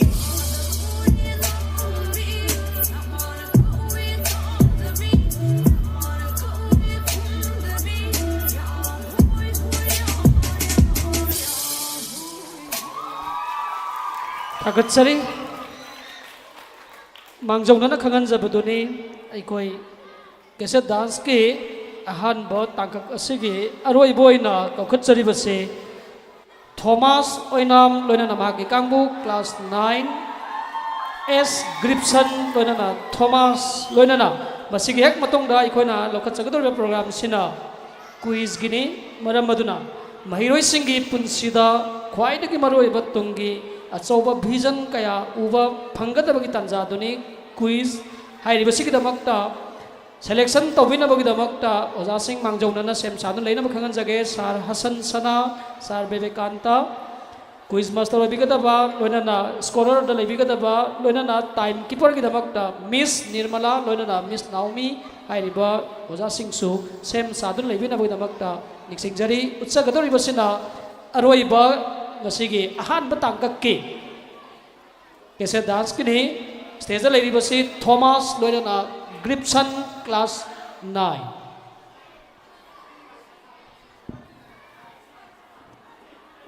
ready action artist ready action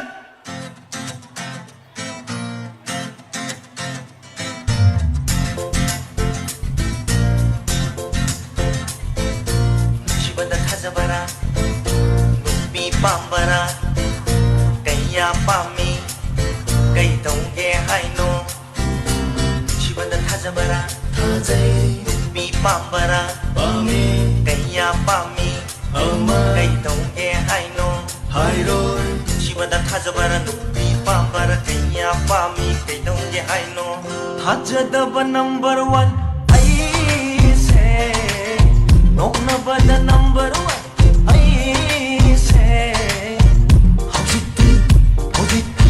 Tengarubadangi magi wahi chidudagi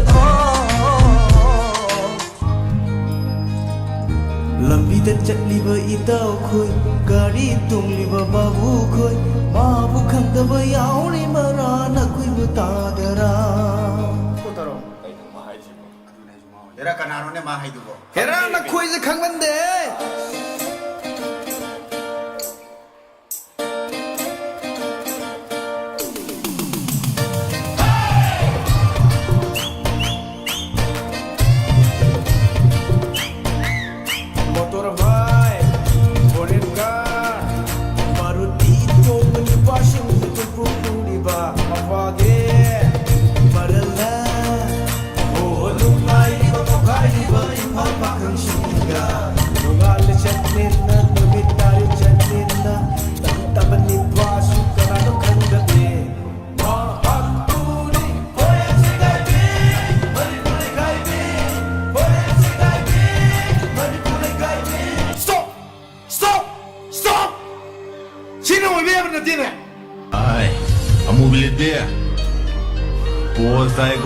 Ang taba ni. Ano ko pong giyatarge? Ay yanong sine. Minama yung panati eh. Lay naman parang ni. Tapos samdaw eh. Honda siya. Honda iya. Anong kihel? Masay pa padre. Oh, matam siyang sakat na ba ni. Ano yung matamang halidon. Kung pa mo bigka da. Oh, manjag. This time for Africa. I'm well on my journey, biggie, biggie, mama, one A to Z. My teacher's all on my journey, biggie, biggie, mama, from east to west. My tea, waka, waka, my waka, waka, my And this is Zimbabwe, 'cause this is Africa. ¿Y qué fue? No hiciste nada. Con tanta chapa, va a hacerle ranky, canking, can. ¿Y qué fue? No hiciste nada. Con tanta chapa, va a hacerle ranky, canking, can.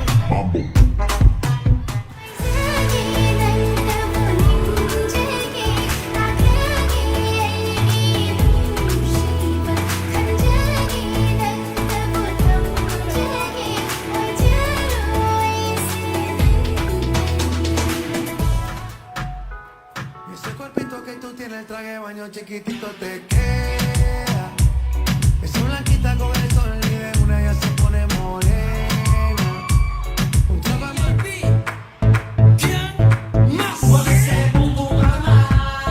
Ea, ea. Mueve ese bum bum mama. Ea, ea. Mueve ese, mueve ese, mueve ese, mueve ese.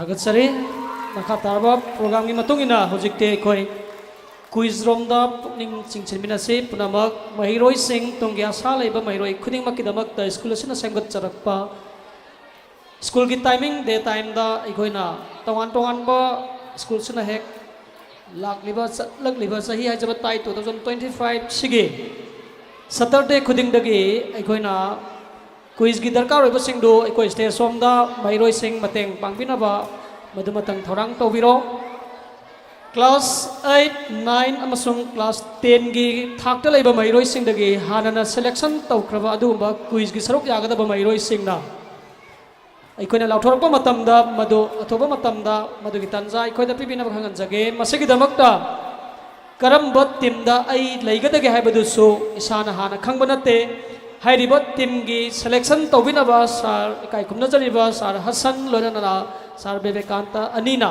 hairiba si selection tawraba matungda hairiba quiz gi saruk yagadaba mairoi singi phampham soidana makki jagada isa isa gi mafam da sangadabani tungi achau achauba competitive exam kayada base tawjaraga school asana pangthok saba quiz gi program somda yauriba mairoi si khaktagi wafam natana lengbirak liba guardian singi marakta amade atai atai lemoriba audience ki maigai dagi su question kaya soidana makki madugi khumbagi tanja phangakani hairiba matam aduda isana yamna proudly thokpiraklaga natragana jaga tu lekkolaktuna ai madugi paukum pizage haibana sembagi tanja ikoina chauna madugi most welcome ikoi taujare aduna isa isa gi mafamda lengdana leibiu masigi matung tarakpada ikoi pung solom satharaba matungda makatawa kesa dance ki tauram sing makatan domok ikoi pangthok sagani aduna ikoina lauthok sariba program sing asida mangjorana haijabaduni serial number mamang na lauthok sakiwa hairiba quiz pangthok lingaida dress up tobigadaba mairoi sing adu sem sadun leibinaba hek loibaga madu pangthok payanaba gitanja adu masoi koida sinabinaba khanganjari yaragade green room da leinanaba adugumba tanjadu tang aikoina piba matamda hairiba du khaktang lauraga atai dudi isa isa gi mafamda mafam sana phambiduna aiba program sebu mapong pan bi haiduna sinjalang jani basingi mai gai dagi hanana lingsing jare ikoi sound gi lakpiri baisli naw singna team A B C D leiriba sida microphone amamam tang maduma thorang tawbiro aduga horen time keeper gi microphone amaga aduga FM anidanga thorang tawbiraga madumatang ikoi lakpiriba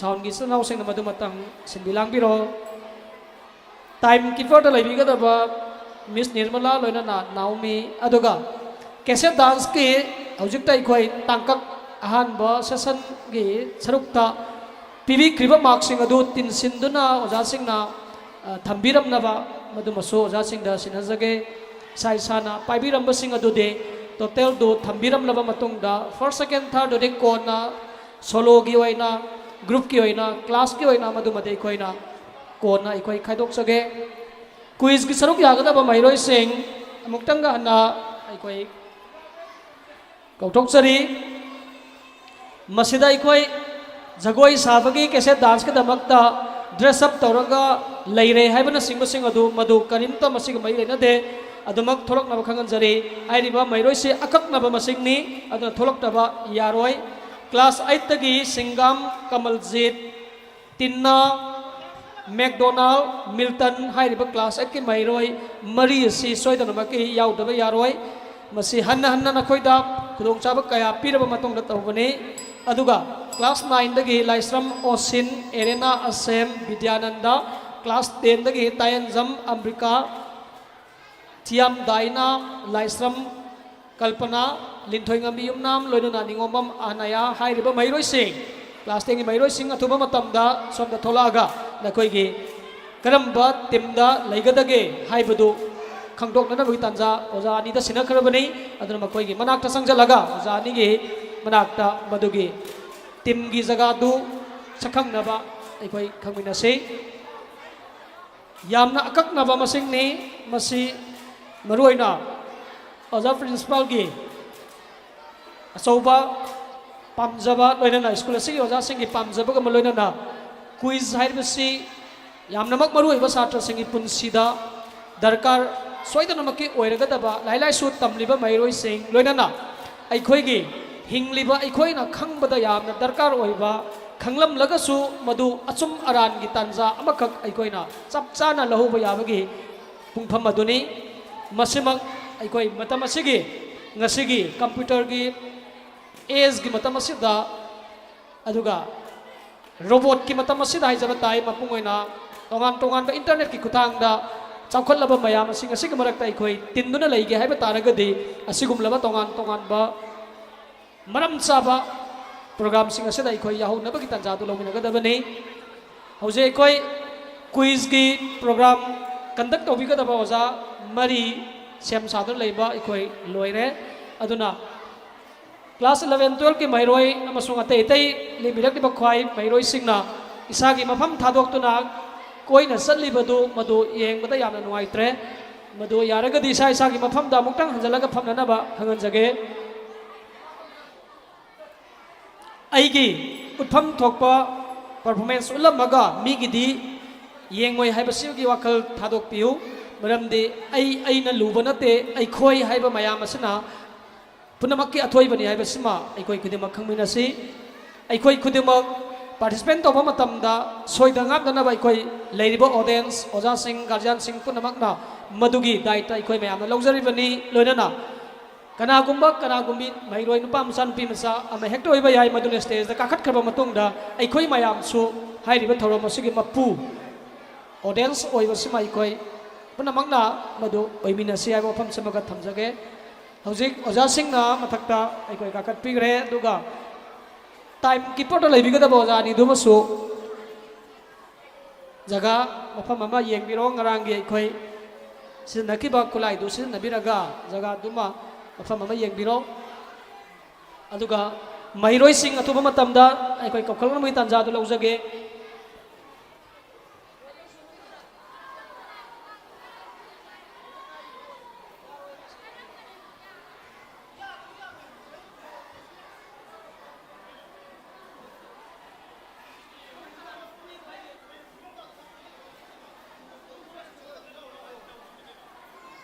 class 10 gi mahiroi sing gi maraktagi aikoi mingdi panjararoige sida quiz gi damakta khangal ibasi yamna aikoi matam sangna honaraga khalakpani aduna sida mi masing ji yamna akakna bamongda tangai phadaba hospitalize tawgibaduna ama oiragasu jagasda leiriba mahiroi sing marakta ama tek ta kaidana lakadabani maramde masing chapchaba fixation da aikoi thamgrabani aduna somda matam se khajiktang aikoi da sonthagi ba matam da pangthokadaba program sida soidana ki akai ba lakani aduna madu thoktanaba mapungoina atai classing 8 9 gi de leire aduga 10 gi mahiroi amma ani gum wali basi am thuna sangjalo madu atopa program gi haidring ede koina hana yamna mangjona na haibaduni aduna masigi ikoi ngangna basima yaragadi sigomagi tanja sima ikoi da thon biganu lembireule ba guardian sing da soi koi hanana haijari basini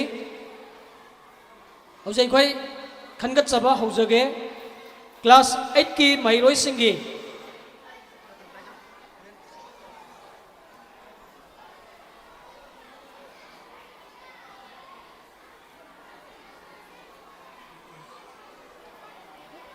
ozani ready leibire ko ja time keeper je krai de leidoi no ja ozani je karom da nganangi mandila do pai biro to ga jangjan biro jaga ma sida leige su yai se leiraga matam du tang kip tawna ba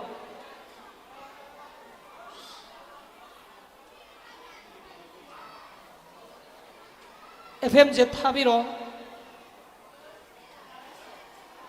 ꯑꯩꯈꯣꯏꯅꯗꯤ ꯌꯥꯝꯅ ꯃꯔꯨꯑꯣꯏꯅ ꯈꯟꯖꯕ ꯑꯗꯨꯒꯨꯝꯕ programme ꯑꯃꯈꯛꯅꯤ ꯍꯦꯛꯇ ꯄꯥꯡꯊꯣꯛꯄ ꯉꯝꯒꯗꯕ ꯅꯠꯇꯦ ꯃꯁꯤꯒꯤ ꯇꯣꯉꯥꯟ ꯇꯣꯉꯥꯟꯕ ꯀꯣꯏꯁꯟꯁꯤꯡ ꯃꯗꯨꯒꯤ ꯁꯦꯠ ꯇꯧꯅꯕ ꯍꯣꯠꯅꯕ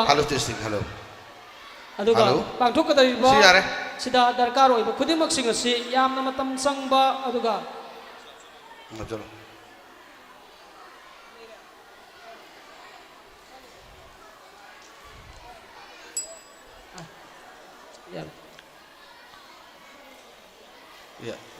ꯍꯧꯖꯤꯛ ꯌꯥꯎꯒꯗꯕ ꯃꯍꯩꯔꯣꯏꯁꯤꯡꯒꯤ ꯁꯦꯂꯦꯛꯁꯟꯒꯤ ꯇꯥꯟꯖꯥꯗꯨꯃ ꯂꯧꯖꯒꯦ ꯀꯧꯈꯠꯆꯒꯦ ꯑꯍꯥꯟꯕꯗ ꯀ꯭ꯂꯥꯁ 8ꯀꯤ ꯃꯍꯩꯔꯣꯏꯁꯤꯡꯗ ꯃꯤꯜꯇꯟ ꯃꯦꯛꯗꯣꯅꯥꯜ ꯇꯤꯅꯥ ꯂꯣꯏꯅꯅ ꯀꯃꯜꯖꯤꯠ ꯃꯍꯩꯔꯣꯏꯁꯤꯡ ओजा अनी की मनाक्ता Sanjan बिरगा ngasiगी selection gi isa isa gi karamba team da ai select tawrabage haibaduma isa isa gi madugi lottery da lottery gi khuthang da maduma thambina ba oja san lena time keeper oina ikoi gi B gi mafam da chalo na sangan ji nang ke C da chalo okay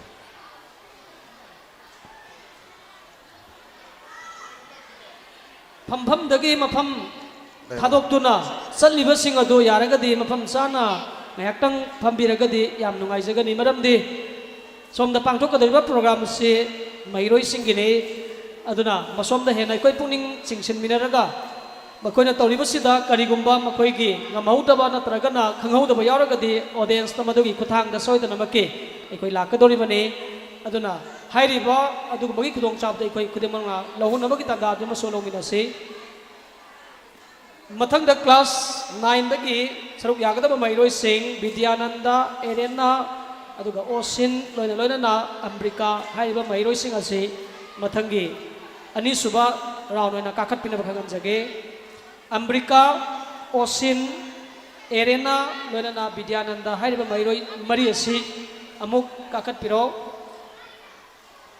Amrika ekoi class 9 10 gi 10 da khajik tang henam kudong chaba thamjabani Amrika Vidyananda Arena Asem Laisram Osin haiba mairoi mari sina plate thariba so sai sagi pham da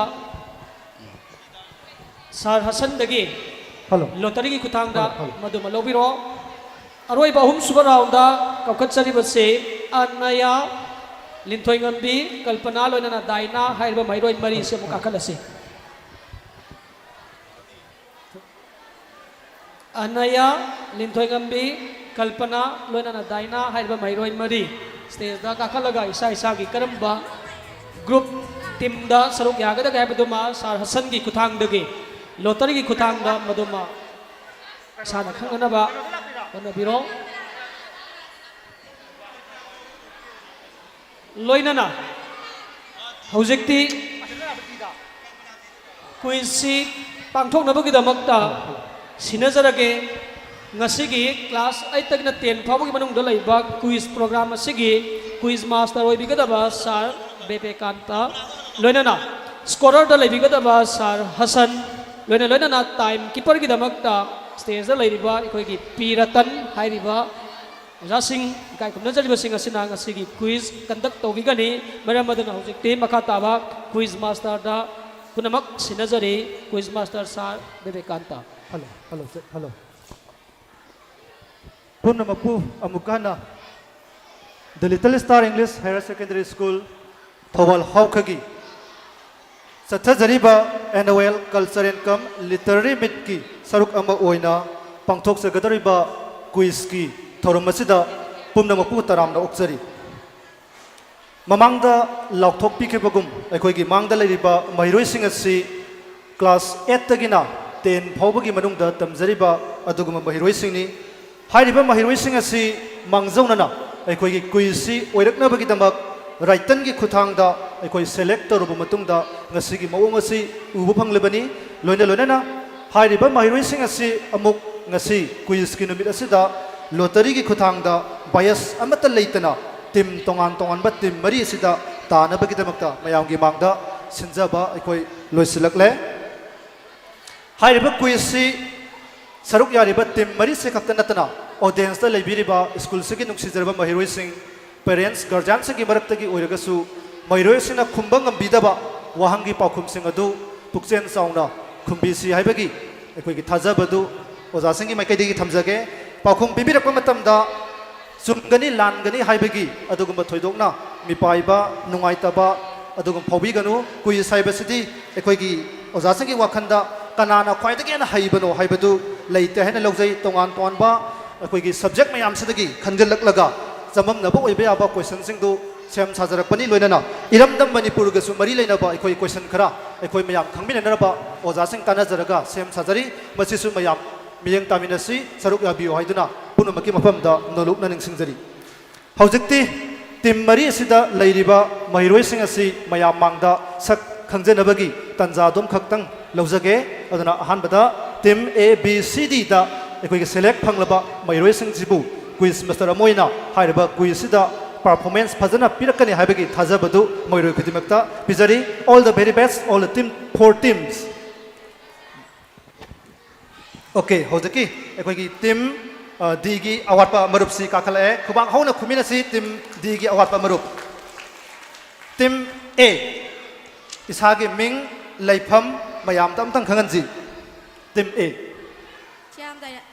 ꯊꯤꯌꯥꯝ ꯗꯥꯏꯅꯥ class ꯀꯌꯥꯅꯣ 10 class 10 okay address ꯍꯥꯏꯔꯝꯃꯣ ꯃꯌꯥꯝꯗ ꯆꯤꯌꯥꯝ ꯀꯣꯟꯖꯤꯟ ꯑꯋꯥꯡ ꯂꯩꯀꯥꯏ ꯊꯤꯌꯥꯝ ꯀꯣꯟꯖꯤꯟꯗꯒꯤ class 10 ꯒꯤ ꯗꯥꯏꯅꯥ ꯂꯣꯏꯅꯅ ꯃꯤꯡꯗꯤ ꯈꯪꯖꯔꯦ ꯗꯥꯏꯅꯥ ꯗꯥꯏꯅꯥꯒꯤ ꯄꯨꯟꯁꯤꯒꯤ ꯄꯥꯟꯗꯝꯁꯤ ꯀꯔꯤ ꯊꯝꯃꯤ ꯗꯥꯏꯅꯥ ꯃꯌꯥꯝꯗ ꯑꯝꯇꯪ ꯈꯪꯍꯟꯕꯤꯌꯨ class 10 ꯒꯤ ꯗꯥꯏꯅꯥ ꯊꯤꯌꯥꯝ ꯀꯣꯟꯖꯤꯜꯗꯒꯤ ꯗꯥꯏꯅꯥꯒꯤ ꯑꯦꯝ ꯗꯥꯟꯁ ꯀꯤ ꯑꯣꯖꯥ ꯑꯣꯏ ꯄꯥꯝꯖꯩ ꯀꯩ ꯍꯥꯏꯕ ꯗꯥꯟꯁ ꯀꯤ ꯑꯣꯖꯥ ꯗꯥꯟꯁꯀꯤ ꯑꯣꯖꯥ ꯈꯨꯕꯥꯛ ꯍꯧꯅ ꯈꯨꯖꯤ ꯂꯦꯝꯅꯃꯛ ꯉꯝꯕ ꯑꯣꯏꯔꯁꯅꯨ ꯍꯥꯏꯕ ꯌꯥꯏꯐ ꯃꯪꯒꯣꯜ ꯄꯤꯖꯔꯤ ꯃꯊꯪꯒꯤ ꯃꯔꯨꯞꯇ ꯑꯃꯨꯛ ꯁꯤꯟꯅꯁꯤ Sapam Bidyanda, class 9. Sapam Bidyananda, class 9, Laiphamdi. Saban Tongba Wang Lekai. Sabal Tongba Thawal, Saban Tongba Awang Lekai. Loinana Bidyananda Emsu, Kaminasi. Engineer. Engineer. Okay. Kawa Hona Kuzi, a power engineer, Soidana, Oida Sanu. But Semo, Ming Kaminasi. I give me McDonald Nam. McDonald Nam, Laipam. Tawan Kiam Awang Lekai. Tawal Kiam Awang Lekai. McDonald MD Karilay. Scientist. Scientist. Tim Egi Marup Ahumaki Ming when an Amakogi Punsigi Panda Mayamanga, Tambikram Matung City, Tim B. the Mutasage, sit down. Tim B. Katang Hong Naisi. Lin Toing and Bijumnam, address. Welcome Awang Lekai. Welcome Awang Lekai. Okay. Atuga, Lin Toing and Bigi, MD. Nurse Pam. Nurse Okay. Matang Tim Bigi Marup Amasimuk Tasi. I mean Lysra Mosin. Lysra Mosin. Class 9. Class 9. Laiphamna. Tawal Kunau Dagi. Tawal Kunau Dagi. Osengi MD Karino. Kevin Crew. Kevin Crew. Okay. Tagatsari. Matangi Marup Semasu Ming. Sigam Kamaljit. Kamaljit class. Class I. Class I. Laiphamna. Tawal Okram Amang Lekai. Okram. Kamaljit ki M na mukari oy. Agriculture officer. Agriculture and officer ama narasama aduga mayagi tuna Kevin Crew. Ahumak lem namak oibo oirasano haina yaifa mongol pizari. Matang Tim C.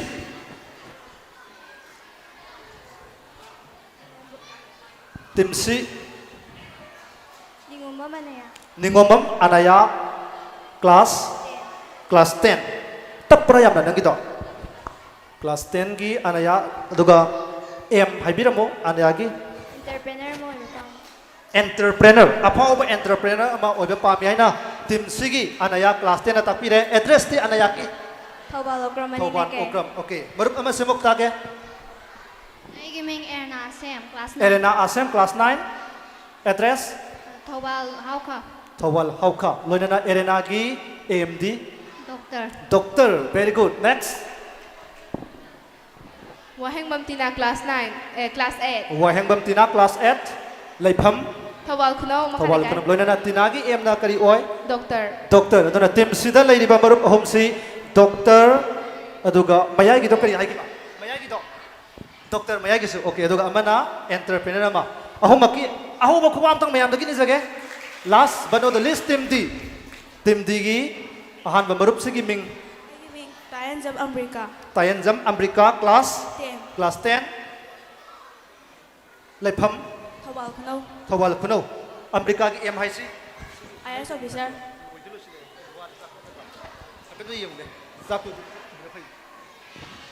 Amrika gi M hai grabra IS officer. IS officer. Very good. Next. Konthozam Yai Phaba. Kitang hong nai si tadre. Konthozam Yai Phaba. Konthozam Yai Phaba. Class 9. Class 9. Class 9 ki Yai Phaba. Okay. M hai mo. Businessman. Ha. Businessman. Kitang hong nai si. Businessman. Businessman. Okay. Mathangi marup se moga. Milton. Lisam Milton. Class 8 Laipham di Thawal Hauka Milton gi emamuk hairam si Ozawai ba Tim di gi maru ahom gi ahom ba khubam tang isage aroi boina mangda lengsiliba tim mari sibu represent tawriba team mari sigi mahiroi singsina khanjariba punsigi pandam singasi phangba oijaro haiduna lakpiriba khwai kibingna mangol arsibat pibiu haiduna quiz master gi taraptagi mayamdagi masigi yarpa mangol asini jari mathang sidi hairiba quiz si matau karamna chatharakadage masida chanagadaba chana kanglon sigi matangda masigi scorer oibiriba ikai khumnajariba sar hasandagi tentakpa rules and regulations sing mayam tabigani. To begin with our quiz, rule point amani kaktang kanghan game. Akwesi we will have 10 rounds, total 10 rounds including one visual round. Okay, we will have 10 rounds including one visual round. Aduga anisuba point da direct question ki damakta 10 mark pigani aduga pass tauraba adu itaragadi maduda chumakpa taragadi 5 mark. Direct question chumagana 10 mark aduga pass question chumagana 5 mark. Ahum suba point da double attempt tawba yade haibadi akoina Manipur gi konung karino na kanda Thawbal o nate Imphal sumbaya de ko once amuktang haibaduna final oigani madu dum lawgrani nagna ani suba hairak padu chummaroi ko aduna double attempt tawge haina khangano once haido khradi aduna loigani sima aduga mari surakpada if any confusion and contradiction comes the decision of the quiz master will be the final decision.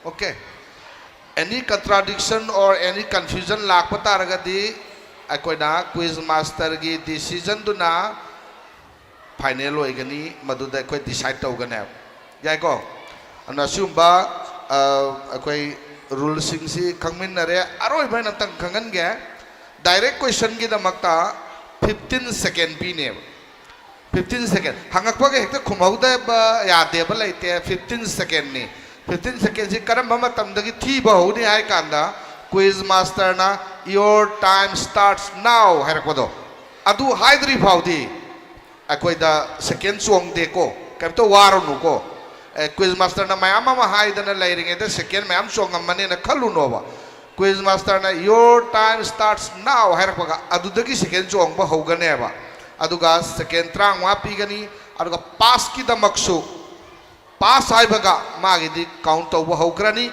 pass hairakpaga pass to team A hairakpaga A khumgadaba hekta adudagi hograne ba count tawba magidi your time starts now hairoeba darka laiteba ko aduna pass to team A haikradi adagi count tawba hograni second nipan pigane adude ko ngasi ki ki sorakpa niyam sing si anobamta nate noi hana loine aware weramane na khalli swaida sum loisalla.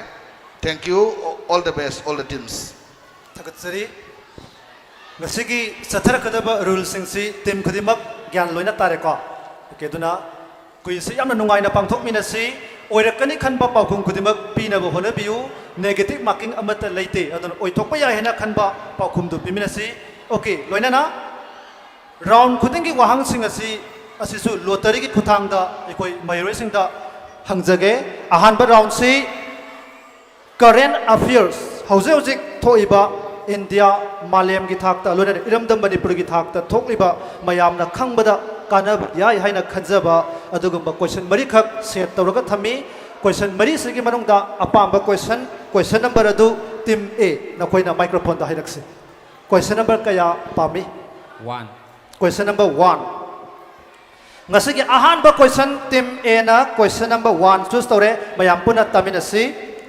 Name the Manipuri who won the National Florence Nightingale Award 2025. National Florence Nightingale Award haibasi narsingi ekhoigi maphamda Bharat Sarkar na piba lemjaningai oiraba award amakhakni haiba award sigi oina Manipuri masa amana award ti 15 gi manungda amakhak Manipuri napilaktagi nurse oiba amama award phangkhre misaktu kanano team A time starts now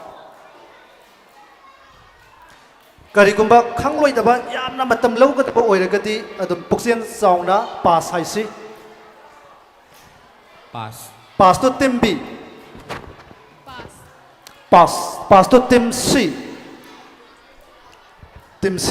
pass team D pass ahanba ngasigi quiz sigi ahanba round gi first question si quiz sibu represent tawbiriba team mari baktagi asumba paukhum leitrabanina audience tagi hairba wahang sigi paukhum pibi bangam ba yauragati thopiraksi National Florence Nightingale Award 2025 phangkraba Manipuri gi yamna lemjaningai oiraba adugumba nurse adu kanano lei train lawjarake hairba misak sidi Srimati Leima Pokpam Ranjita Devi hairiba nurse oibi misak sini. Okay, anyway, question number 2 is for team D. Team B. Question number 2, 3, 4. Ahom sidagi apamba question number khansi. Kaya? 3. Question number 3. Mayam puna taminasi. Which film won the Oscar Award for Best Picture at the 97 Academy Award in 2025? Saliba sahi 2025 sigi film singi marakta Oscar Award panglaba Best Picture gi award panglaba film du kari maming kawi. Team B, time starts now. Anora is the correct answer. Full mark is granted to team B. Matangi wahang team C da legani. Question number 2 amasung 4 dagi ama khansi. Question number 4.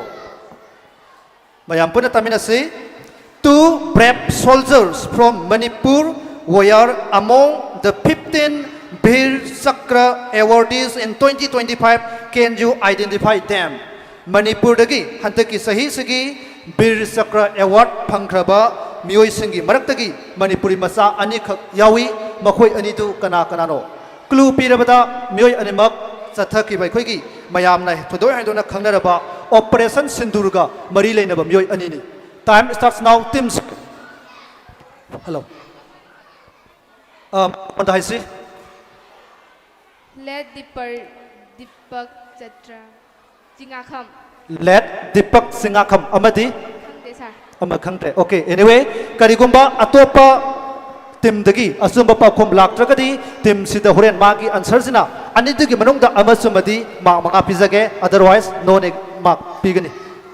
Team D. Let Deepak Singakham. Squadron Swaras Malik. Taba ngamdi amtang hauna isi. Squadron Riwas Malik. Please repeat again. Squadron Riwas Malik.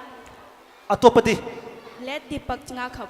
It is absolutely correct. So pass ki answer wena khumbanina mark manga team D da grant tawjare team C gi di mark leira roi.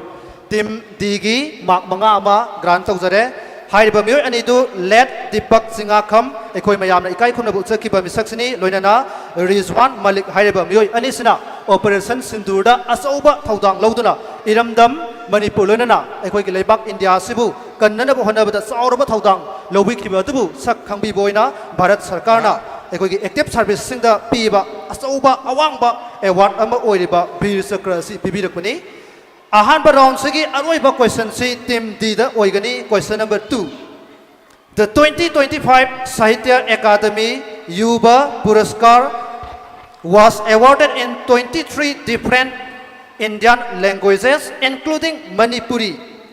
Identify the Manipuri author who received that award.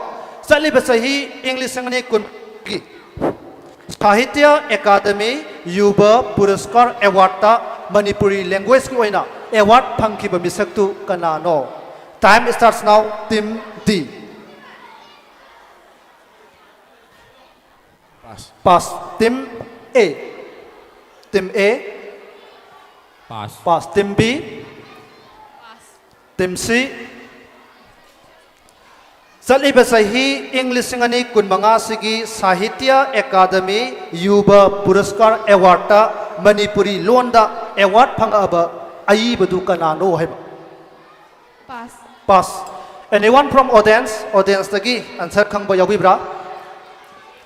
Leitain lawjarage masigi asamba pakhum di AK Jiten hariba aibasini hariba round sigi oina ekoi ahanba round matang sa loizare adumapu audience singi yangaga question ama khatang hapjage haribasi audience gi khumbiraksi Kanglapat ekoi mayamna khangnariba Kanglapat haribasi Manipuri gi ningthau kanana taubiram bano akhangba yaubiragadi masigi pakhum pibisi Kanglapat ekoi mayamna Kangaga uraga lairiba sigumlaba yamna itihasak oiraba pat asi taubiramba ningthawadu kanano. Anyone from audience? Simasu laitahina lawjarage maitingu khunjau ba hairiba iningthaw sina mahaki haktaktagi Kanglapat si taubirambani. Anyway matang sida ahan baron loirabanina. Round ahan basida tim mari sigi standings tim mari maki standings asi quiz scorer dagi taminasi.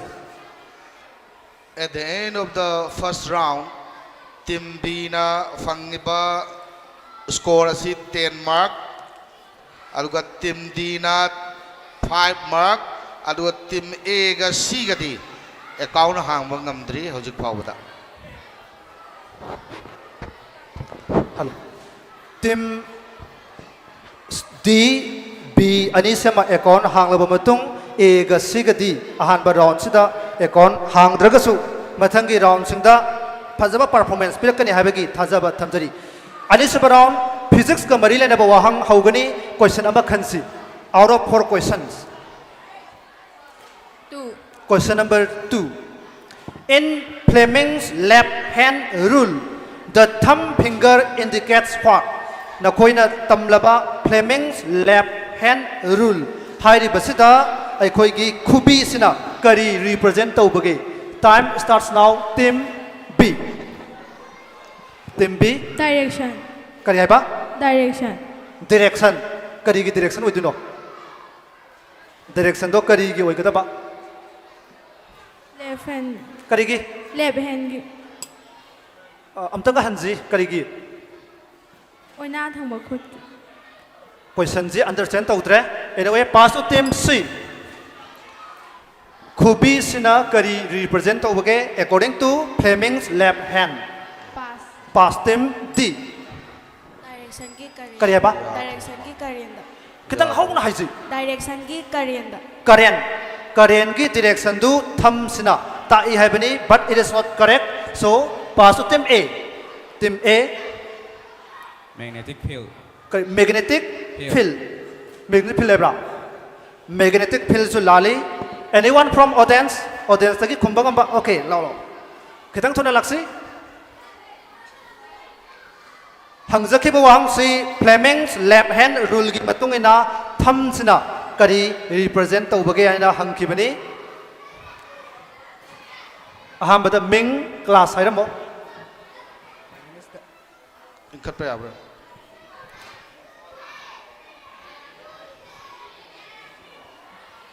ama tapai ro sondagi batam bang tanaba My name is Stan Jambus Maitai from class 10. okay your answer is The direction of force acting on the conductor.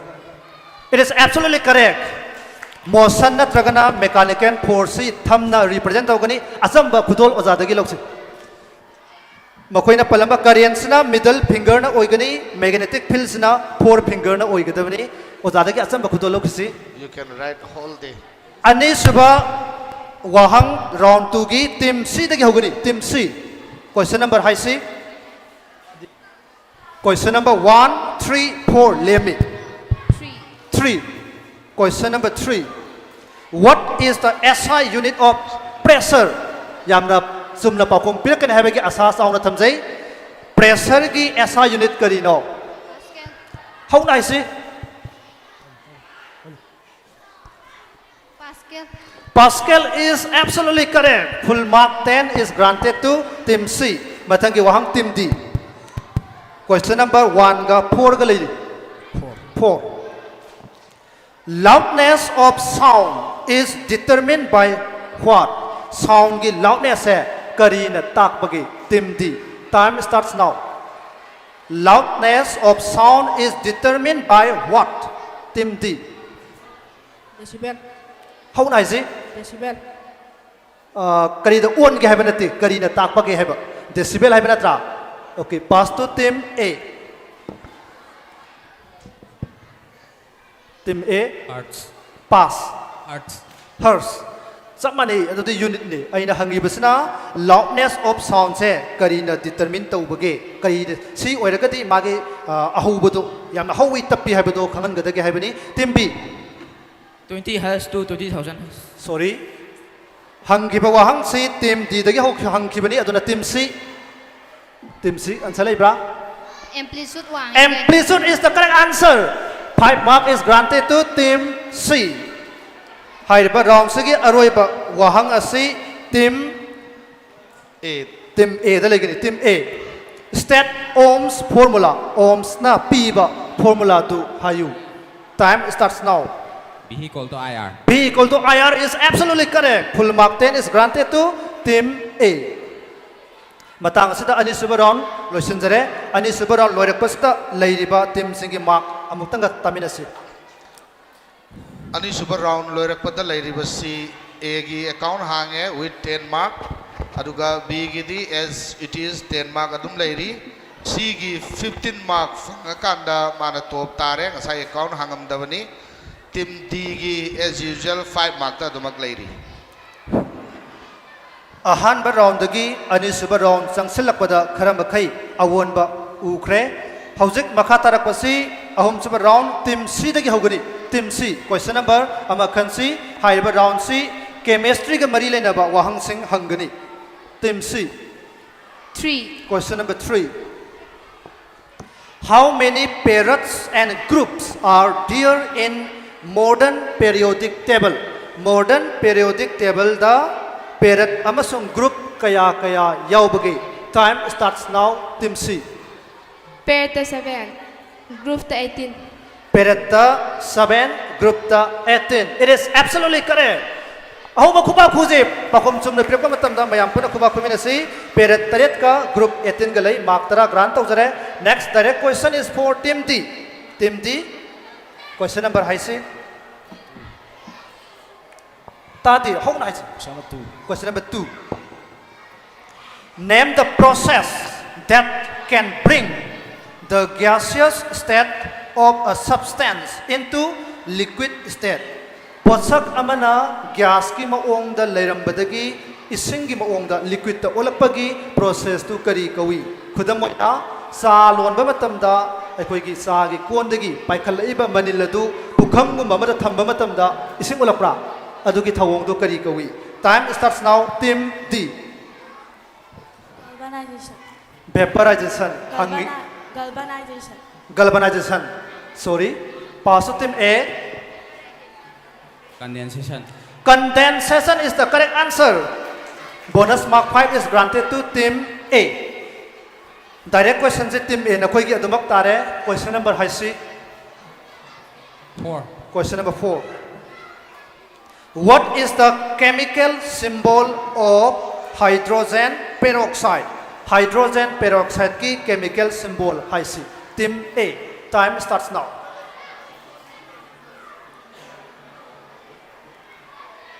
Time how kre? Pass. Pass team B. Hydrogen peroxide. Hydrogen ge haisi. Mahaki chemical symbol hayu haiba. Hydrogen peroxide ki chemical symbol. Pass to team C. H2SO4. H2SO4. Wrong. Team D. Pass. Pass.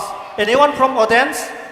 Hydrogen peroxide. Okay. Class 11 ki mahiroi makra tuna laksi.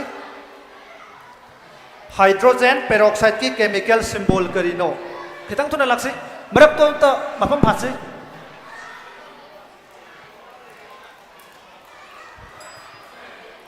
Si other pai do. Aham bata mayam ta camera non si Ming class. Agi Ming Rahina, class 12. Okay, your answer is H2O2. H2O2 is absolutely correct. Kuba hong na kuji. O zada ki asal ba kudo lo kusi. Hai riba round sigi aikoi aroiba wahang asi team B da legani. Team B. What is the common name of petroleum? Petroleum ki common name karino. Time starts now. Team B. Black gold. Black gold is absolutely correct. Full mark is granted to team B. batang sida ahom suba round su loisin jare hairiba tangkak si phawbagi amuk score amuk taminasi ahum suba round loisalakpata lairiba score ge fibam A 15 mark, B 20 marks, C 25, D 5 mark. Okay, khazitang thujin jage mari suba round si team D dagi hau jage question number khan si hairiba round si biology ga mari lena ba wahang hang jage team D question number 1. Who discovered the first antibiotic? Ahanba antibiotic si kanana discovered tawkhibage. Alexander Fleming is the correct answer. Full mark is granted to team D. Hello. So khazatang lekat pa yarga team lekat piji. Hello. Mathangi ani suba question team A. Team A noi khansi 3. Question number 3. Which enzyme is secreted by pancreas for digesting emulsified fats in human body? Mioi bagi masada emulsified fats sing tumhanna bagi damak pancreas na enzyme ama thadora I enzyme dugi maming haisi team A. Time starts now. Emulsified fat digest tawna ba pancreas na thadok pa enzyme. Bile. Kaya ba? Bile. Bile juice. Wrong. Pass team B. Team B. Saliva. Wrong. Pass team C. Pancreatic juice. Wrong. Team D. Pass. Anyone from audience? Pancreas na emulsified fat digest tawna ba thadorak pa enzyme dugi maming kari kaubage. Leitai na longjarage masigi answer D. Lipase haiba adugumba enzymes ni trypsin pepsin hairibasna protein digest tawnabani aduga amylase hairibasna carbohydrate starch digest tawnabani. Okay, mathangi question ahum subasi team B da legani. Team B question number 4 amasung question number 2 dagi question khansi. Question number 4. Lysosomes are produced by what cell organelle? Mayamna societal back of cell side khangnariba lysosome si karamba cell organelle dagi thadorak bano. Time starts now. Team B.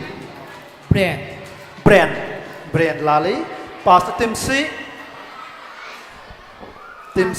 Pass. Team D. Pet. Pass hai bra. Pet. How na hai si? Pet. Pet hai ba. Okay, team A. Cytoplasm. How na hai si? Cytoplasm. Incorrect. Anyone from audience? Audience tagi pakhum piba ngamba yawi bra. Leitai na longjarage masigi asamba pakhum di Golgi apparatus haibani takraba soina tarambagani Golgi apparatus. Round asigi aroiba wahang team C. Asumba pakhum piakani haibagi asa tawjai. What is the scientific name of vitamin B9? Vitamin B9 ki scientific name kari kaubage. Team C. Time starts now. Team C. Sulfuric dioxide. Sorry, pass to team D.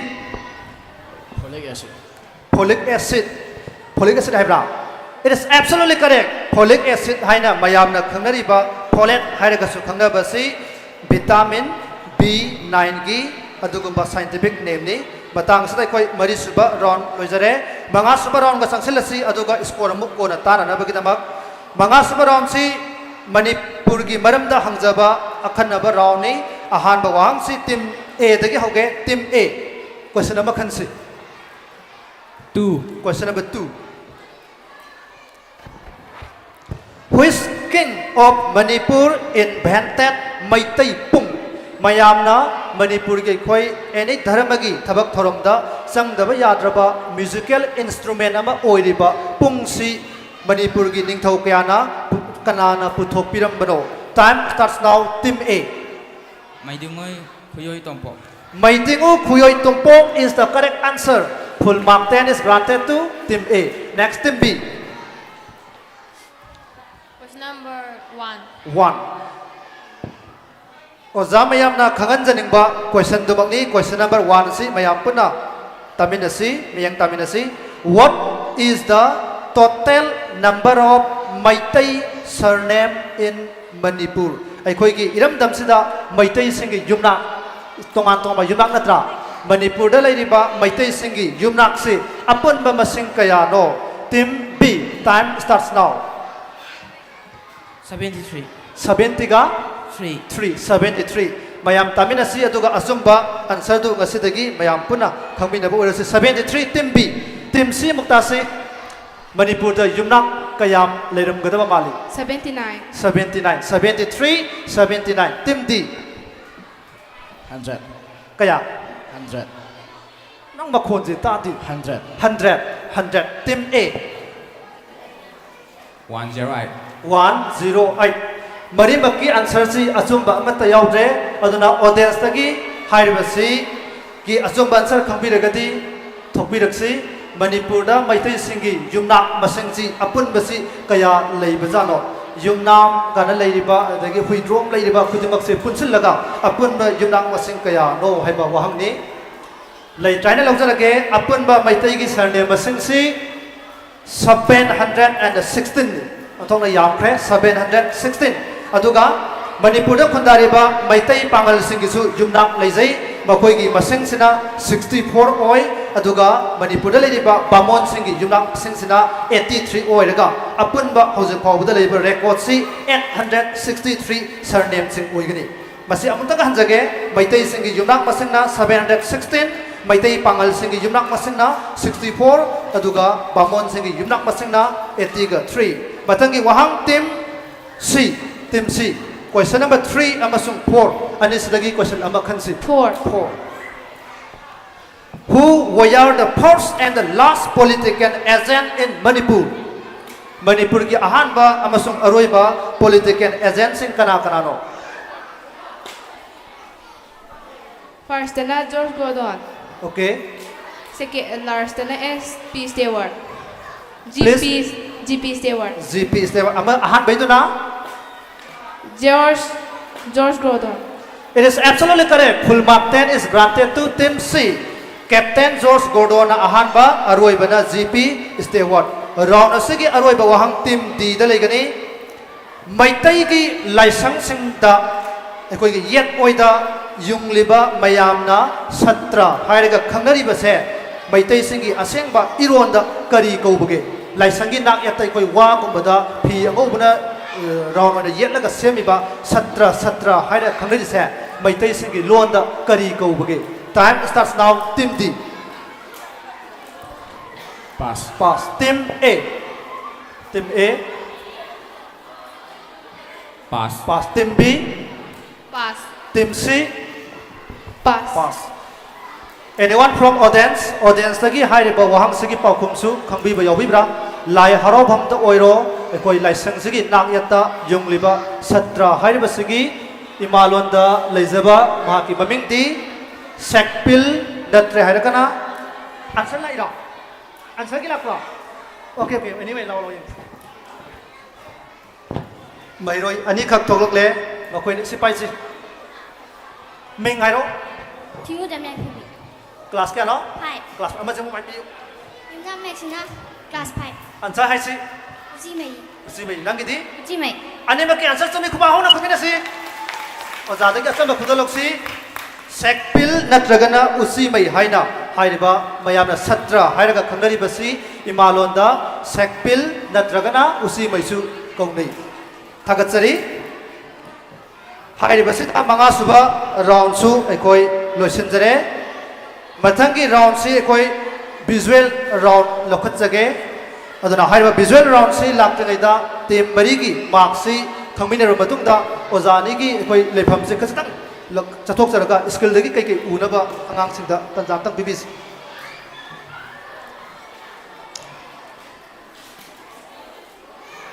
round manga loisalakpada hojik leiriba score gi fibam taminasi Team A gi score 25 marks. Team B gi 20 mark. Aduga Team C gi 35 mark. Aduga Team D gi 20 mark. Sumai tawdana Team C na 30 ga 5 fangdana mangda chali haitare. Sarasan sai dang atang phabi gani. Mathangi ekoi taruk suba round si visual round oijage tungda leriba ekoi LED screen sida ekoi mayam na yamna pam na yengnaba adugumba Hollywood movie matek mari khak round mari sigi ekoi round sigi question mari sigi kapcharake masiga mari le na ba wahang hangjage team mase B dagi hangjage team B question number kaya nom tak hairaksi team B 4 question number 4 question number 4 team B na select tawkre hairiba question number 4 si thabirakani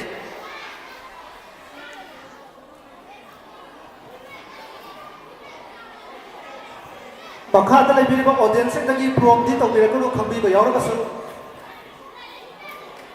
sound ji adaba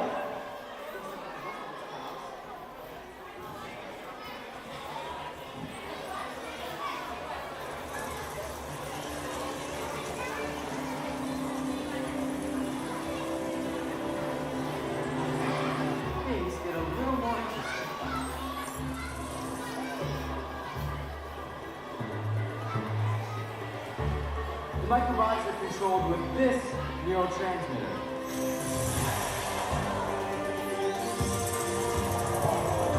I think what I want them to do, they do it. The applications of this tech are limitless. Construction.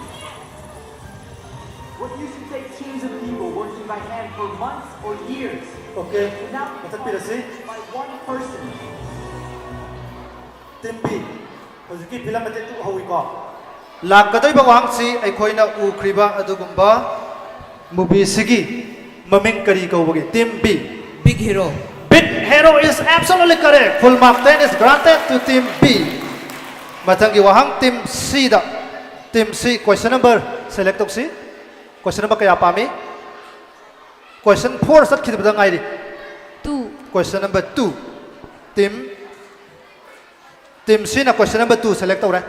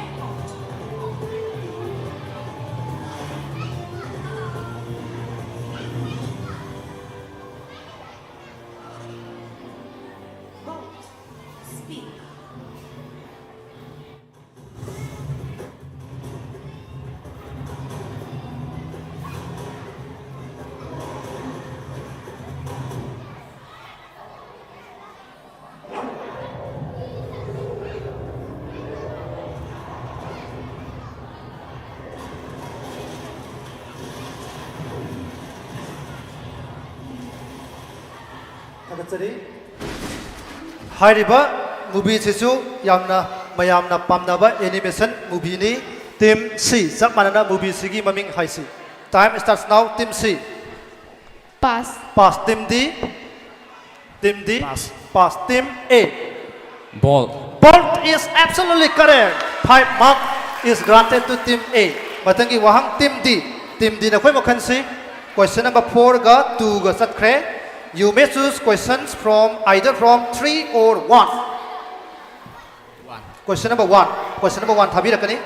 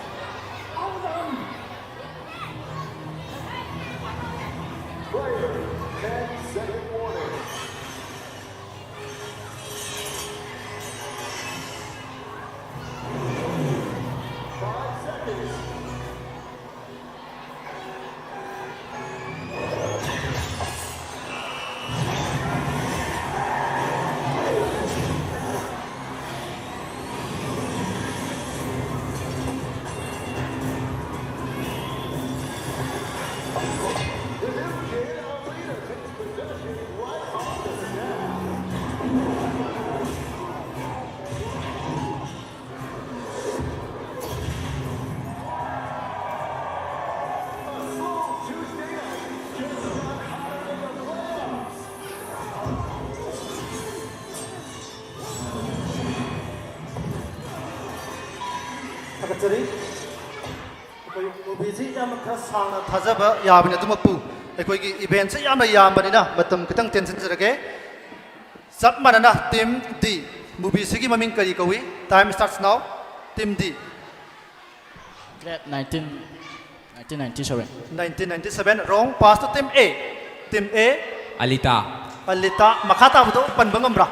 Okay, ngam daso anyway. Alita the Battle Angel hai na khangari ba movie dugi video clipping mate mani manga grant tok tare. Visual round sigi aroi ba wahanga si team A da legani team A gi ekoi question number 3 thabirakani.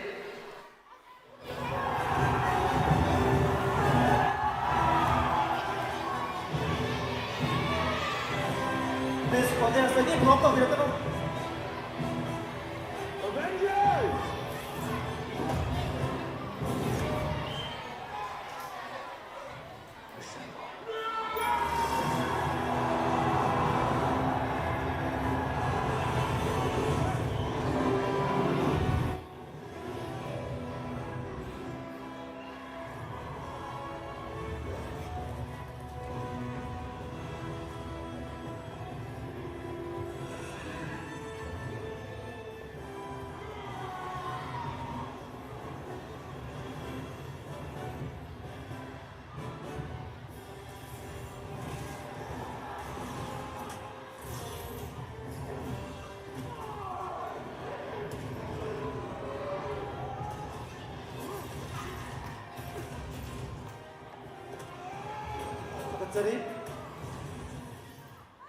Sab manaba wahangda music ukriba movie sigi maming kari kaubage team A. Avengers Endgame. Avengers Endgame is the absolute correct answer. So full mark 10 is granted to team A. Team A na asukba pakum pibir kle marang mark tara amaga team A da grant tawjarga visual round matang asida losinjari mathangi taret suba round se koi history ka mari le na ba wahang sing lokhasage team C da gi hawjagani team C. Question number makhan C team C. 1. Question number 1. Do or die is a famous slogan launched by Mahatma Gandhi in relation to his freedom movement in Indian history.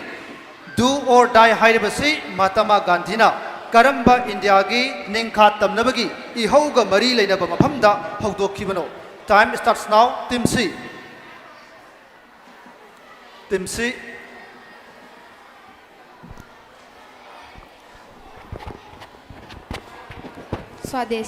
Swadeshi movement asi asumba pakum oide. Team B. Team D. Quit India movement. Quit India movement is absolutely correct. Mga team D da grant tawjara matung matangi wahang team D na koigi yamna golden chance amasu leire. Question number makhan C. Question number 1 chat padang airi.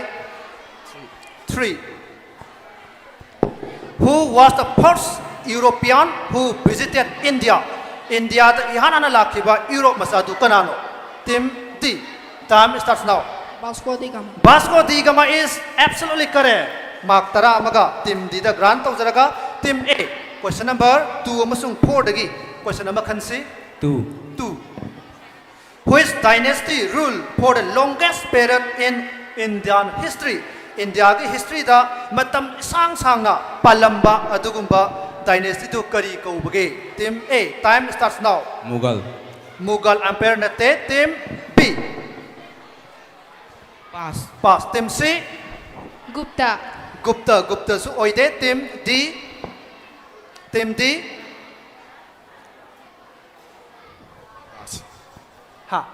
Pass. Anyone from audience? Audience tagi kumbangam ba yawi bra? Laiti aina lobjaraga wang sika suma pa khumdi. Kraino lao tu leirdi. Kitang thujage khoi matam jemna tien ba. Lao kitang thuna laksi. saruk yaminasi khwaidagi matam sangna rule toramba Indian history da leiba dynasty adugi maming kakhalaksi aduga adugi microphone to pairaga ming mayam da khangansi aduga answer hero. Nawaz from class 12. Okay, your answer is Pandya dynasty. Pandya dynasty is incorrect. Any other? Leitre haina lokjaraga asuma pakhumdi Sola dynasty hairibasini mase sai lising amaga samunga rom rule torami South India gi mafam amada. Hairiba round sigi aroiba wahang asi team B dalegani team B na koida hangade ba wahang sina who kept the slogan Satyameva Jayate. Satyameva Jayate hairibase kanana putok piramba slogan no. Soidana khangamagani Satyameva Jayate. Truth alone triumphs saibaduni asumbana joy oi. Time starts now. Pass team C. Mahatma Gandhi. Mahatma Gandhi sanaba yaina di khanba adugumba answer ni adubu lali team D. PJ Abdul Kalam. Kana haiba Abdul Kalam. Abdul Kalam lali team haukibasi B dagi natra aduna team A. Answer laibra Bhagat Singh. Kana Bhagat Singh. Bhagat Singh. It is also wrong. Anyone from audience? Satyameva Jayate haribasi kanana putok lamba slogan no. Lay China lokjaraga masi Pandit Madan Mohan Malviya hariba aduga mioisna hongdok pirambani matangi nipan suba round geography ka mari lena ba wahang asi team C dagi hoge team C. Question number amakhan C. 3. Question number 3. Where are Big Diomede and Little Diomede Islands located? Prithvi sida leiba angakpa mayam gi manungda Big Diomede haiba amaga Little Diomede haiba amakhak lei haiba anisi island ni haiba island anise amana tomorrow island haiga khanglei amana yesterday island haiga khanglei masina taidi mafam amadagi amada chatpa matamda aikoina science movie singda uba gi time travel to bagumna aikogi future da chatpa past chatpa gi maongda noma ngangkhallaga yoba noma handaraga yoba yai haina theoretically leiraba duga mafam anini mafam anisi kadai da leibano answer khangba mali time starts now. Big Dynamena. Kailapta Russia aduga little gina USA. USA, it is correct. Mark tara ama team sida grant tauzare matangi wahang team D. Team D. Question number hai si 3 country. 2. Which Indian state has the longest coastline? Isam tamba wahang ni samudra khongpan khwai sangba Indian state tu karino. Time starts now. Gujarat is absolutely correct. Mark tara ama grant tauraga team A. Either from question 1 or 4. Which country has most World Heritage Site? Malem sida World Heritage Site khwaidagi masing yamba country du karino. Time starts now. Team A. China. Sina wrong. Team B. Thailand. Kari apa? Thailand. Amtak hanji. Thailand. Wrong. Team C. Prithvi da World Heritage Site masing khwai yambado karamba lamdano. Country maming haigadaba. Asia di continent ni country haigadaba. Time's up. Pass to team D. USA. Also wrong. Anyone from audience? Audience lagi. Culture gi khangde, tum gi miron gi khangde, UNESCO na ai ngak selaga thamiba adugumba mafam singdubu World Heritage Site haina khanglei madugi masing khwaidagi yambadu lakata koide khitang thuna lakse khwaidagi yamna leiba country du karambano haina hangjaba wahangni World Heritage Site masing khwaidagi yamba country du karambano lanba sumbagi wafam leite nangna thoga thauna phana mayamang da haidise si khwaide bets ni isda haisi. Your answer is hana thome kari Italy is absolutely correct. Khuba hona khuji ozadagi asamba khudo loksi Italy na 61 site lei aduga ani subuda China ngasai China khumado second position ni third Germany aikogi India sina sixth position ni round sigi aroi ba wahang team B da lei team B name the longest straight road in the world lamben bodi mayam ure prithvi da sangba straight oiba lambel da khwai sangba si kari maming kawi time starts now Saudi Arabia Highway 10 Saudi Arabia ki highway number 10 sina malem da khwai dagi asumba adugumba straight oiba road ni it is absolutely correct mark tara ama team B da grant tawjare mathang ki round mapan sub round Indian polity and constitution ga mari lene bawahang team D dagi hoge question number khansi 1 question number 1 which article is described as the heart and the soul of Indian constitution Indian constitution gi karamba article bu heart and the soul ko bage time starts now article number hayo article gi masing do 13 wrong team A 17 wrong team B 13 17 lan kha 12 so lali team C Article number kya 11. It is also incorrect so anyone from audience adumai khut thang ka chal aji dum lao aduga marak thana kari gumba wahang singsi lakpiriba parents ki maikai dagi koi angang singda online ki khutang ta answer yangaga thokla gadi madumakti phaba mawong natte haina lojage pukchen khajtang sengbiraga asumba khangbadu oragadi thagat piraksi mobile dagi khoi sitting tawbagi thabakti tawbidana ba noluksari okay your answer is 32 article number 32 is absolutely correct adana dagi asamba khudo loksi matangi wahang se team A team A question number 2 3 4 dagi ama khansi 2 question number 2 who is known as the father of Lok Sabha ki father hairaga kanabu khanglei time starts now team A GB Mabalankar is absolutely correct India ki ahan ba koi Lok Sabha pham ki badugi ahan ba speaker oibiramba misakni maktara ama team A da grant toraga anisbo hang team B ahum sbo hang team B Question number 4 name the only Prime Minister of India who did not pass the parliament mi pham sungau yaukhidraba India gi amatangai raba Prime Minister du kanano time starts now team B pakhum pibang amra India da pankhiba Prime Minister mayam sigi marakta parliament amukta phawba saruk yakhidaba pass team C Pandit Jawaharlal Nehru di lali makti mayam yaukhre team D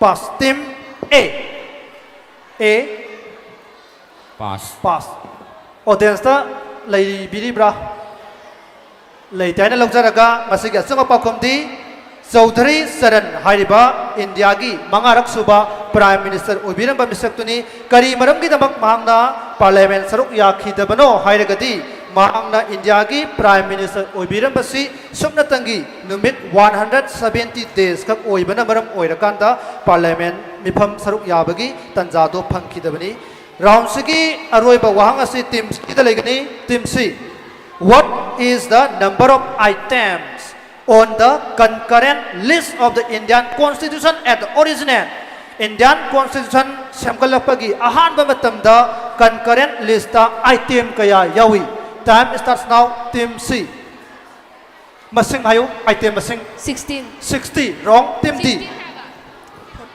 16 wrong 47 is absolutely correct manga team D da grant tawjare matang sida mapan suba ra lore aroi ba se targa kanana ngasigi winner oibage habe khangmina si team A da ga hogani team A GK ga mari lena ba wahang team A 1 Sathajari ba round sina aroi ba round ni makha tarakpa ekoi ga program sing meyang tanaba mayam sem sabisi question number 1 mayam punam tamina si in medicine the full form of SOS is C opus sit which means if necessary or as needed what language is C opposite ꯑꯩꯈꯣꯏꯅ ꯗꯣꯛꯇꯔꯗ ꯑꯅꯥ ꯂꯥꯌꯦꯡ ꯆꯠꯂꯨꯕ ꯃꯇꯝꯗ ꯗꯣꯛꯇꯔꯒꯤ ꯄ꯭ꯔꯦꯁꯀ꯭ꯔꯤꯞꯁꯟꯗ ꯄꯦꯔꯥꯁꯤꯇꯥꯃꯣꯜꯒꯨꯝꯕ ꯑꯗꯨꯒꯨꯝꯕ ꯍꯤꯗꯥꯛꯁꯤ ꯏꯔꯀꯥꯟꯗ ꯃꯅꯤꯡꯗ SOS ꯍꯦꯛ ꯊꯥꯕꯤꯔꯛꯏ ꯃꯁꯤꯅ ꯇꯥꯛꯏꯁꯤ ꯗꯔꯀꯥꯔ ꯑꯣꯏꯔꯀꯥꯟꯗ ꯆꯥꯎꯁꯤꯅꯤ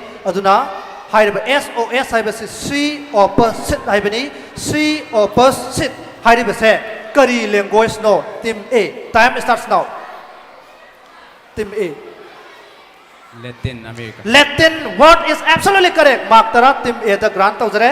Latin hairibasi Italy mayamna Rome hairaga khangnai biribadugi aduga language amani. Question number 2. Sorry, team B gi question kya khangani? 3. Question number 3. Which country is ranked first in the Global Peace Index for 2025? Satliba sahi English ngani kun manga sigi oina मालेमगी ओइना क्वाइदगी शांति लेबा लेबाक सिंगी list number 1 ताबा लेबाक तो करंब लेबाक नो team B time starts now हाना सुनबा याउदबा इंग चिकबा शांति लेबा नंबर 1 कंट्री सि करिनो टीम बी नॉर्वे करि हेबा नॉर्वे से फर्स्ट पोजीशन दी ओइदे अदुना टीम सी द मुतसके team C Australia wrong team D Switzerland. कयबा Switzerland. Switzerland su lali tim aikoi haubudu B dagi haura B de A adudi A gian sa leibra malem da santi koi de leiba leibak si Global Peace Index ki matung ina 2025 ki kana tai USA. time sab su oire answer su lali audience gi pakum pi ba ngam yogi bra Global Peace Index 2025 ki number 1 rank ta taba country tu di lei China lok jarage that country is Iceland haiba lamsina peace khwaidagi leibak oi aikoi iramdam India si 163 leibak khangatpada samaga tara manga suba mafam dalai haibadi adugi matik shanti leitaba leibak sing oi haina Global Peace Index 2025 ki report matung ina pibirai ahum sab wahang asi team C da leigani team C either from question 2 or 4 Who is the first citizen of India? India ki ahanba citizen hairaga kanani haina logadage team C time starts now President of India is absolutely correct full mark 10 is granted to team C next aroiba wahang team D da leire mayam pura tamina si answer di sumna khungani habagi thajaba thamjai What was the highest denomination currency notes ever printed by Reserve Bank of India RBI na puthokiba paisa India da chanariba paisa singsida khwaidagi value wangba paisa si kayano time starts now team D 10,000. kaya haba 10,000. rupees 10,000 is absolutely correct nakhoi di udi uramaroi akhoi bobo ujaute lupa lising tara sapi si RBI na matam amada puthoklami hairibado sorry हाइबसी demonetise तौखिबदगी हौजिकपुदी उफंग्रे लुपा लिसिंग तरा हाइबसिना RBI ना पुथोकपा cell सिंगी मरक्ता ख्वाइदगी भेलु वांगबा Sen सिनी मतंग असिदा इखोइ तोंगान तोंगानबा राउंड तरा लोइसिलकपा मिकुप्ता लेरिबा टीम सिंगी मार्क्स सिंग अदु scorer दगी तामिनसी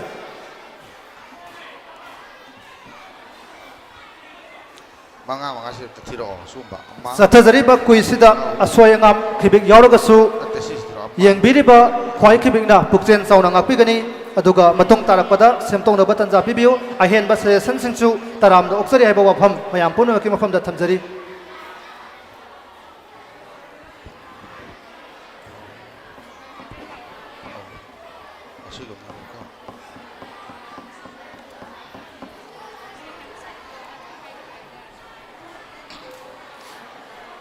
round tara loisan khraba matung sida team A B C D sida kanana first tarang ngani expect tawi team A B C da simba kaktangai khangningi who is expecting the first team A B C please stand up just expectation kana expect tawi adu khakta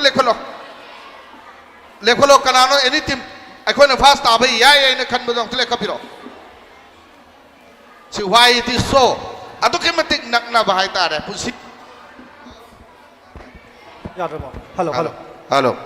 Punsida mukto udri ba score makhal ne haija batare. Lautok sake.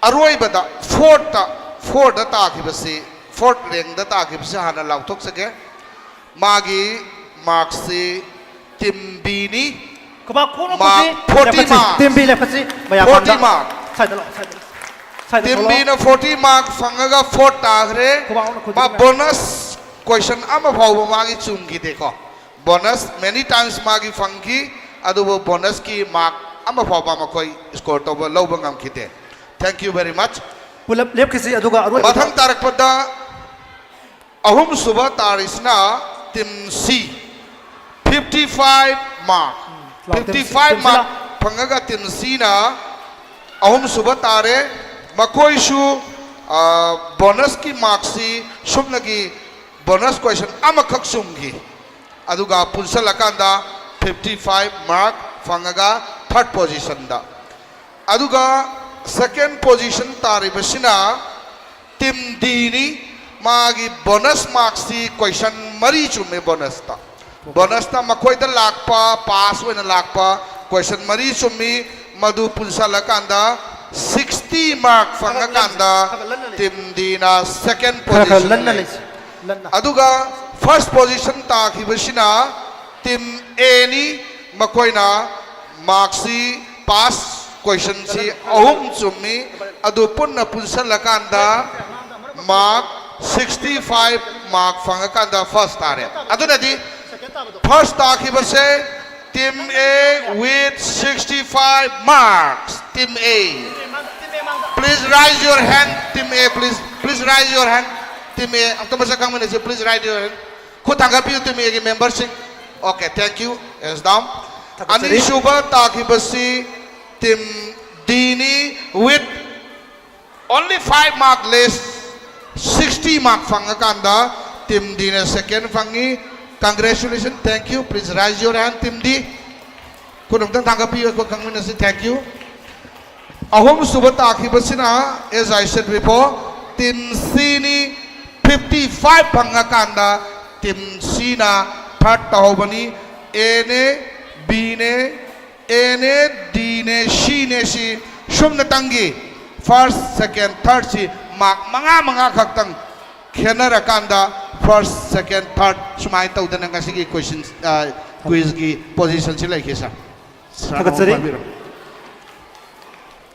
Matang असिदा अखोइगी हंदक चही की ओइना पांगथोकजरीबा annual culture and cum literary meet की सरुक अमा ओइना school सिगी ओजासिंगना सिंजरीबा क्विज सी मतंग असलो सिंजरे पुनोपु खुरुमजरी थगचरी ngasi पांगथोक सखिबा क्विज की प्रोग्राम असिदा कंडक्ट तौखिबा ओजा सिंह मिंगन हंगत चरबदा श्री ओजा के एस देवेकांता सर हसन सना लोइना टाइम कीपर होना लेबिगिबा खजितंग लेखत पिरो सोंगे माइक्रोफोन से अमता अदुगा मथक्ता लेबिबा पोसै सिंग से मुक्तंग लोकथरसे लोइना मक अखोय सोमना खितंग लेखत पिरो थैंक यू पी रतन हारिबा kai khumna jari boja single na class 8 9 amasung 10 gi mairoi sing baka tarak posi program gi matung ina aikoi jagoi aduga pung solom baka tarak poi ngai khoi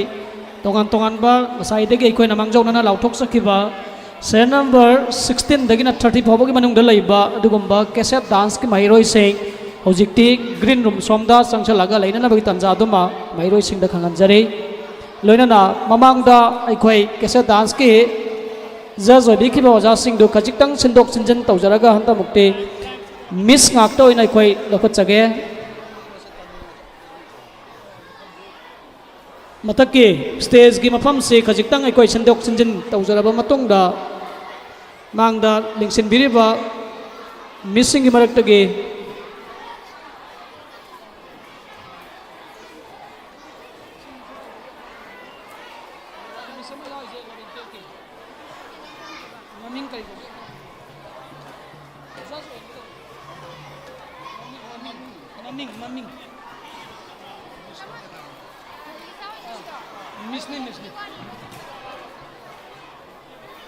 Sarananda से number 42 की लेसेंबर की दोंते MB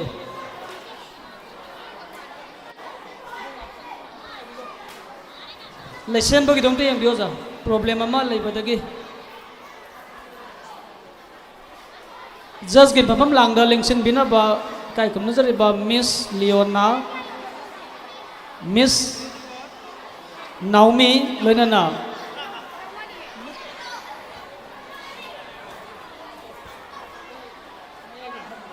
miss Anjana हाइरिबा miss औ मसिना मखा ताबा program सिंगी इखोय जज ओइबिनाबा लियोना नाउमी लोइनाना मिस अंजना अहुम अमुतंग काखत पिरो स्टेज की फमफम सोमदा इखोय स्टेज दा अंगांग सिंग को खकदमा ngaiduna leire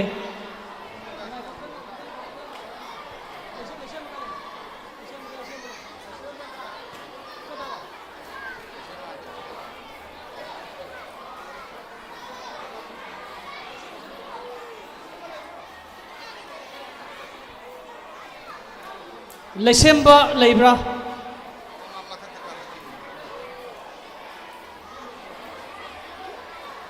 जज की फमफम लांगदा काय खुमनजरिबे मिसिंगना लिंगसिन खरबा मतुंग सिददे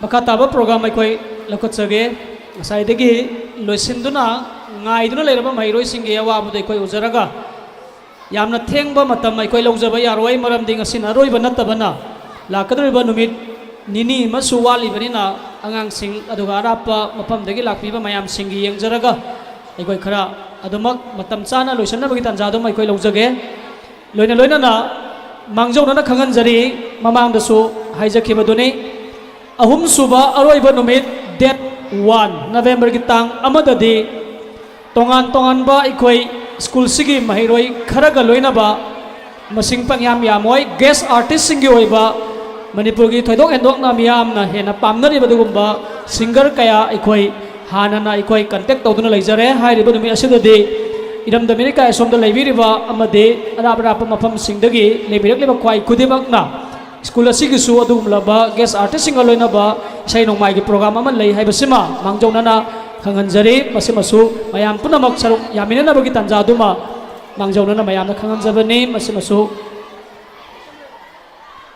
हौजिक अहानबदा कौखत्सगे लैसेम्बा क्लास 8 स्टेज दा कौखत्सरे कैसेट डांस के दमकता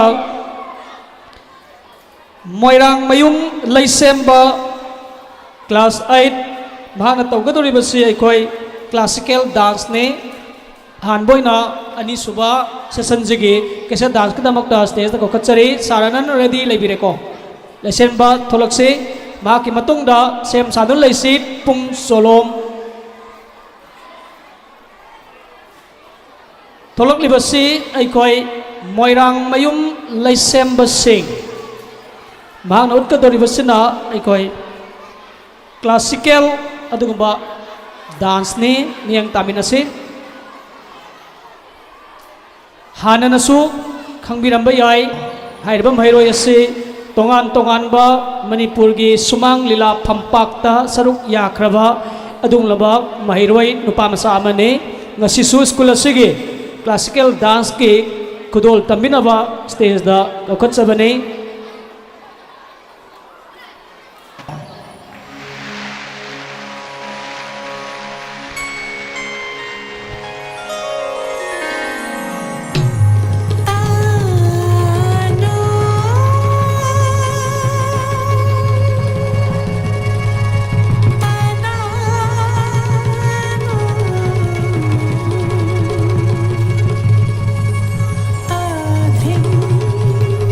I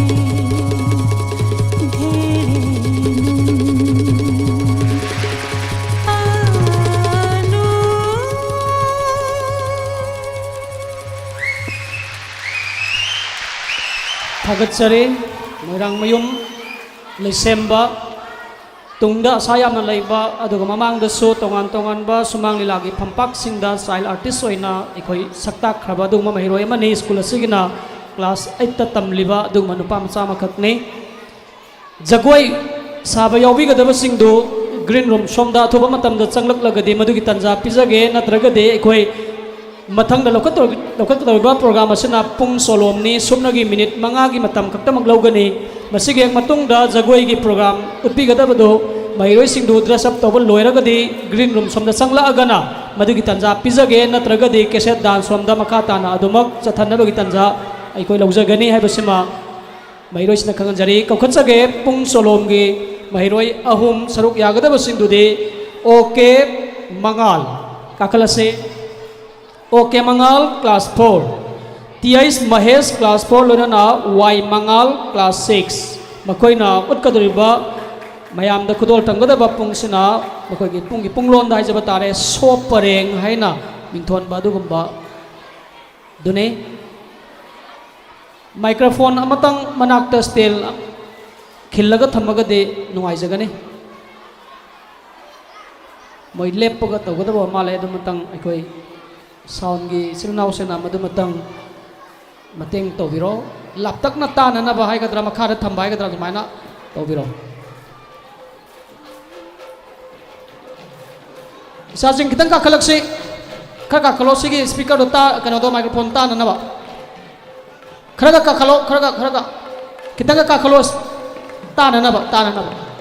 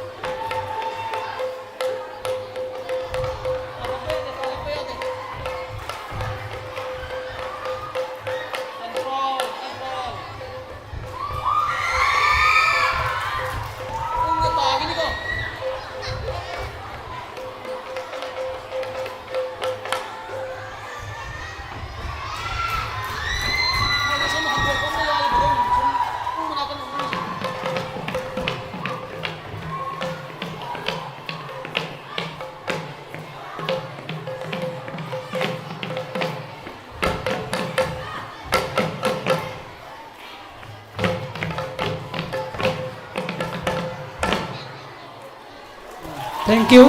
Thagatsari mairoi ahum bo hanana tungda mahi saba adugumba sinpham ama oinana bagi tanjado ma school sidagi so aikoi khudimak ki mangol pizari makha tarak basidi aikoi cultural program gi manung sanna jagoi amatang aikoi uchage charuk yagadaba mairoi sing aduga masida mapung aina thinbi gadaba aduga sakpi gadaba kaubi gadaba oja singge amutang thorang toduna laibiro charuk yagadaba mairoi sing adude Naidia Okram Kalpana Anaya Vestina Silpa Thadoi Anjali Ronibula Maria loina Daina hairaba mairoi nupi masa tara sina jagoi si utpigani mari leinaba oja sing aduga darkaroi ba khudimak singdo amuktang aikoi changchin biraga matam si yamna lodana ba oja singda anana khangan jage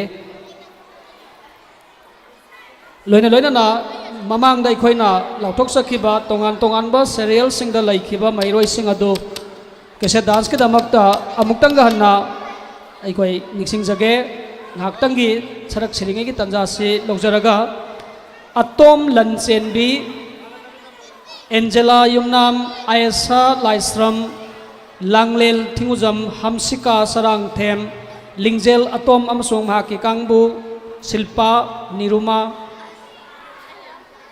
Sapam Thoyenba amasung mahaki kangbu haibadi N Singlen Sana Furai Latpam Anuska Devi SD Ramphung Nai amasung mahaki kangbu SS Lohia loidana SS Jenny KSS Alex Tayenjam Valentina Kangabam Lanchenba amasuma ki kangbu yaugadaba sing K Singlen Sana K Singlemba N Singkhainganba TS Lalaima Devi Soren Sangbam Nilanda amasuma ki kangbu saruk yagadaba Ais Malem Nganbi loinana S Binki Abuzam Ngan Thoilenbi hairiba mahiroi Serial number 15 dagi na 30 pau se green room da sem saduna leina ba mangjona na khangan jari hojik jagoi mieng tamina se charuk yagada ba sing utkadori ba jagoi sina kabui jagoi haina mingthon ba dugumba singmi singi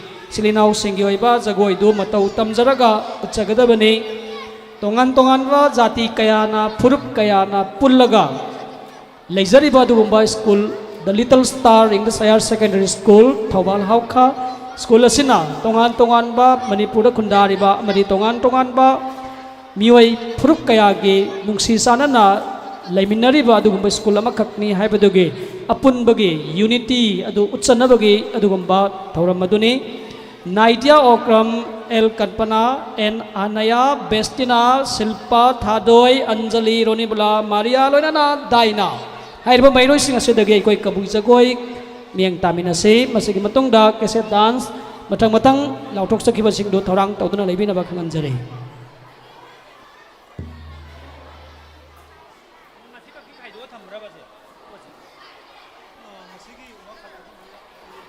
jagoi gi oja singna pirakpa ingit ki matungina koi ka khana ba tawbiyo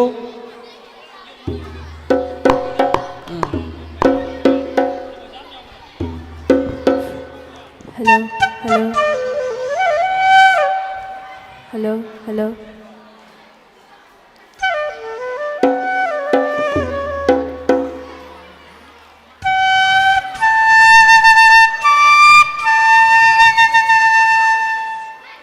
Hello, hello.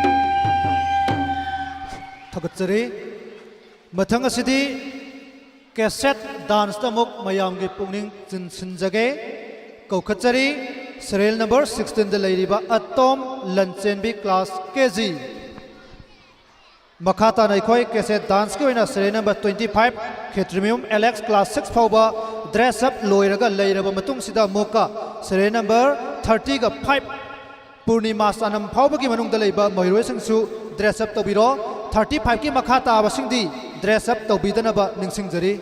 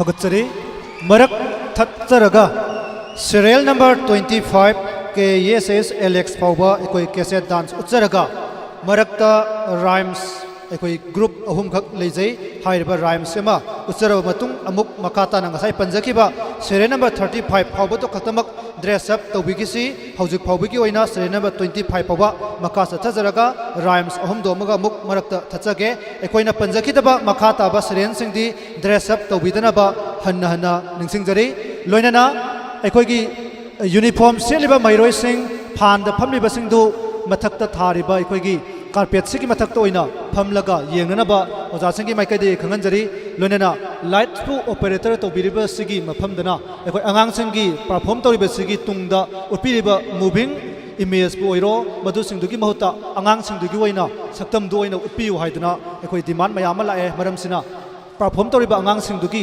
सक्से ओइना मखोइगी video की मवोंगदुमक screen से उहनबिनबगिदमक निंगसिंजरी मखाताना कौकचरी Angela Yumnam class 6 सेम साधुना लेगनी Ayesha Laishram class KG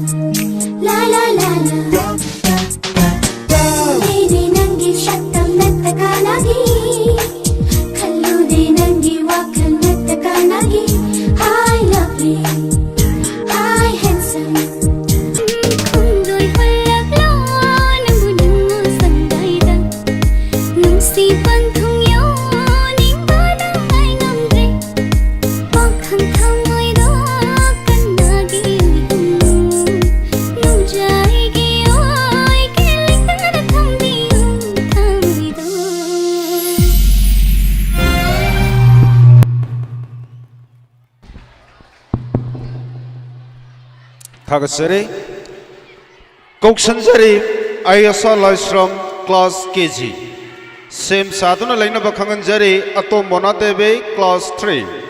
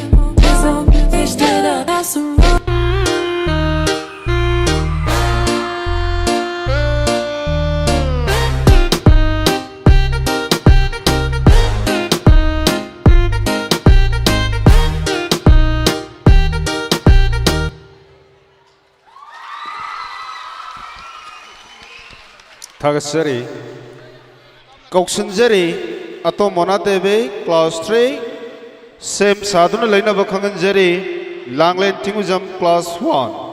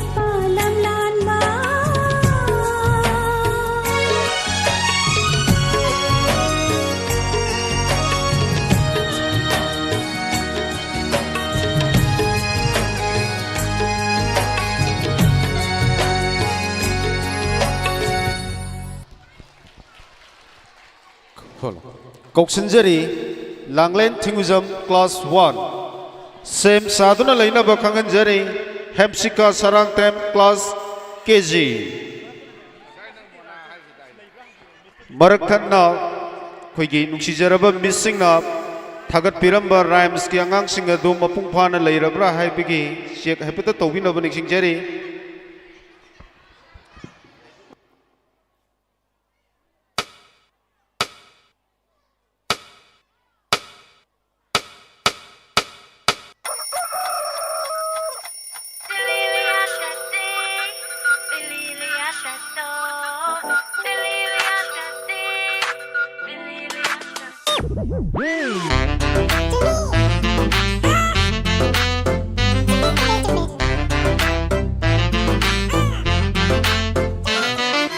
Pakhang punsi khang dana maro chibirunu Pataba amma anni dogi loina manthopinu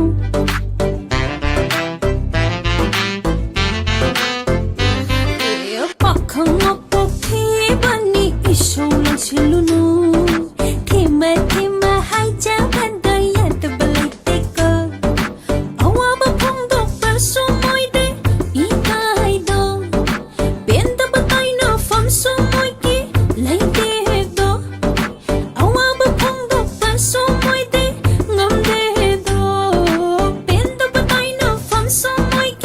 ꯂꯩꯇꯦꯗꯣ ꯑꯗꯨꯅ ꯀꯤꯅ ꯀꯤꯅ ꯇꯞꯅ ꯇꯞꯅ ꯅꯨꯡꯁꯤꯅ ꯀꯧꯕꯤꯌꯨ ꯂꯦꯝꯅ ꯂꯦꯝꯅ ꯏꯪꯅ ꯆꯤꯛꯅ ꯋꯥꯔꯤ ꯁꯥꯕꯤꯌꯨ ꯑꯗꯨꯅ ꯀꯤꯅ ꯀꯤꯅ ꯀꯤꯅ ꯇꯞꯅ ꯇꯞꯅ ꯇꯞꯅ ꯅꯨꯡꯁꯤꯅ ꯀꯧꯕꯤꯌꯨ ꯑꯗꯨꯅ ꯂꯦꯝꯅ ꯂꯦꯝꯅ ꯂꯦꯝꯅ ꯏꯪꯅ ꯏꯪꯅ ꯆꯤꯛꯅ ꯋꯥꯔꯤ ꯁꯥꯕꯤꯌꯨ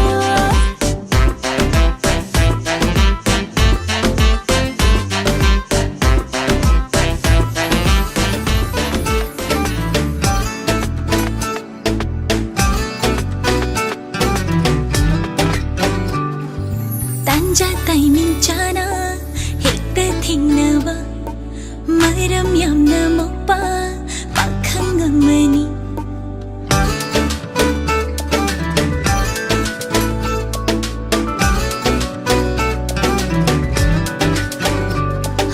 딴자 타이밍 짜나 헥다 ทิ้งนꯕ ꯃꯔꯝ ꯌꯥꯝꯅ ꯃꯣꯛꯄ ꯄꯥꯈꯪ ꯑꯃꯅꯤ 미쳐나를 녹나라땅 링나리바 와히 마탄소 퐁독나도 링나리바 이나 헥다 호레기 이랑 호레기 마nak 요나 정도나 미치 핫누기 ngauhalagi piregi piregi thamoy macit amahana lojero lojero piringai sida piregi piregi piregi thamoy macit amahana lojero lojero piringai sida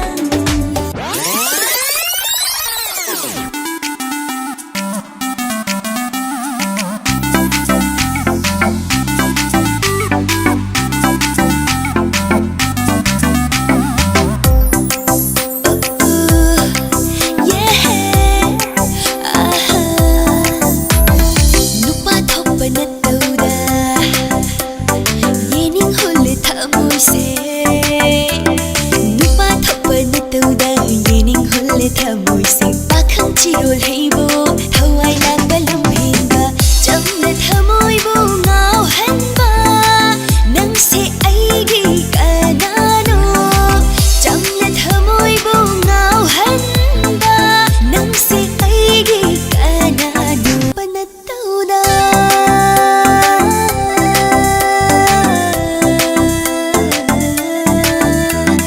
nupa thappanatauda yening holle thamoise pakhangchirol haibo thawai na walam henba jamna thamoibo ngauhanba nangse aigi kanano jamna thamoibo ngauhanba nangse aigi kanano nupa thappanatauda yening holle thamoise pakhangchirol haibo thawai na walam henba nupa thappanatauda yening holle thamoise pakhangchirol haibo thawai na walam henba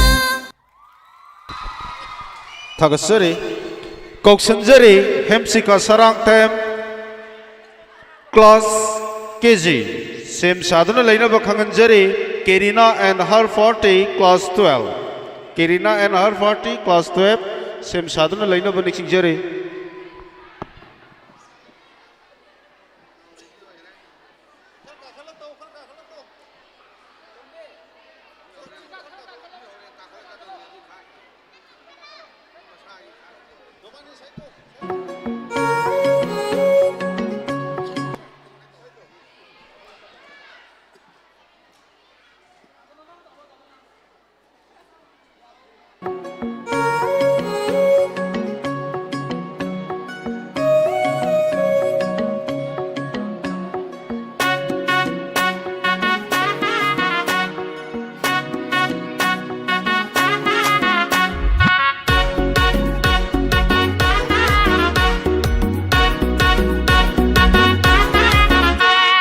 ꯌꯦꯡꯂꯔꯣꯏ ꯈꯟꯅ ꯎꯏꯁꯤꯜꯂꯨꯕꯅꯤ ꯑꯩꯒꯤ ꯃꯤꯠꯁꯦ ꯅꯪꯕꯨ ꯂꯥꯛꯏ ꯅꯪꯗꯤ ꯇꯣꯏꯅ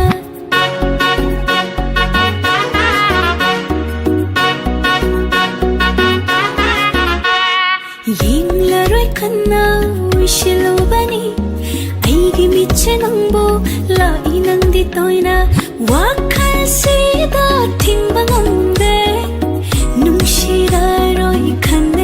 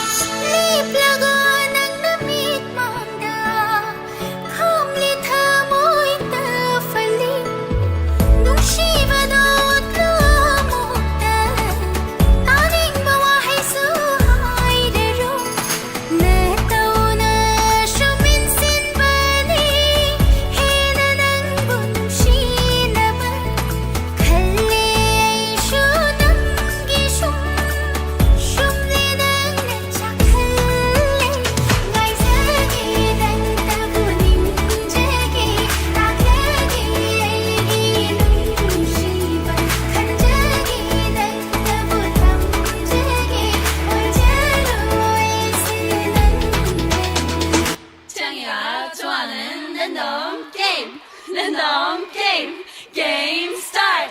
아파트 아파트 아파트 아파트 아파트 아파트 아파트 아파트 아파트 아파트 아파트 아파트 kissy face sent to your phone, but I'm trying to kiss your lips for real.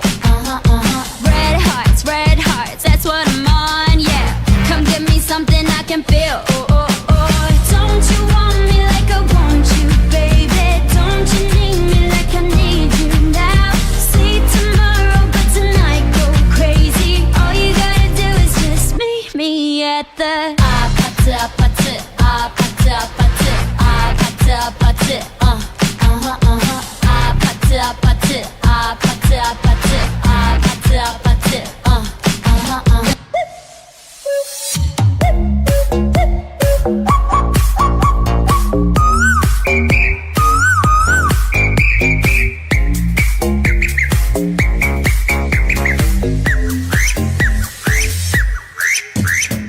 Dame un grr. ¿Un qué? Un grr. ¿Un qué? Dame un tu ta ta tu ta cu tu ta ta tu ta cu tu ta ta tu ta cu tu. Ok. Dame un grr. ¿Un qué? Un grr. ¿Un qué? ¿Un qué? Un grr. ¿Un qué? Un grr. Tagasari, Koksanjari, Kirina and her 40, class 12, Maraktana, Kogi, Rhymes ki, Tauramadu Hayek Ayuk, Ahan Bagi program Wina Tamjare, Sam Sadana Lena Bakanganjari, T.I.'s Lalima Devi, class KG.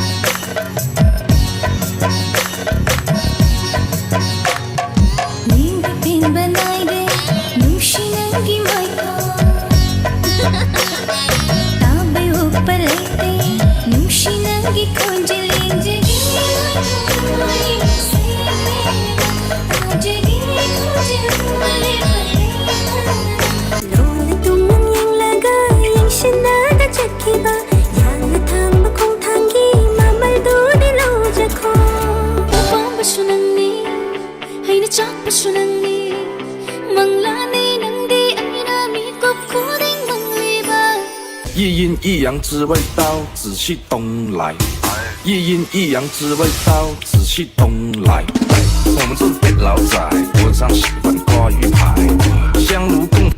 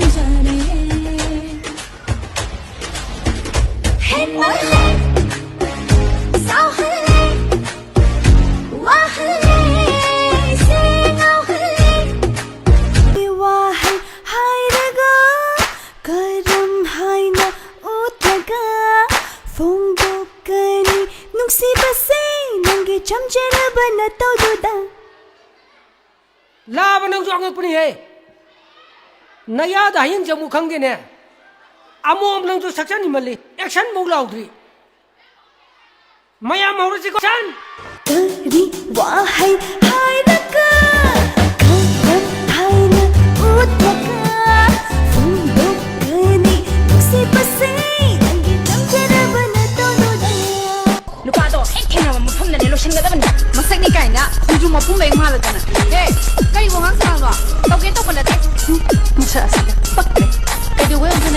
Sundrops, the slot.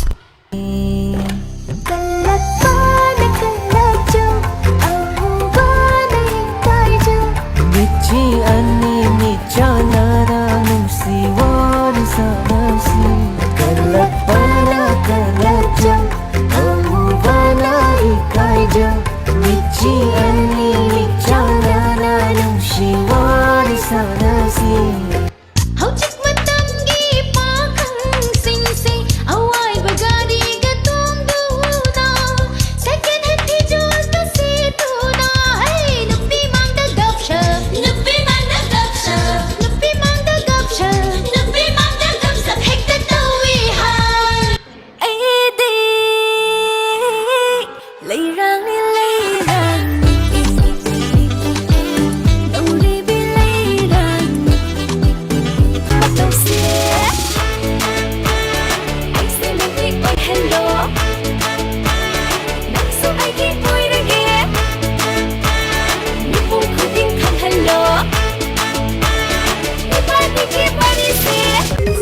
Ikaiba pumba leita re leijaba khuding din re amoi se body dei nan tha kre nung si traffic lai thokuna tha je khudol tam thok ke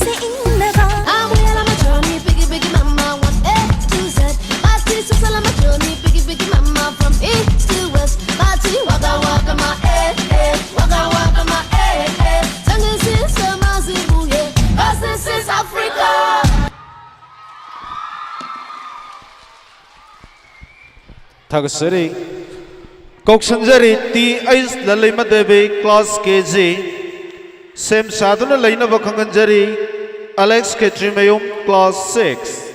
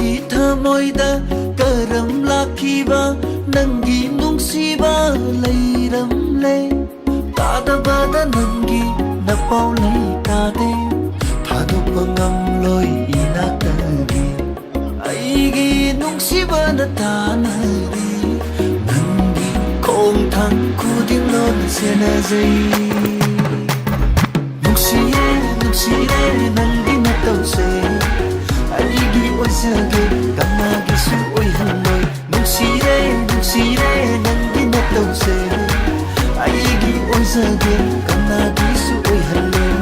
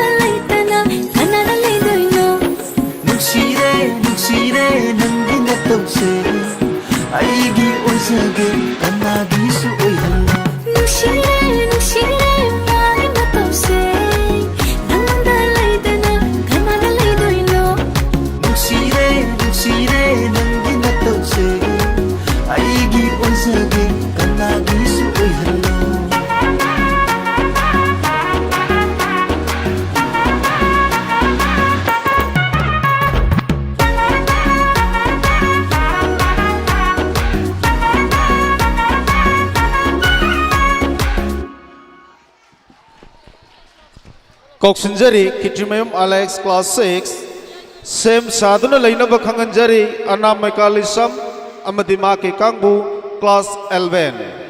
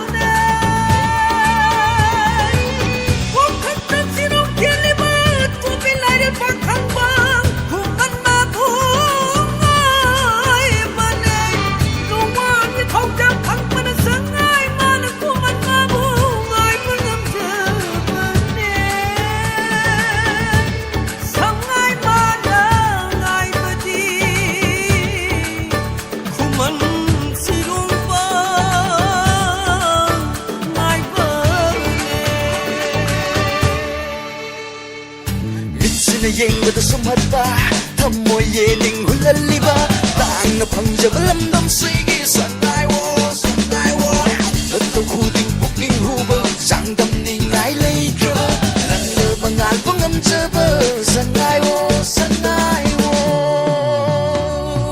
상하이워 상하이 난게 띠판무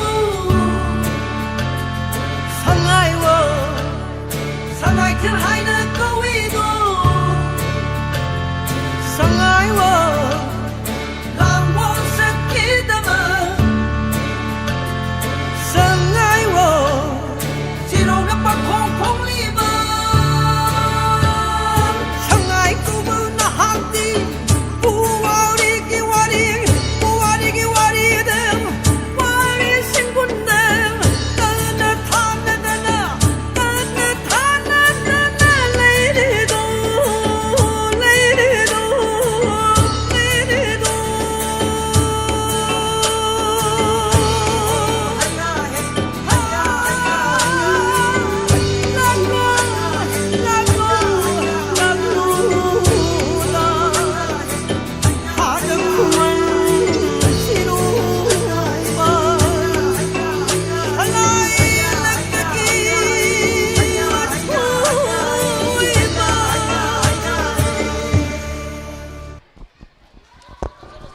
Thagasari Kauksanjari Anamai Kalisam Amati Maki Kangbu Class 11 Same Sadhana Laina Baniksingjari Purai Lakwam Anuska Devi Class 5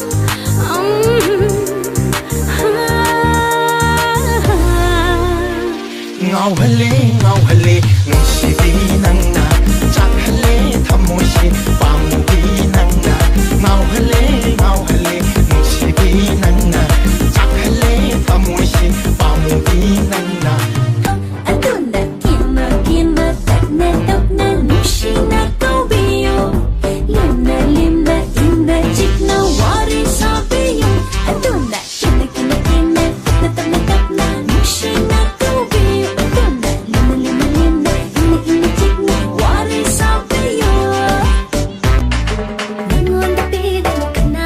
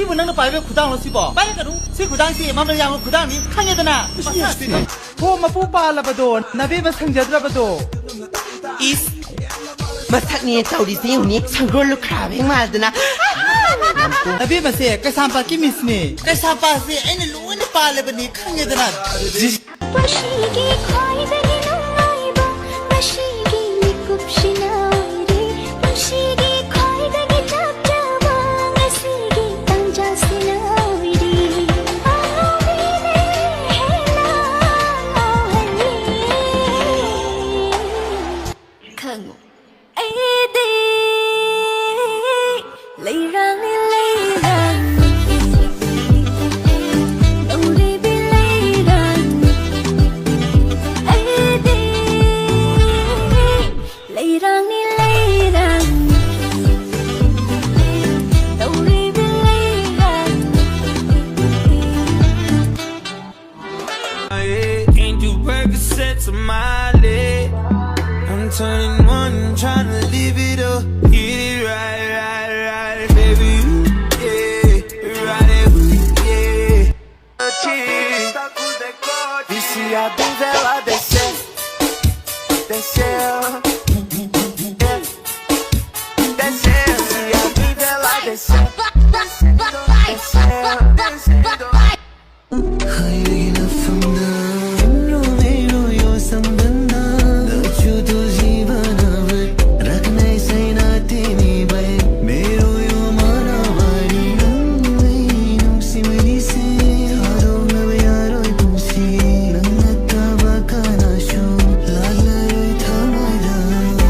You're just my type, yeah, you're just my type, yeah, yeah. Just my type.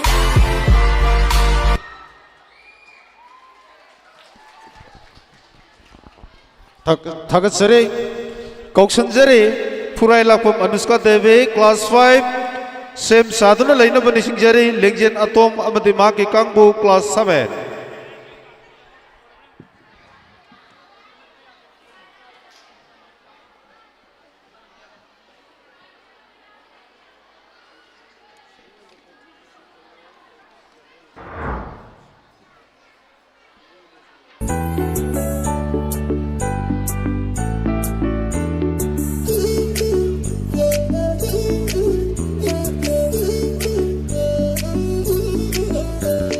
Mangaw chida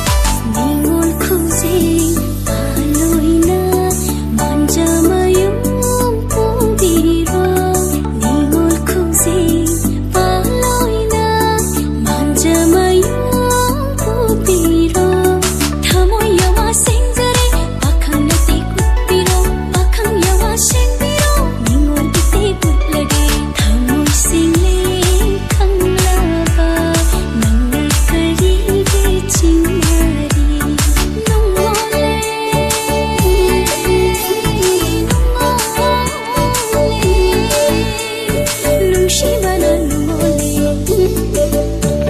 ꯅꯨꯡꯉꯣꯜꯂꯦ ꯅꯨꯡꯉꯣꯜꯂꯦ ꯅꯨꯡꯁꯤꯕꯅ ꯅꯨꯡꯉꯣꯜꯂꯦ ꯅꯨꯡꯉꯣꯜꯂꯦ ꯅꯨꯡꯉꯣꯜꯂꯦ ꯅꯨꯡꯁꯤꯕꯅ ꯅꯨꯡꯉꯣꯜꯂꯦ ꯅꯨꯡꯉꯣꯜꯂꯦ ꯅꯨꯡꯉꯣꯜꯂꯦ ꯅꯨꯡꯁꯤꯕꯅ ꯅꯨꯡꯉꯣꯜꯂꯦ ꯅꯨꯡꯉꯣꯜꯂꯦ ꯅꯨꯡꯉꯣꯜꯂꯦ ꯅꯨꯡꯁꯤꯕꯅ ꯅꯨꯡꯉꯣꯜꯂꯦ ꯀꯧꯁꯤꯟꯖꯔꯤ ꯂꯦꯡꯖꯦꯟ ꯑꯇꯣꯝ ꯑꯃꯗꯤ ꯃꯍꯥꯛꯀꯤ ꯀꯥꯡꯕꯨ class 7 ꯁꯦꯝ ꯁꯥꯗꯨꯅ ꯂꯩꯅꯕ ꯅꯤꯡꯁꯤꯡꯖꯔꯤ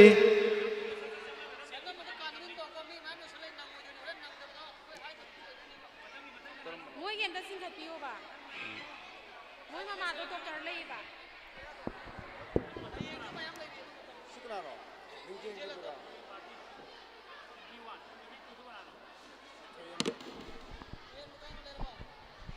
ꯁꯦꯝ ꯁꯥꯗꯨꯅ ꯂꯩꯅꯕ ꯅꯤꯡꯁꯤꯡꯖꯔꯤ ꯁꯥꯐꯝ ꯊꯣꯏꯍꯟꯕ ꯑꯃꯗꯤ ꯃꯍꯥꯛꯀꯤ ꯀꯥꯡꯕꯨ ꯀ꯭ꯂꯥꯁ 4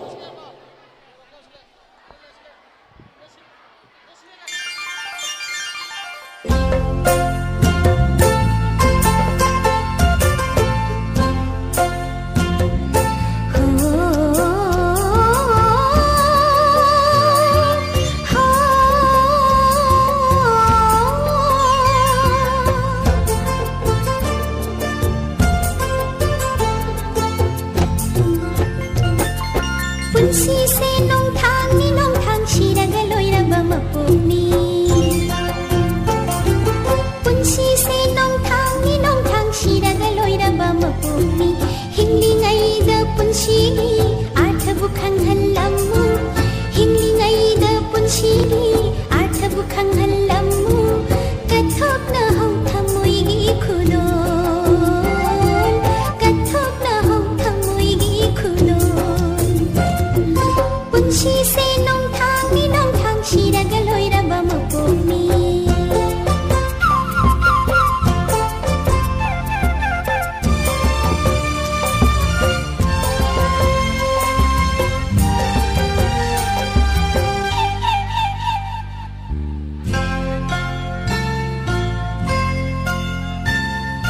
ꯃꯆꯨ ꯀꯌꯥꯅ ꯂꯩꯇꯦꯡ ꯑꯣꯏꯔꯕ ꯄꯥꯎꯈꯣꯡꯅ ꯊꯟꯕ ꯇꯥꯏꯕꯪ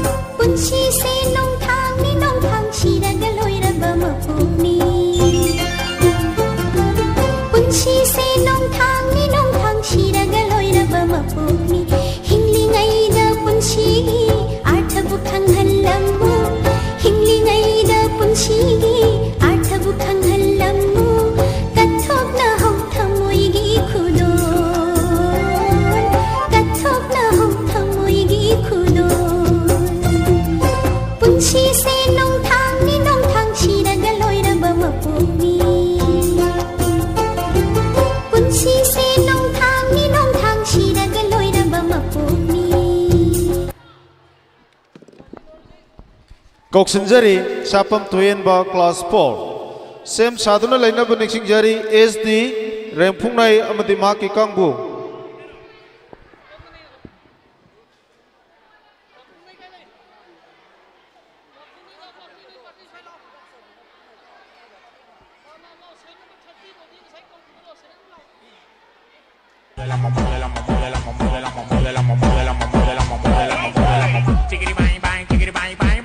con la boca ya me lleva pa' tu bye bye.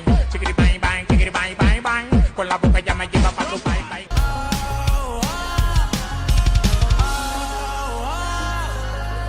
I'll be fucked up if you can't be right.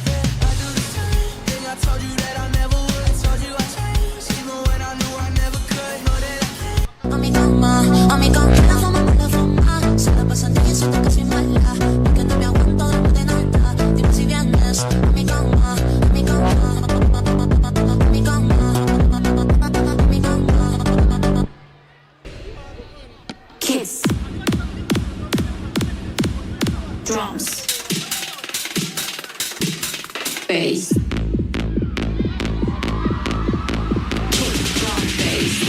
kick, drum, bass, kick, drum, bass.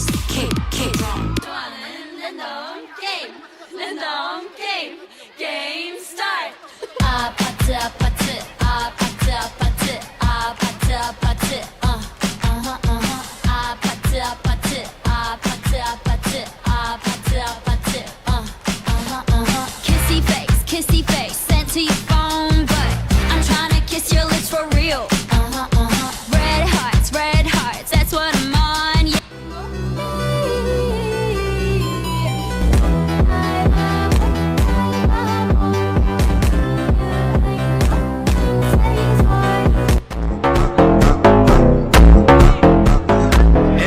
Parede, eu vou acabar contigo.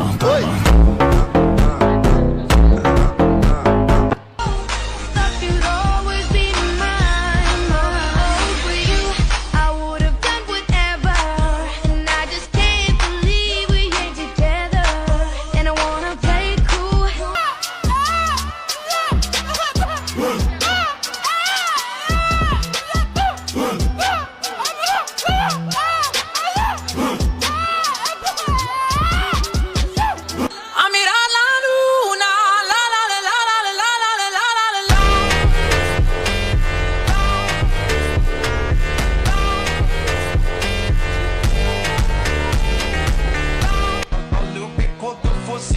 Toma só rajadão, ai, toma, toma, toma, ai, toma rajadão. Olha o bico do fóssil, tu não tá prestou atenção. Ai, toma, toma, toma, ai, toma rajadão.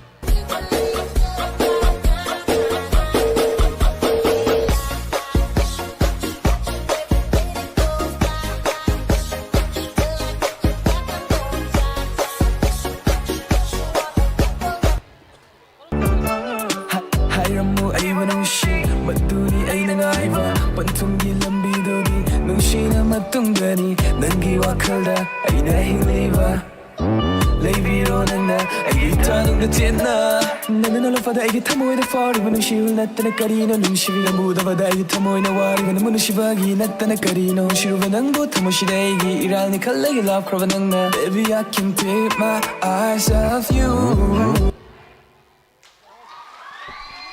Hello. Koksinjari SD Rempunai Amadi Maki Kangbu Class 8 SS Lohia SS Zeni Amadi XD Rempunai Sem Saduna Laina Baniksing Jari Sama round in Changambi Amadi Maki Kangbu Class 9.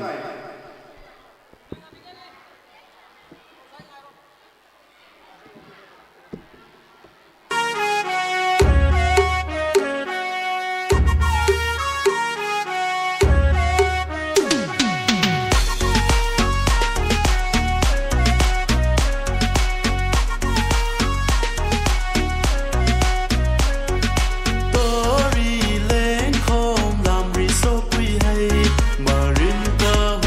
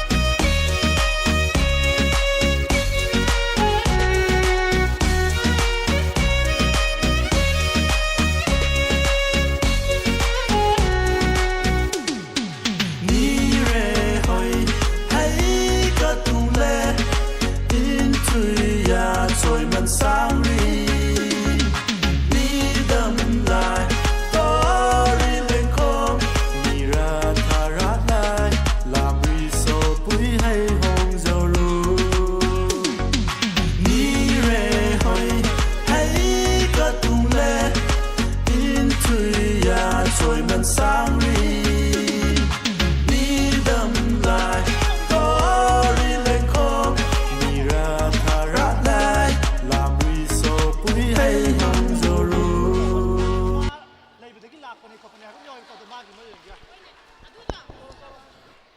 Koksunjari Summer Round in Tungambi Amadi Maki Kangbu Same Saduna Laina Vakanganjari Tayanzam Valentina Class 6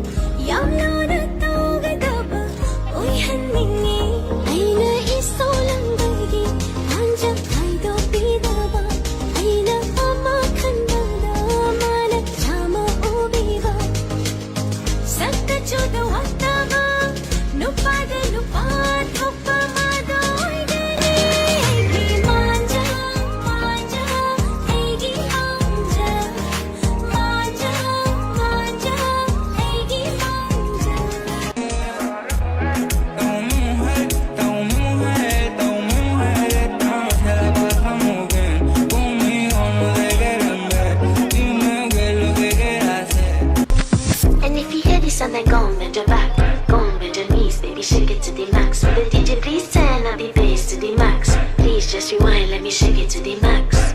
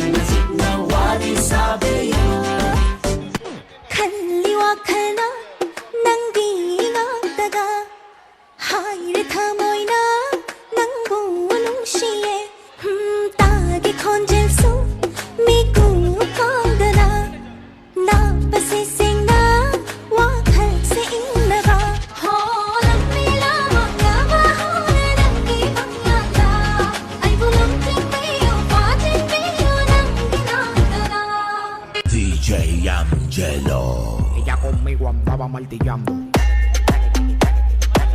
Ella conmigo andaba martillando. Porque esto es África. Abuela machoni, biggie biggie mama, one A to Z. Party so salama machoni, biggie biggie mama, from east to west. Party waka waka my waka waka my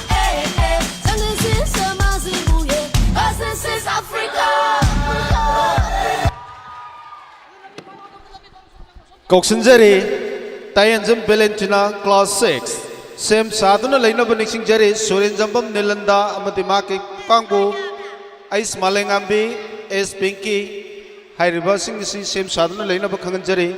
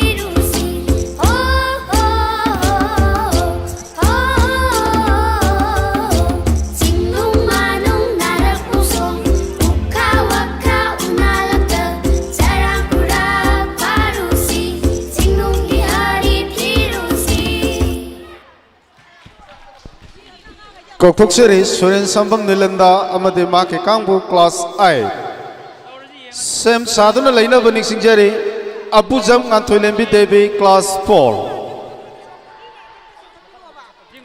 मखाताना अखोइगी dress up सिदत लेरिबा खरसिनतना अतोप मैरुसिंगना केसे dance की दमक dress up तौबिदनब निसिंगजरी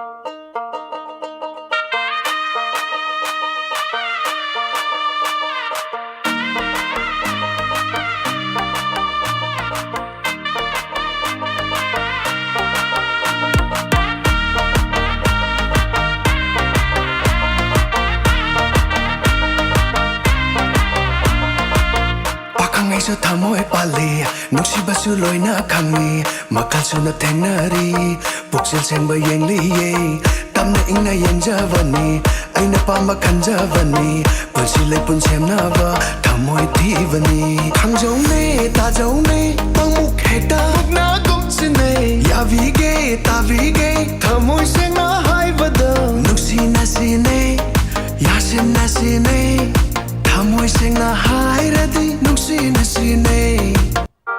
Ese cuerpito que tú tienes, el traje de baño chiquitito te queda. Es una blanquita con el sol y de una ya se pone morena. Hey, girl, you have a perfect body with a perfect smile. Perfect body with a perfect smile. Baklava ipaka, hijau tunguna. Aigi jana biga, koi bajat pada. Aigi nusibe, ising da kahore. Aigi jana be, ising da lupore. Adu oire su, lai dai batu nani. Adu oire su, lai dam lenda kenani. Olha só minha boca, tá tu nunca prestou atenção. Olha o pico do fuzil, vai tomar só rajadão. Vai, toma, toma, toma, vai, toma rajadão. Olha o pico do fuzil, tu nunca prestou atenção. Vai, toma. Akhandang barang shiva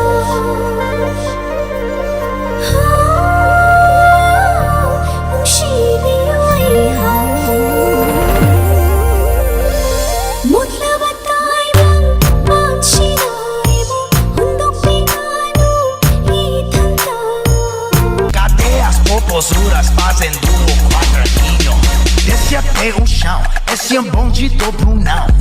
Desce até o chão, esse é o bonde dobro não. Rebola dobro não.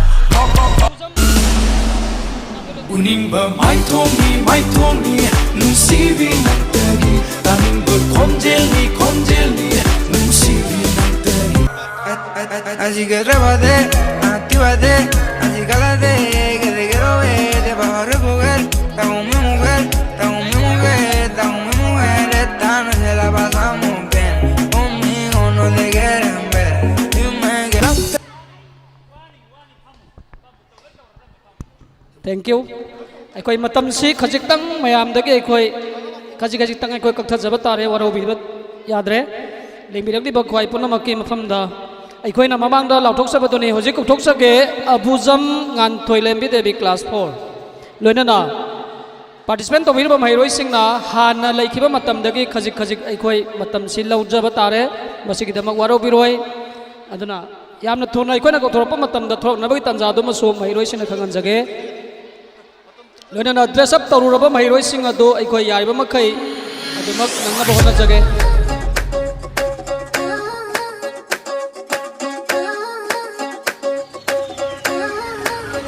Oi hoi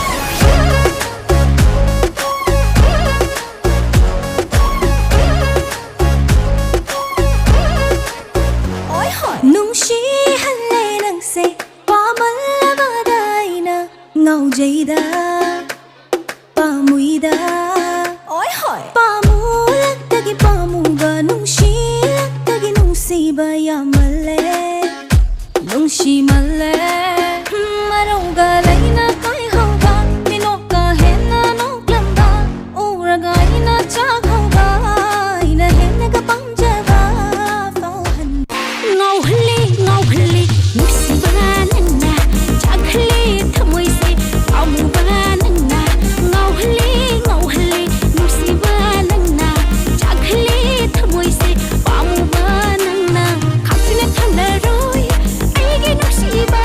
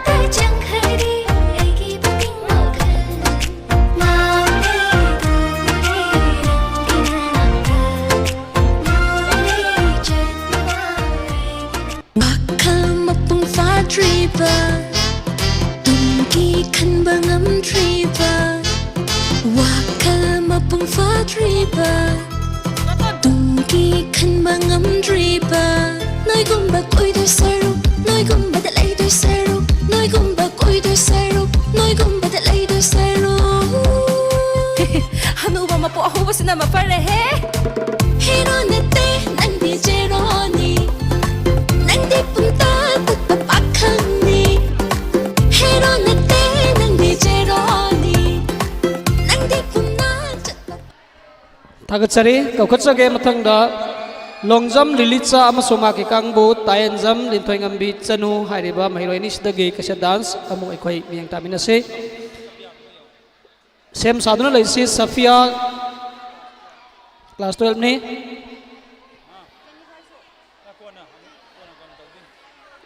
ekhoi matam si khara khara ekhoi lojare masigi damakta guardian sing aduga participant sing namadu waro biroi haina hanana khanjari saranan khajitang thuna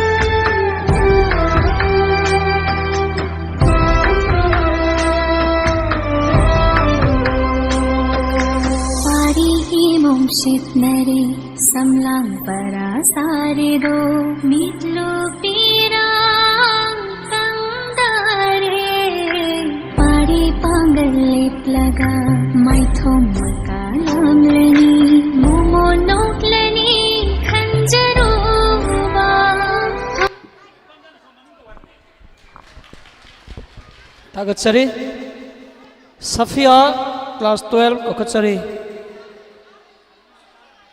sem sadun le se mathangda thiam langlel amasung ma ki kangbu class 10 tiais langlel amasung ma ki kangbu class 10 yaifabi nganthoi ratana loidana oke anarika jagas da sem sadun leina makhanjare stage le basis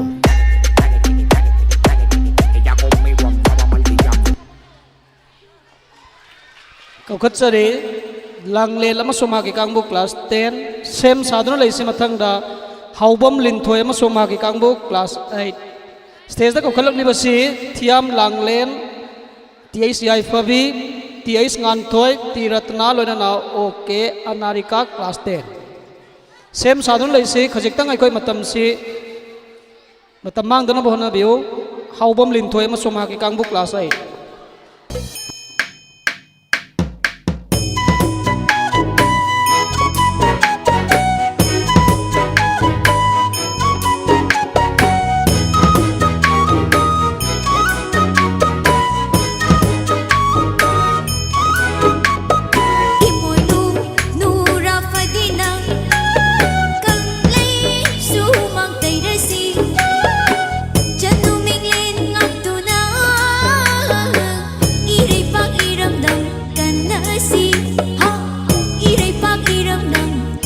Hãy subscribe cho kênh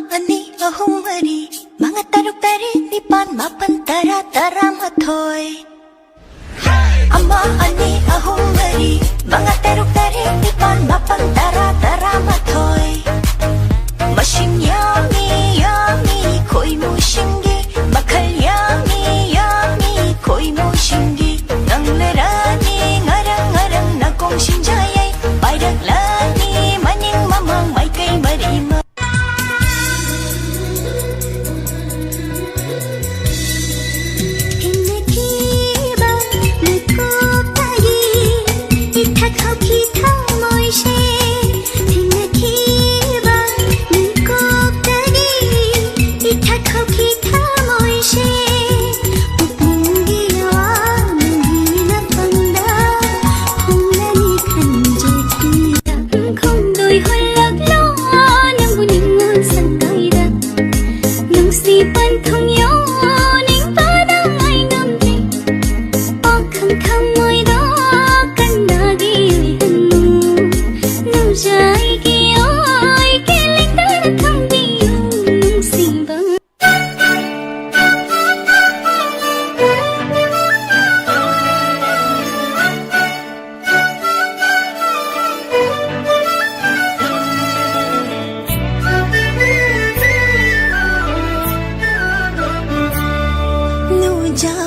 thmoi nung dai kapkhiba tenjaina pan khare nungshi magi thmoi yauna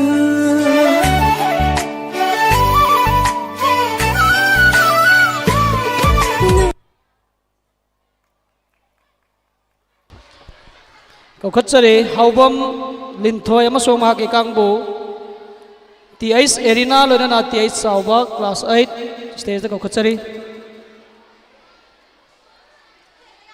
sem sadun leisi mathang da Laurembam Lanchen bi amasong mahaki kangbu class 8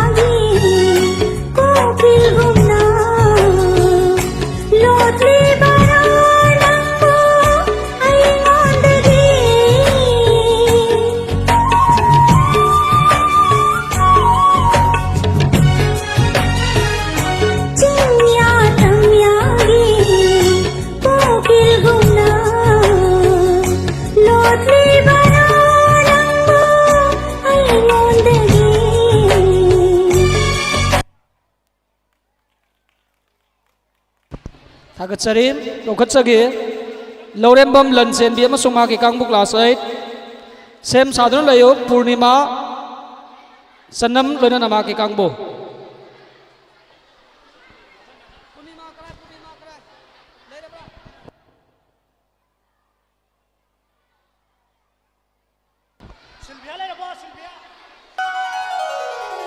Shyam नंगी बाशी से खोंगलक लगनु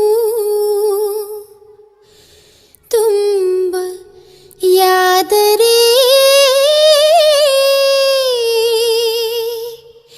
राधा ऐसे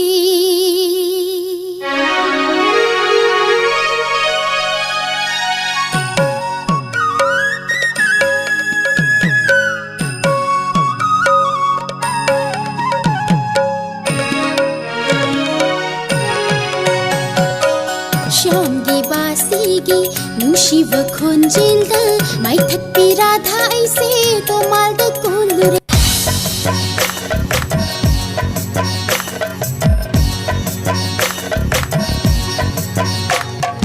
ꯌꯦꯡꯕ ꯄꯦꯟꯕ ꯅꯥꯏꯗꯦ ꯅꯨꯡꯁꯤ ꯅꯪꯒꯤ ꯃꯥꯏꯀꯣꯜ ꯇꯥꯕ ꯎꯞꯄ ꯂꯩꯇꯦ ꯅꯨꯡꯁꯤ ꯅꯪꯒꯤ ꯈꯣꯟꯖꯦꯜ ꯌꯦꯡꯖꯒꯦ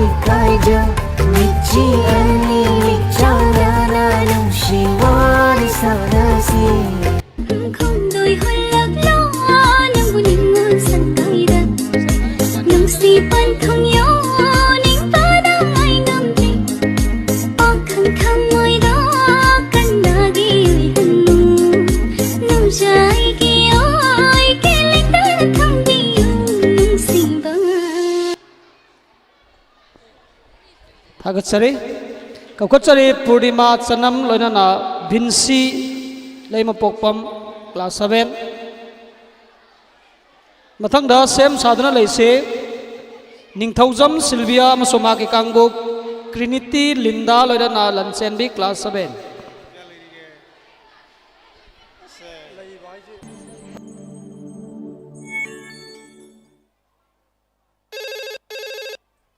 Hello? Kanano? Nungsi nambu kaida laige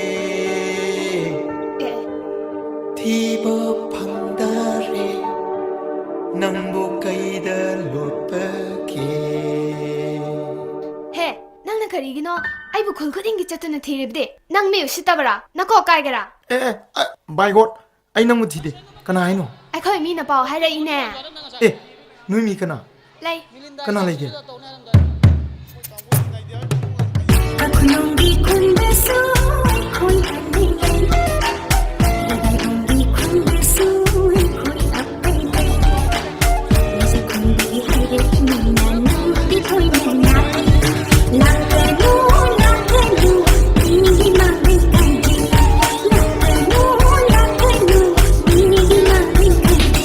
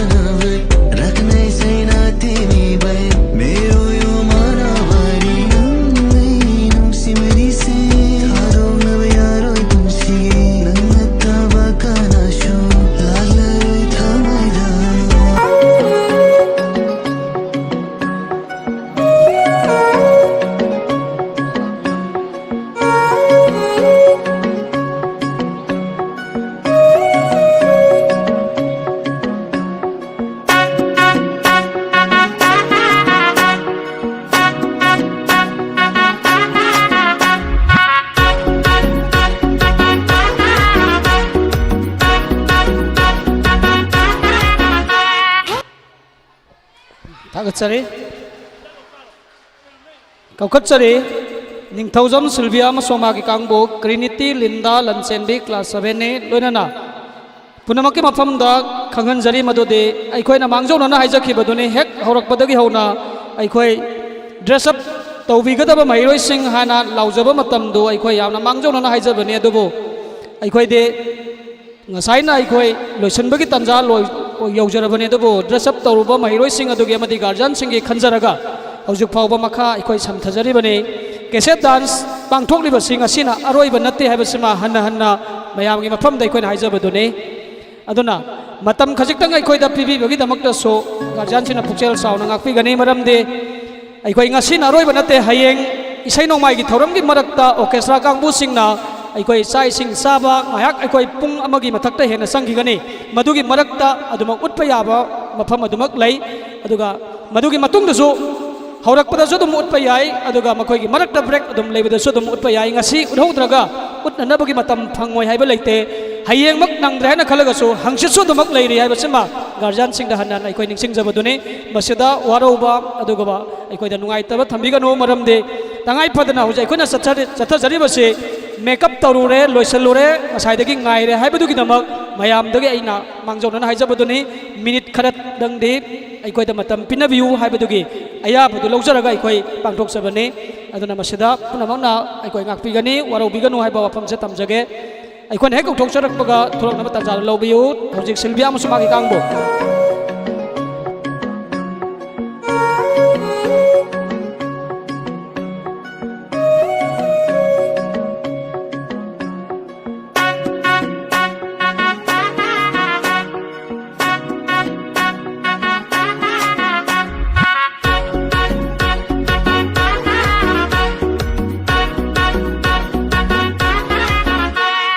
Yinglaroi khanna wishilu bani aigi mitche nangbo lai nangde toina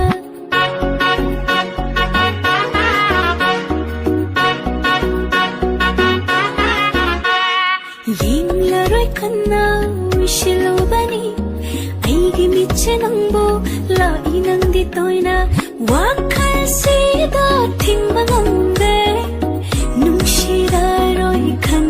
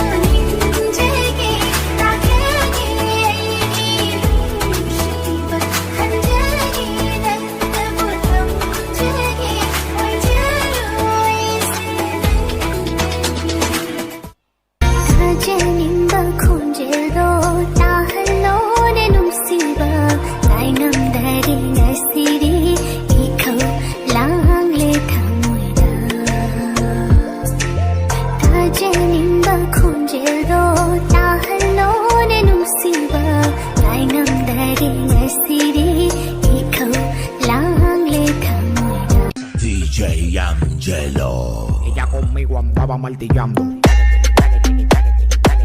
Ella conmigo andaba martillando.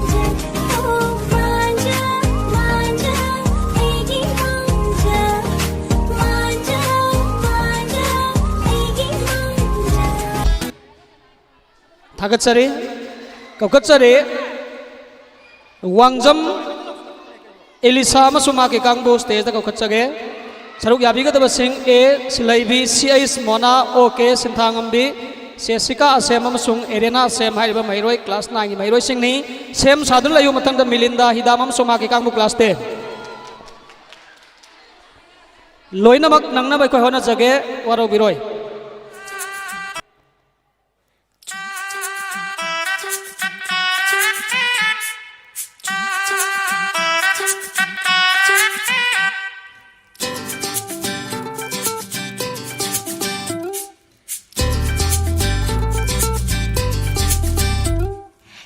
शादी चाहिए ना thirty ngõ sắc tâm đây cũng là cái na twenty ngõ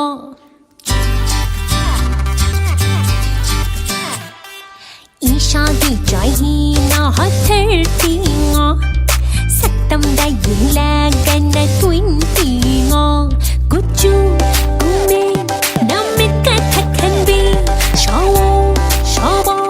na ga đôi shabani Wang on, song on, na in na lim jabi, lam chai sa jatari.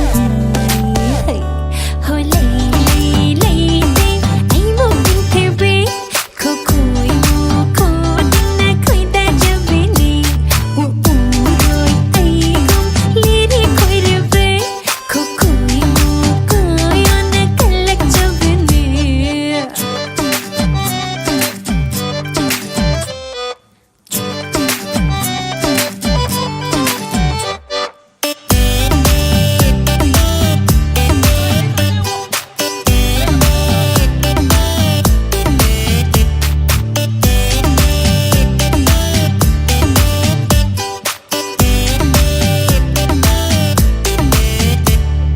Chicken chow, duck and chow, pork and chow. Tan nâu đã bị ít cột xin na hay double day. สวัสดีครับเสียงดิวปักไข่ต้มโคเรียโลนไทยเลโลนไชนีสโลนคังดับเบิลเลเตกูดับเบิลเลเตตายบังดองไอในเลิฟพวกนี้มีกระสินจูสุดท้ายได้กับพี่จะบัดแต่เฮามันกันแบบคงบีจิกใครได้ปวดเมียเฮ้ยเลยไอ้โมบินเทเบคุยดินนะคุยได้จะบินีรอยไอ้กงลีดีคุยเรเบคุยอันนั้นกันลักจะบินี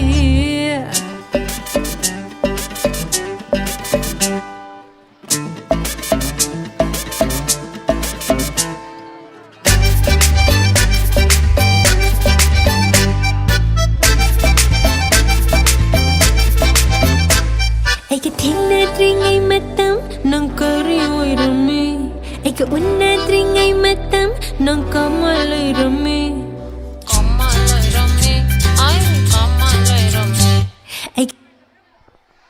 लोई सले थागतसरी कौखतसरी Melinda हिदाम मसोंग माकी कांगबु class 10 सरुक यारिब Singh TS Anjali L कल्पना N थादोय N अनया TS दाइना T अमृका L सनाजाउबे के रोनिबोला N Vidyalakshmi विद्या Mutum मसंगबा मसुकमी हाइरिबा महिरोय class 10 की महिरोय सिंहनी लोइनाना participant तौगदब महिरोय Singh मनुंग दगे नुपा मसा सिंह दे अखोय यारिबा मखै अखोय ngasiगी saruk asidagi puksel sauna hayengi matamda unanabagi अखोय matamduma nupa masa sing dagi nizari haijaba tare nupa masa sing gide अखोय खजिक्तंग मदुगी दमा खुदोंग साबदमा अखोय दा पिनाबियु हाइबा थमजगे मथंगदा same सादुन लैसे फुराइ लाटपम बला मसुमा के कांगबो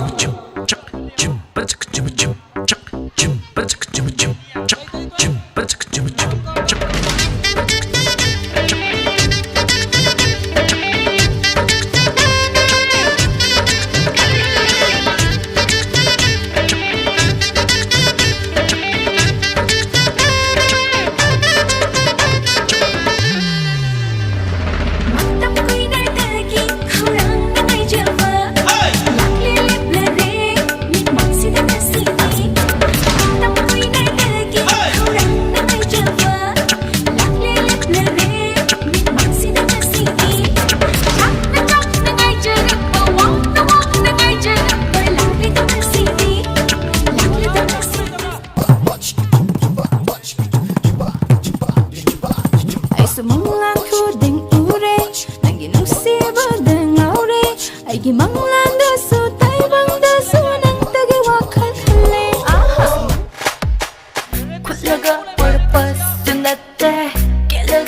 이름봤어 나때 와이드파와 칼수 나때 인생도 나 컬러빠 나때 마호샬라이름 비나 부르두나 땅가래 이기 타모이세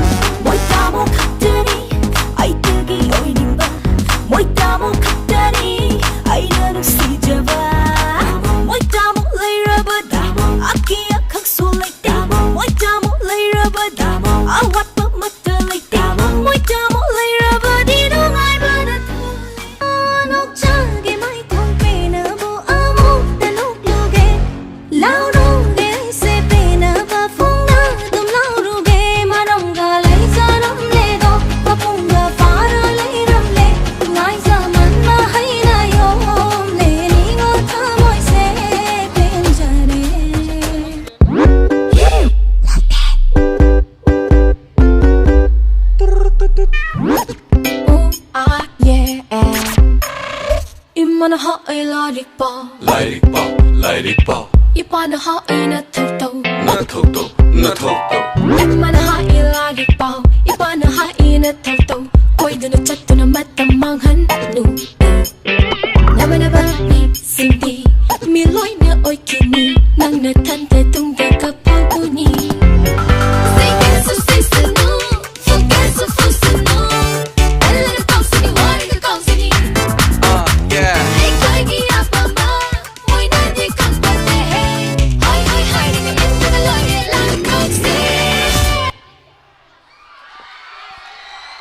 थागतसरे कौखतसरे फुराइलाटपम बला मसुमा के कांगबु फुराइलाटपम बला मसुमा के कांगबु क्लास 10 सरुक यागदब सिंह सुहानी प्रियंका लमगानबी हाइरिबा महिरोय सिंह स्टेज कौखतसरे सेम साधन लायो मथंग दा कियाम एरिना मसुमा के कांगबु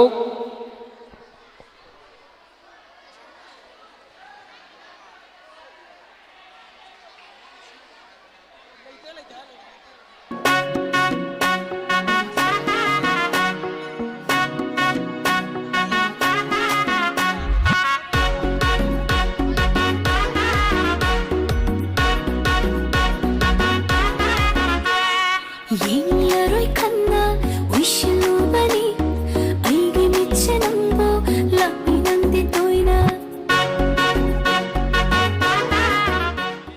mangla doi kiwa nangi nuksi kum haido taiwang da suran namang fauna hallo dong siwa matam gi nang sida ngau je vivi na te ko ai di rang bo pam je bagi sung rang je bani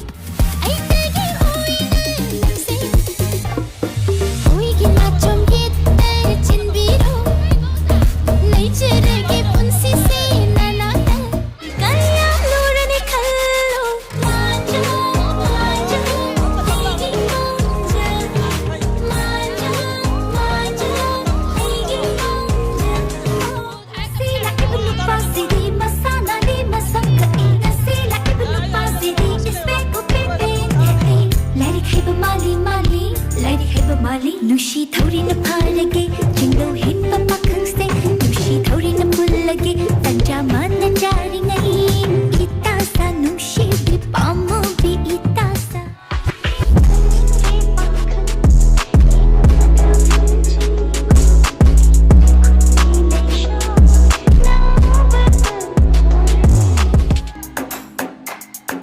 Bharat banani sona bhulane bado Lesha shingna khurpada gino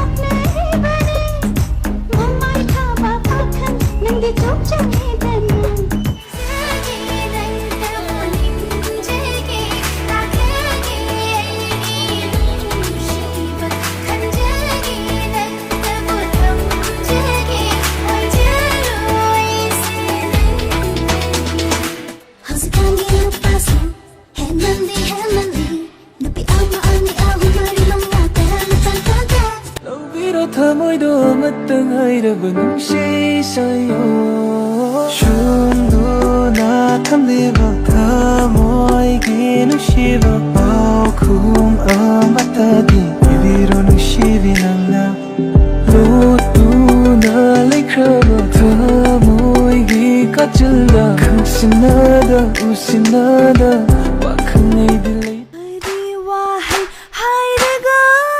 Karam hai na utaga Fongbukani nungsi basi Nangi chamchera bana toduda Thagatsari Taukatsari matangda Kiam Erina amasong mahaki kangbu class 9 saruk yagadab singna K Mem Thoi loina K Yaifabi Devi class 9 Sem sadru laisi matangda Soren Sangbam Redisia amasong mahaki kangbu Aroi boy na sem sadun laina na ba Laisam Maria amasoma ke kangbu nupa masa sing ida makta de ngasi aikoi tukchel saw na aikoi da kudong chawa bibig nam ta na thangsari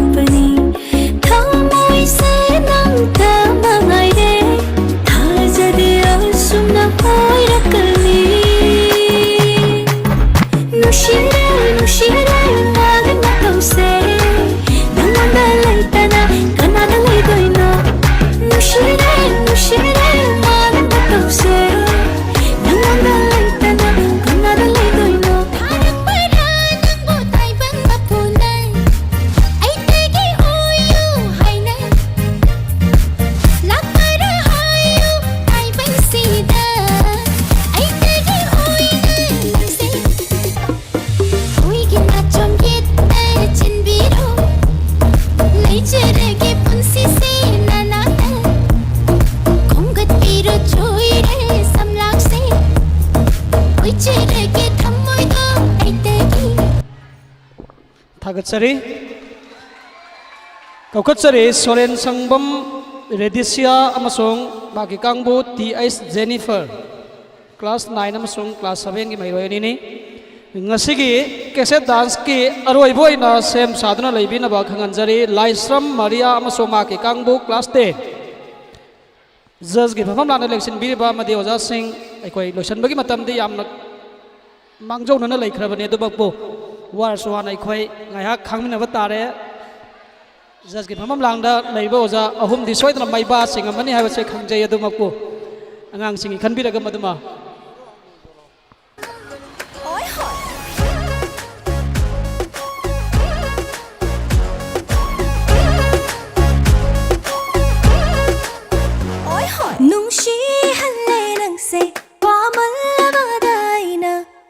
ꯂꯩꯗ ꯄꯥꯝꯃꯨꯏꯗ ꯄꯥꯝꯃꯨꯂꯛꯇꯒꯤ ꯄꯥꯝꯃꯨꯕ ꯅꯨꯡꯁꯤꯂꯛꯇꯒꯤ ꯅꯨꯡꯁꯤꯕ ꯌꯥꯝꯃꯜꯂꯦ ꯅꯨꯡꯁꯤꯃꯜꯂꯦ ꯃꯔꯧꯒ ꯂꯩꯅ ꯀꯥꯏꯍꯧꯕ ꯃꯤꯅꯣꯛꯀ ꯍꯦꯟꯅ ꯅꯣꯛꯂꯝꯕ ꯎꯔꯒ ꯑꯩꯅ ꯆꯥꯛꯍꯧꯕ ꯑꯩꯅ ꯍꯦꯟꯅꯒ ꯄꯥꯝꯖꯕ ꯐꯥꯎꯍꯟꯕ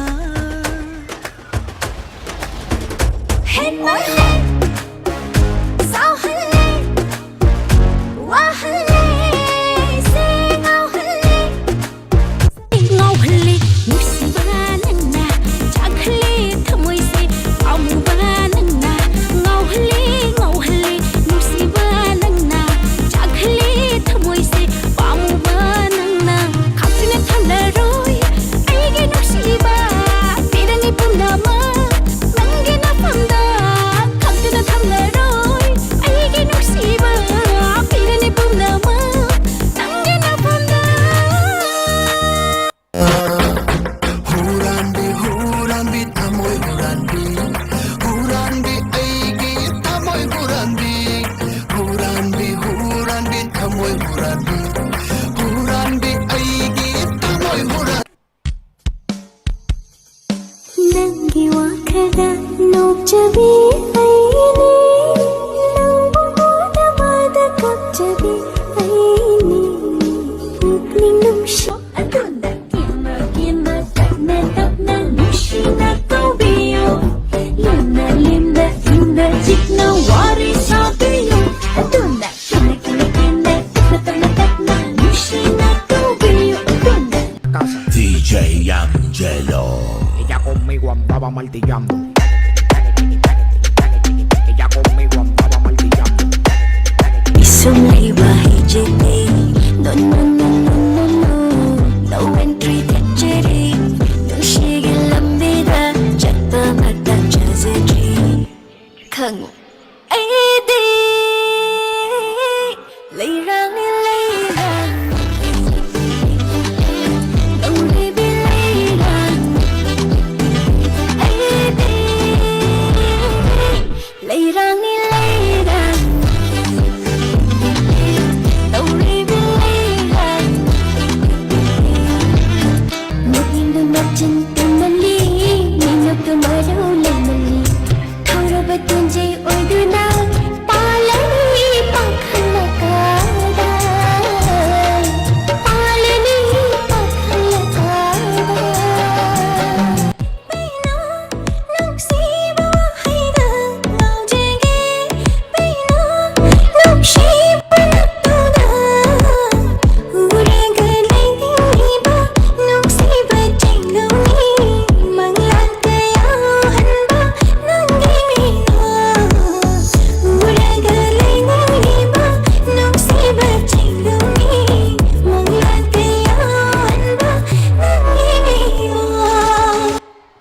Tagatsari ngasigi aroibo ina kese dance ki kakutsari Laisram Maria amasung maki kangbu saruk yabigadaba sing Naidia Linthoi ngambi loinana Olivia class 10 aikoi mayam punna stage romda pungning singsemina se loinana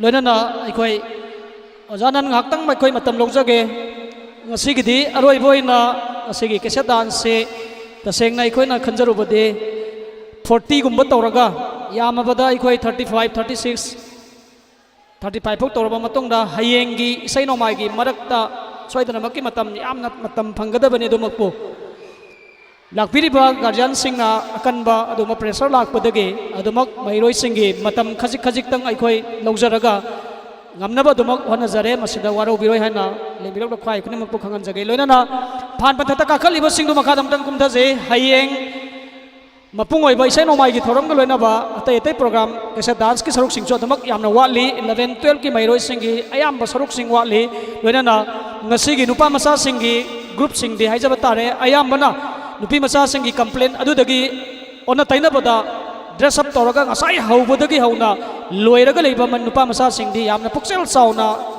asuki matik aikoi gi thorom sibu mateng pangbiduna hayeng tawro haina hairuba matamda asuki matik harau harau yabirapagi damakta su mairoi singbo nupa masa singbo hanana thagatchage मसीगिदमक्तसु नुपी मचासिंगिदि अकनबा complain लाकपदगी pressure लाकपदगी अखोई ngamnabadamok honajare masima khanganjari mayamda aduga hayengsi chapchaba matam ngasigi leiribasidagi leibiriba akhoi sound gi silinau sing camera gi silinau sing light ki tongan tongan ba mari lenabat singna ngasi khajiktang matam akhoi let oikibadudagi hairiba akhoi complain khar so dumak lakhibani masi thoktanaba isa isa gi khuchuklai sing aya masla loinamak akhoi thamlam lagadaba oibana hayengdi matam chana akhoi na hana thamjakiba matam nipan ga minute tara masida akhoi mayam assemble taunanabagi tanja do mai akhoi da pinabinaba punamakki mafamda khanganjage mahiroi sing guardian sing khudingmakna hairiba pung nipan ga minute tara sida school sida loinamak akhoi yaubiraknabagi damakta hanna hanna lengbirekliba amade tabiriba khwai khudingmaktage hairiba ayaba simatang akhoi da sinabiu maramde asuki matik yamba program ni hayeng amasung hayeng gi matang hangsit ki orchestra loina tongan tongan ba akhoi gi sangnai raba manipur gi adugumlaba akhoi gi mioi kayana singer kayana saruk yagadaba thoram su leibana hairiba sing asigi marak sidai koina sarak sidana bhona jabase asuke matik chinna mikup ama pau bai koi kangdana thoram sipak paigat sabani masida punamangna mateng pangbiu haiba pham sima thamjage ngasigi damakta de koi utkadoriba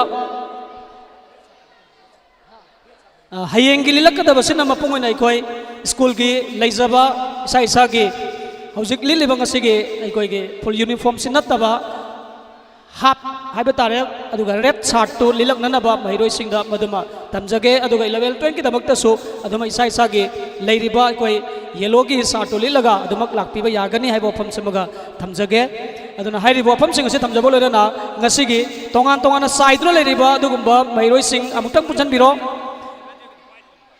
sorry 11 12 se oja principal haibi bagi matung ina ai hojik wa pham tu ai koi sorry haijage maram de hana ojana haibi kiba leiba ormale ayeng si white shirt lilakadabani hairi 11 12 kidu oja principal na haibi rakpani white shirt lilakadabani haina hana hai khre haina sumaina haibi rei masigi damak to so wa pham simak choidra ngak pirang na ba khangan jage aduga isai sa na ngasigi dress up toba matamda ngaktang matak leiba stage gi mairoi sing ngakpigani purakpa potsai aduga sanagi leiteng firol cosmetic potsai mayam sing atung sai kada sinagima mayam sing do aikoi kau hore natraga na lei hore mang hore habana sing complain aikoi leujaroi madu aikoi waling ida isa isa na hairi bo posak sing do isa isa na loina maduma ready da horen sat khiba yana bagi tanja duma lobiu adugi damak ta zu mareng mareng marang rang lang madumadi tawidana ba soidana ki hana tawramagani haibo pham sema su thamjage amuka su ningsing jabani loina na ikoi hojik stage da leiriba Naidia loina na mahaki kangbu Maria Umthoingambi Olivia dagi ngasigi kesa dance ki aroi ba saruk oina ikoi miang taminasi Sarananda sinajari loina na ikoi ge sound music kano ke light ki leibire be sinau amtadi sangjan biraga maningi ikoi saruk se khajiktang karing ba hom khradang hon biragdi am nungai jagani Sat khiba yadri somda angtang len mon dal khiji mayam punna makhoi gi jagoi sida mateng pangmina si nang bo no paro nang bo pakhang lo nang bo no paro ahang ma malangi ipomda tau du na puri ba nung si balai nam na mai kai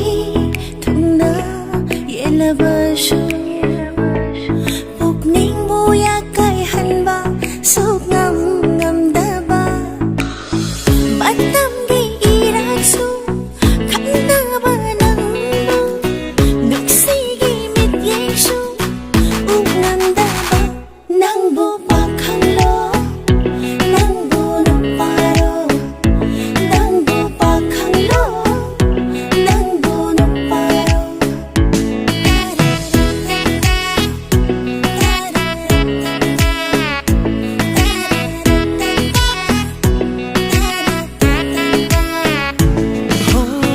Nangi semjin wahiduna oi halle pangdaba Fiji da punduna thamliba nangi nungshi kisi se thok lage ngasidi namaksida thok lage ngasidi namaksida nung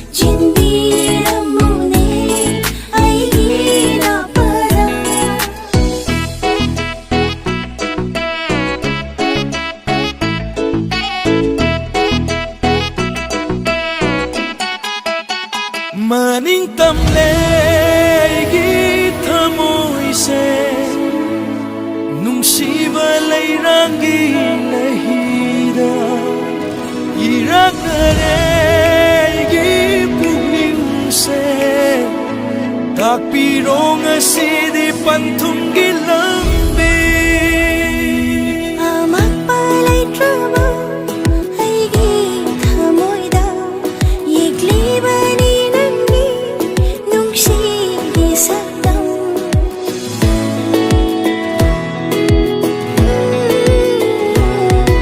Amak palay drama aigi thamoida yeglibani nangi nungsigi sakdam Tamna lay trabaso nungsigi panthong Khong thang na leprabadi yauni nawa nang bupa khanglo nang bulok paro nang bupa khanglo nang bulok paro nang bupa khanglo nang bulok paro nang bupa khanglo nang bulok paro